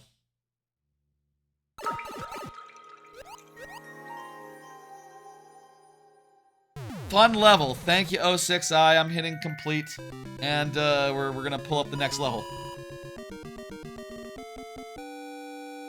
Prexton. It's gonna be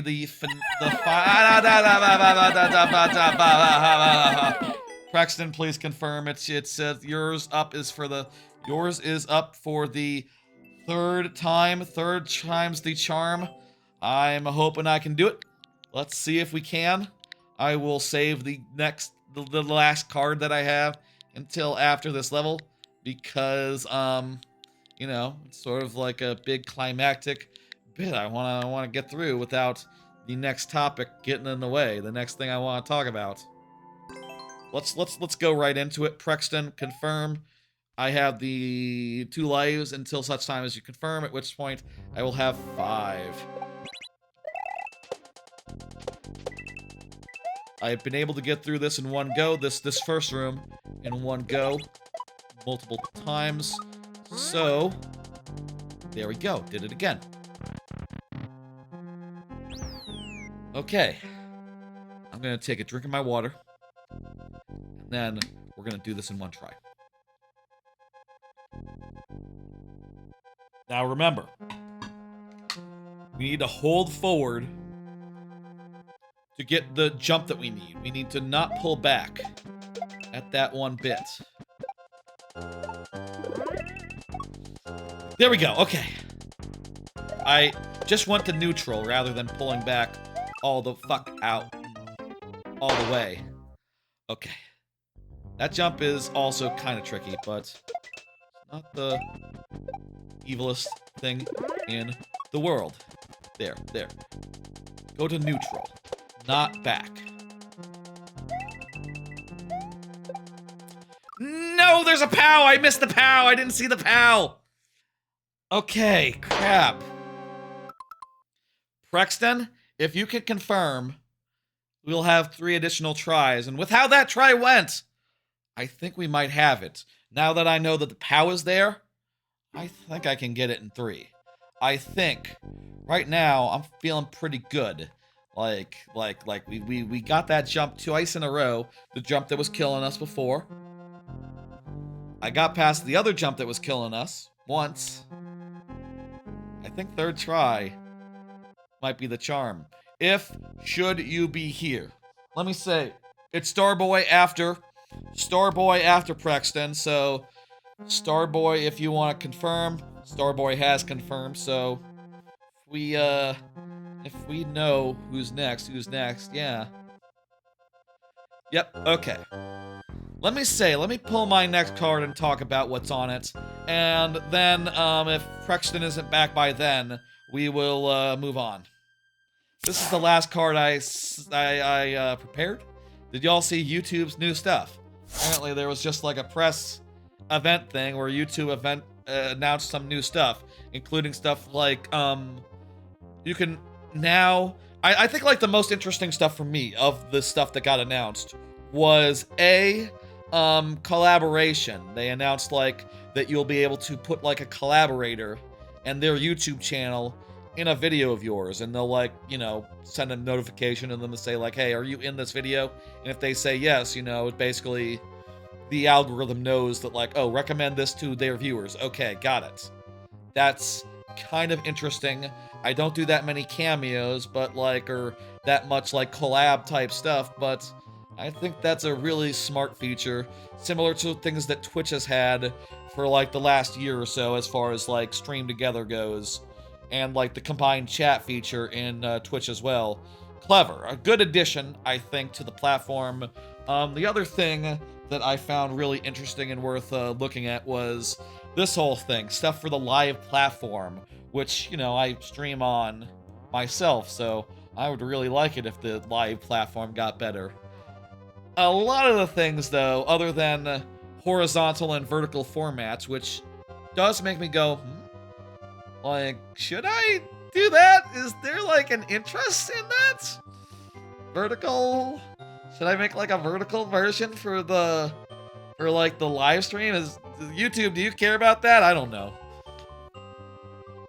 I currently have no plans in doing that, and I had no idea, like, how I would do it. You got the age verification thing, 06i? I'll say also, as far as additional things that YouTube got recently, they also started A/B testing for video titles. I hear that's going like super public. Also, apparently you can find your likeness in other people's videos and automatically flag them and say like, hey, that's imposter or something like that, which is really going to help Legal Eagle, who is having this exact problem relatively recently with someone just stealing all his videos and adding like a filter to avoid the detection. Like the copyright protection. At least the imposter protection will get flagged. Um, the thing that interests me here, honestly, is the idea here of like AI powered highlights. Do you know what I mean? Like, not necessarily how it's implemented here. I don't know that how it's implemented here is all that good, but or is like the perfect way to do it. But like, I'll say for my part, I spend probably like hours and hours and hours every week, in addition to streaming, trying to like get my content into like clip form, right? Like getting all the clips that I possibly could and all the ones that are worth doing, and then cherry picking the best of those to actually post them. And it takes a long time, and I'm like hundreds of videos behind, really, when you get right down to it. And the idea of it being automated by AI is like, well, shit, man, that might actually be the best feature I could conceive of when it comes to AI. When it comes to like what YouTube should do with AI, like, well, if it worked, that, could save hundreds of hours. Honestly, over a career, over a lifetime, over a year even. Like, it probably won't. It probably doesn't have my sensibility. It probably doesn't know what to edit. But like, if I'm thinking beyond that, right? Beyond just specifically Twitch clips and YouTube shorts and that sort of rigmarole, I think we should call it for Prexton. Prexton, I'm not seeing in chat. We have to move on. Thank you, Prexton. Next time, next stream maybe. Feel free to submit that another stream. I think we almost got it. Next time for sure. I think we will bang that out right away. I am hitting dismiss, and yeah. Starboy is up and Starboy is here. Fantastic. I think when it comes to like bigger streamers, one of the biggest advantages they have is the fact that they have resources. They're paid for it, and they have the means and the time and the ability to hire people that are called editors. And editors can create cut down versions of long form content. Like say Linkus, right? Linkus, Wind Waker speedrunner, right? He does a randomizer, it takes like 8 hours. Let's say it takes 10 hours. He's never done it before. And like me, when you're new to something, it takes like 10 hours. Let's say, for sake of example. He doesn't post that. He posts a 1 hour edited highlight reel of that. And as a result, it's a lot more palatable with all the like, should I check that? And like just, playing the game sort of trimmed down to like just the highlights, just the big important parts. And like, I could not really do that because to edit like a 10-hour video would probably take, I don't know, like 5 hours probably. And I don't have that extra time to spare for every stream that I do. It's not realistic. But if like AI tools could potentially do that, like, it's like, yeah, if that worked, that could actually be a viable business strategy. That could actually be valuable, other than in the ways that it's not going to work and it's not going to understand how to like build a narrative by like, having this first clip of like, okay, I'm doing this thing, and then cut to, I'm doing this thing, but it's funny. Ooh, Prexton, we just missed you. I just hit dismiss seconds ago. You can see in chat it was relatively recent. Next time, Prexton, next time, we will absolutely, come back another time. Give me that again. Every Friday, 6 p.m. Central. We were so close on that. You had to go out to buy something? Gotcha. And that sort of thing happens. I understand. We're now talking about YouTube. Now, I don't want to say I'm all in favor of this. Obviously, AI, I don't believe it can do much beyond slop, but like, man, editing is such a big commitment, such a big time commitment, a money commitment. Like, You could definitely see YouTube, even without the streamer or the video person's involvement, just like literally having a highlights mode that they implement site-wide that just is like, okay, give me the short version. Just shorten any video. Like, and then just like, you know, if you're talking about like a 4-hour H Bomber Guy video, like, could you have an AI generated like 1-hour cut of that? Would people want that? People probably want that, actually. Like, I definitely look at these, that like AI generated shorts generation thing, and I think like, oh my god, that's actually probably one of the best uses of generative AI I've ever considered. Like, that might actually work. That might be good for YouTube as a business. That might actually go somewhere. I don't know. Those are all scattered thoughts, and also just the thoughts of someone who spends like 10 hours a week probably trying to get on top of, like, you know, I don't edit my videos into highlight reels, but I do try to get at least the best clips and short form content out of them as possible, and that takes probably near as much time. And I'm also, like, you know, nowhere capable of like keeping up with it, and just sort of do whatever I can do, even with streams that are really, really old. I wonder, like, how hard would it be for like some sort of, at the very least, I mean, I can honestly picture like Twitch, right? It doesn't even have to be automatic. It could even just be like, hey, here's places where I think you would clip, and if it has my data as far as like, I know where you clip in videos usually, it'd be able to say like, okay, here's a place where you died and you yelled. Of course, you want to clip this. And I'll say, oh yeah, you're right, I want to clip that. That's easy enough. This is a really interesting level. You sound really interested. So, clip that up as well. Yeah, that's that. I said the words, I've never seen that before. Whenever I say the words, I've never seen that before, you can be pretty sure I'll want to turn that into a YouTube short. You can be pretty damn sure about that. Twitch or YouTube, you know, pattern detection type technology. Like, they could figure that sort of stuff out if they were paying close enough attention, if they trained an AI correctly, in theory, you know, on, you know, data that they have. It's not like we're talking about data that doesn't belong to them. We're talking about literally, like, you know, what content of long-form content do people turn into short-form content? That's Twitch's domain, and maybe also YouTube's to a certain degree.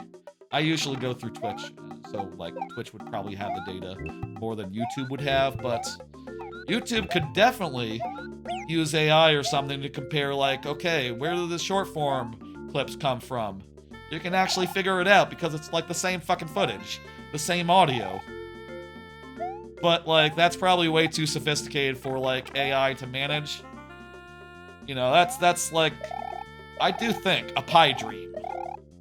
And also, you know, if it was going to happen, would have happened already. I do think with, like, the compute, the amount of compute that, like, AI is currently expending and all that, like, I don't see, like, it getting better. Like, I don't know that there's that much more compute to give. It would have to get more efficient for it to, like, you know, actually amount to anything more than it is now, and what it is more is now is a slot machine. A slop machine. Not a slot machine, a slop machine.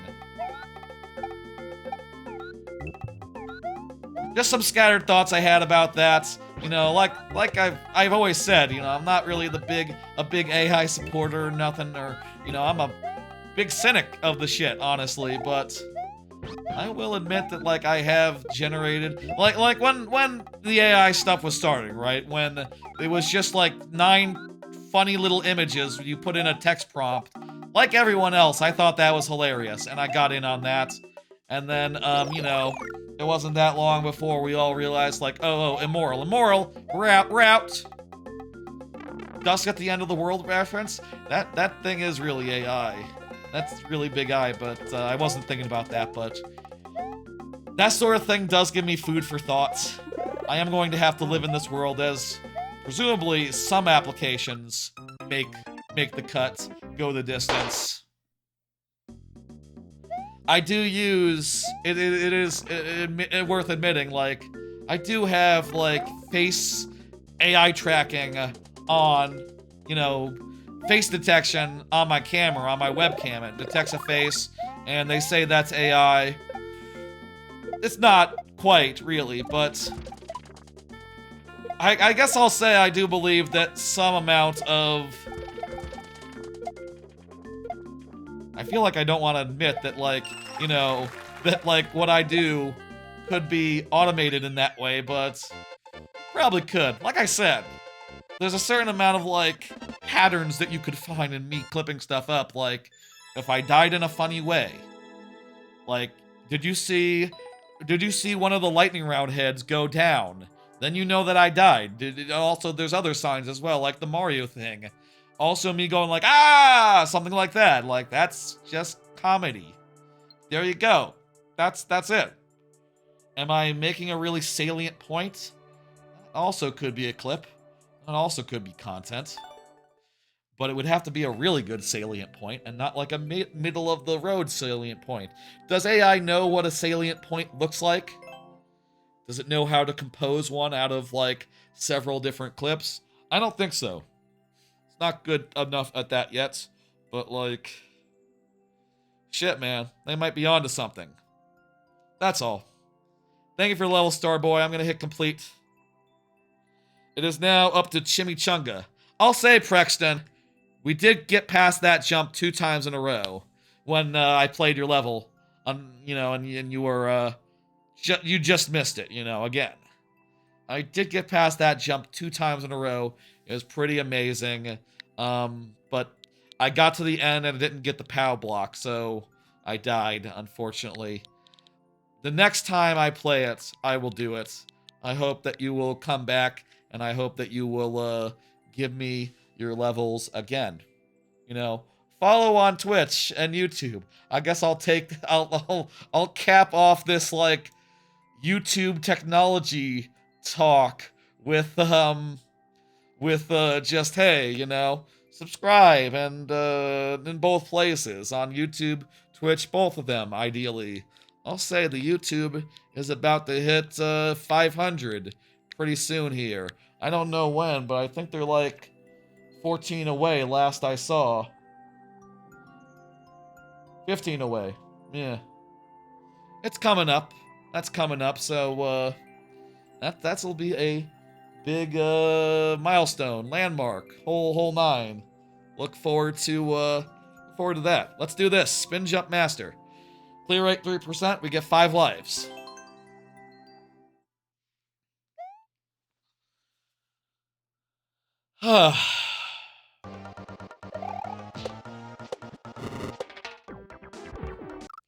Okay, you gotta use some more skill there, but this looks pretty doable. Just some good old-fashioned spin, jumping, run. Little bit of running as well. We gotta run across,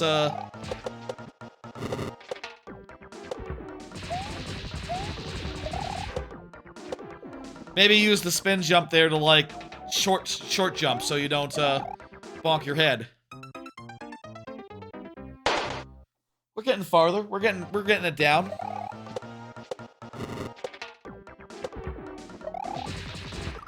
I'll say again, it's a great time to subscribe to the YouTube. You know, it helps me out, I guess, in theory. Well, you know, I'd like it to be bigger, and I'd like to qualify for various statuses on the YouTube side. So, like, if we could get to 500, that'd be pretty good. If we could get to 500, I'd like that a lot. Whatever. I'm in a pit. I think this is where the stream ends. Would it be funny if we just left it here for the rest of the stream and just did the sign off from this pit, this laughing pit? It would be funny, but I'm gonna die in 250 seconds anyway, and that would be weird in the middle of a sign-off type situation. So yeah, that's just the end. Damn. I will say, for what it's worth, as far as one more YouTube thing, I did see that there was a beta version of TITS, the Pikmin throwing things at thing, that apparently supports YouTube. I'm not sure. I'm not sure, like, if that's ready for prime time. I think it's still in beta, that version. Maybe I'll wait and see if they get, like, you know, all their issues with that sorted out before I jump in myself. And apparently it might be rate limited as well. They might not have enough rate to like read YouTube chat enough to really respond every time someone does a Pikmin request, basically. You know, the throwing things at me request, but that could happen sometime soon.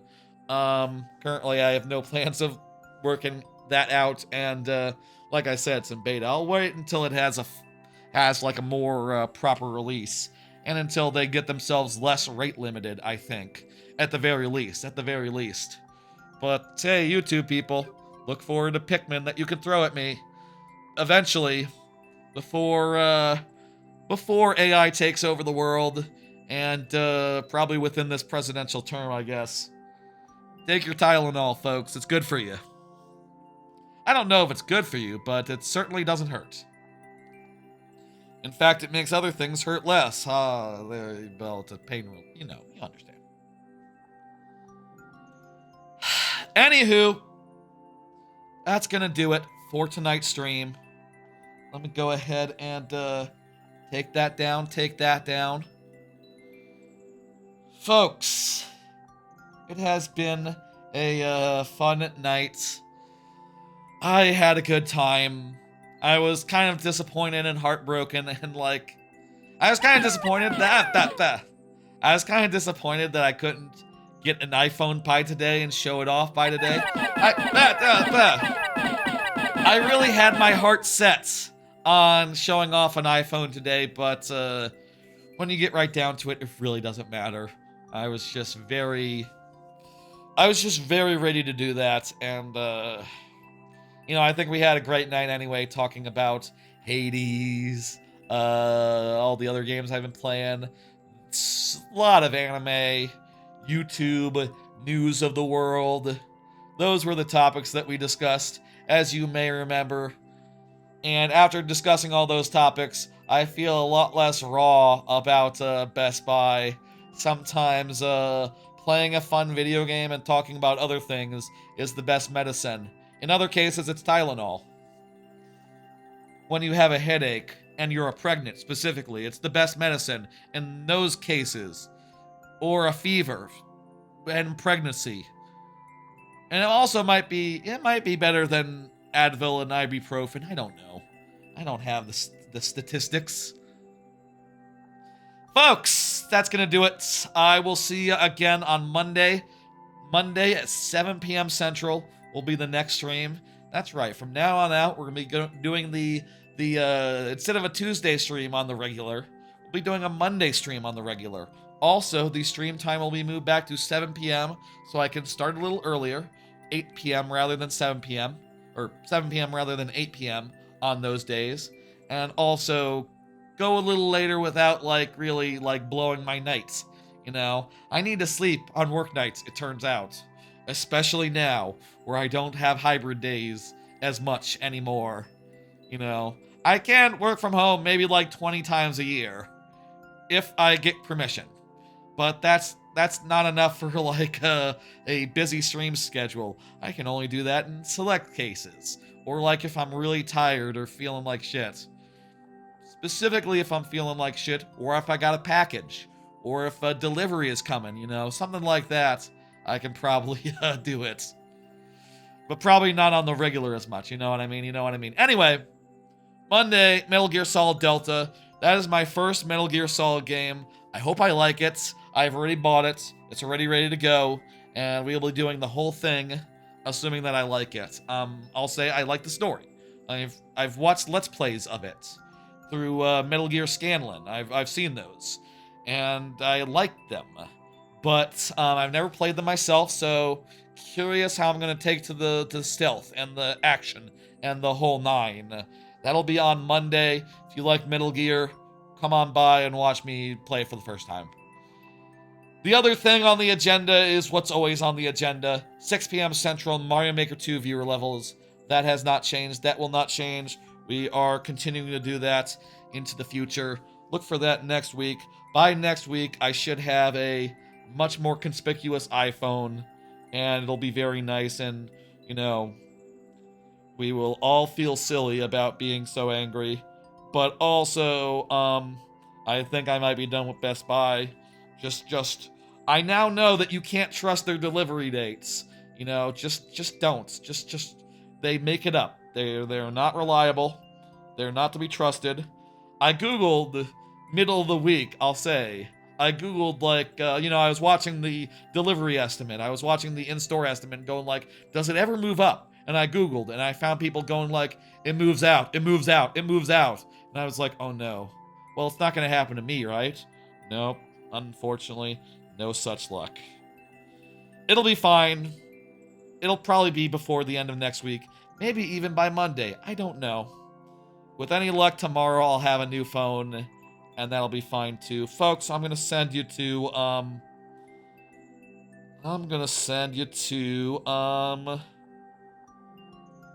let me see. Who's good? Who haven't I sent you to in a minute? You know, I was discussing Linkus earlier. Linkus is a Wind Waker speedrunner that I really like. I really don't know what he's playing now. Is that like Fortnite or something? He looks to be a penguin. I think he's a penguin. Probably like Fortnite or something. I'll send you over there. That's fine.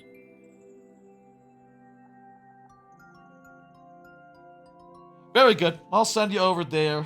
And y'all have a good night. I'm going to play a lot of Hades, I think, after this. After I get the VOD taken care of and all that. Give your love to the VOD, by the way. Give YouTube shorts go up every day as well. Those are sometimes cool and good. And also, Monday for Metal Gear, Friday for more viewer levels. Those are the days where I will be next in the future. Friday, Monday, Friday. That's the new schedule. Get used to it. All right, folks. Take it easy. I'll see you on Monday for Metal Gear, Friday for Mario Maker, and in the future for lots more things in general. Eventually, Hollow Knight Randomizer at some point. Hollow Knight Randomizer. We'll see when in the future. I don't know.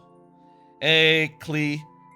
You came at a bad time. We're ending. The raid is already in motion. Night, folks. Again, Monday for Metal Gear, Friday for viewer levels. More stuff in the future. See y'all later. Y'all have a good one. Good night.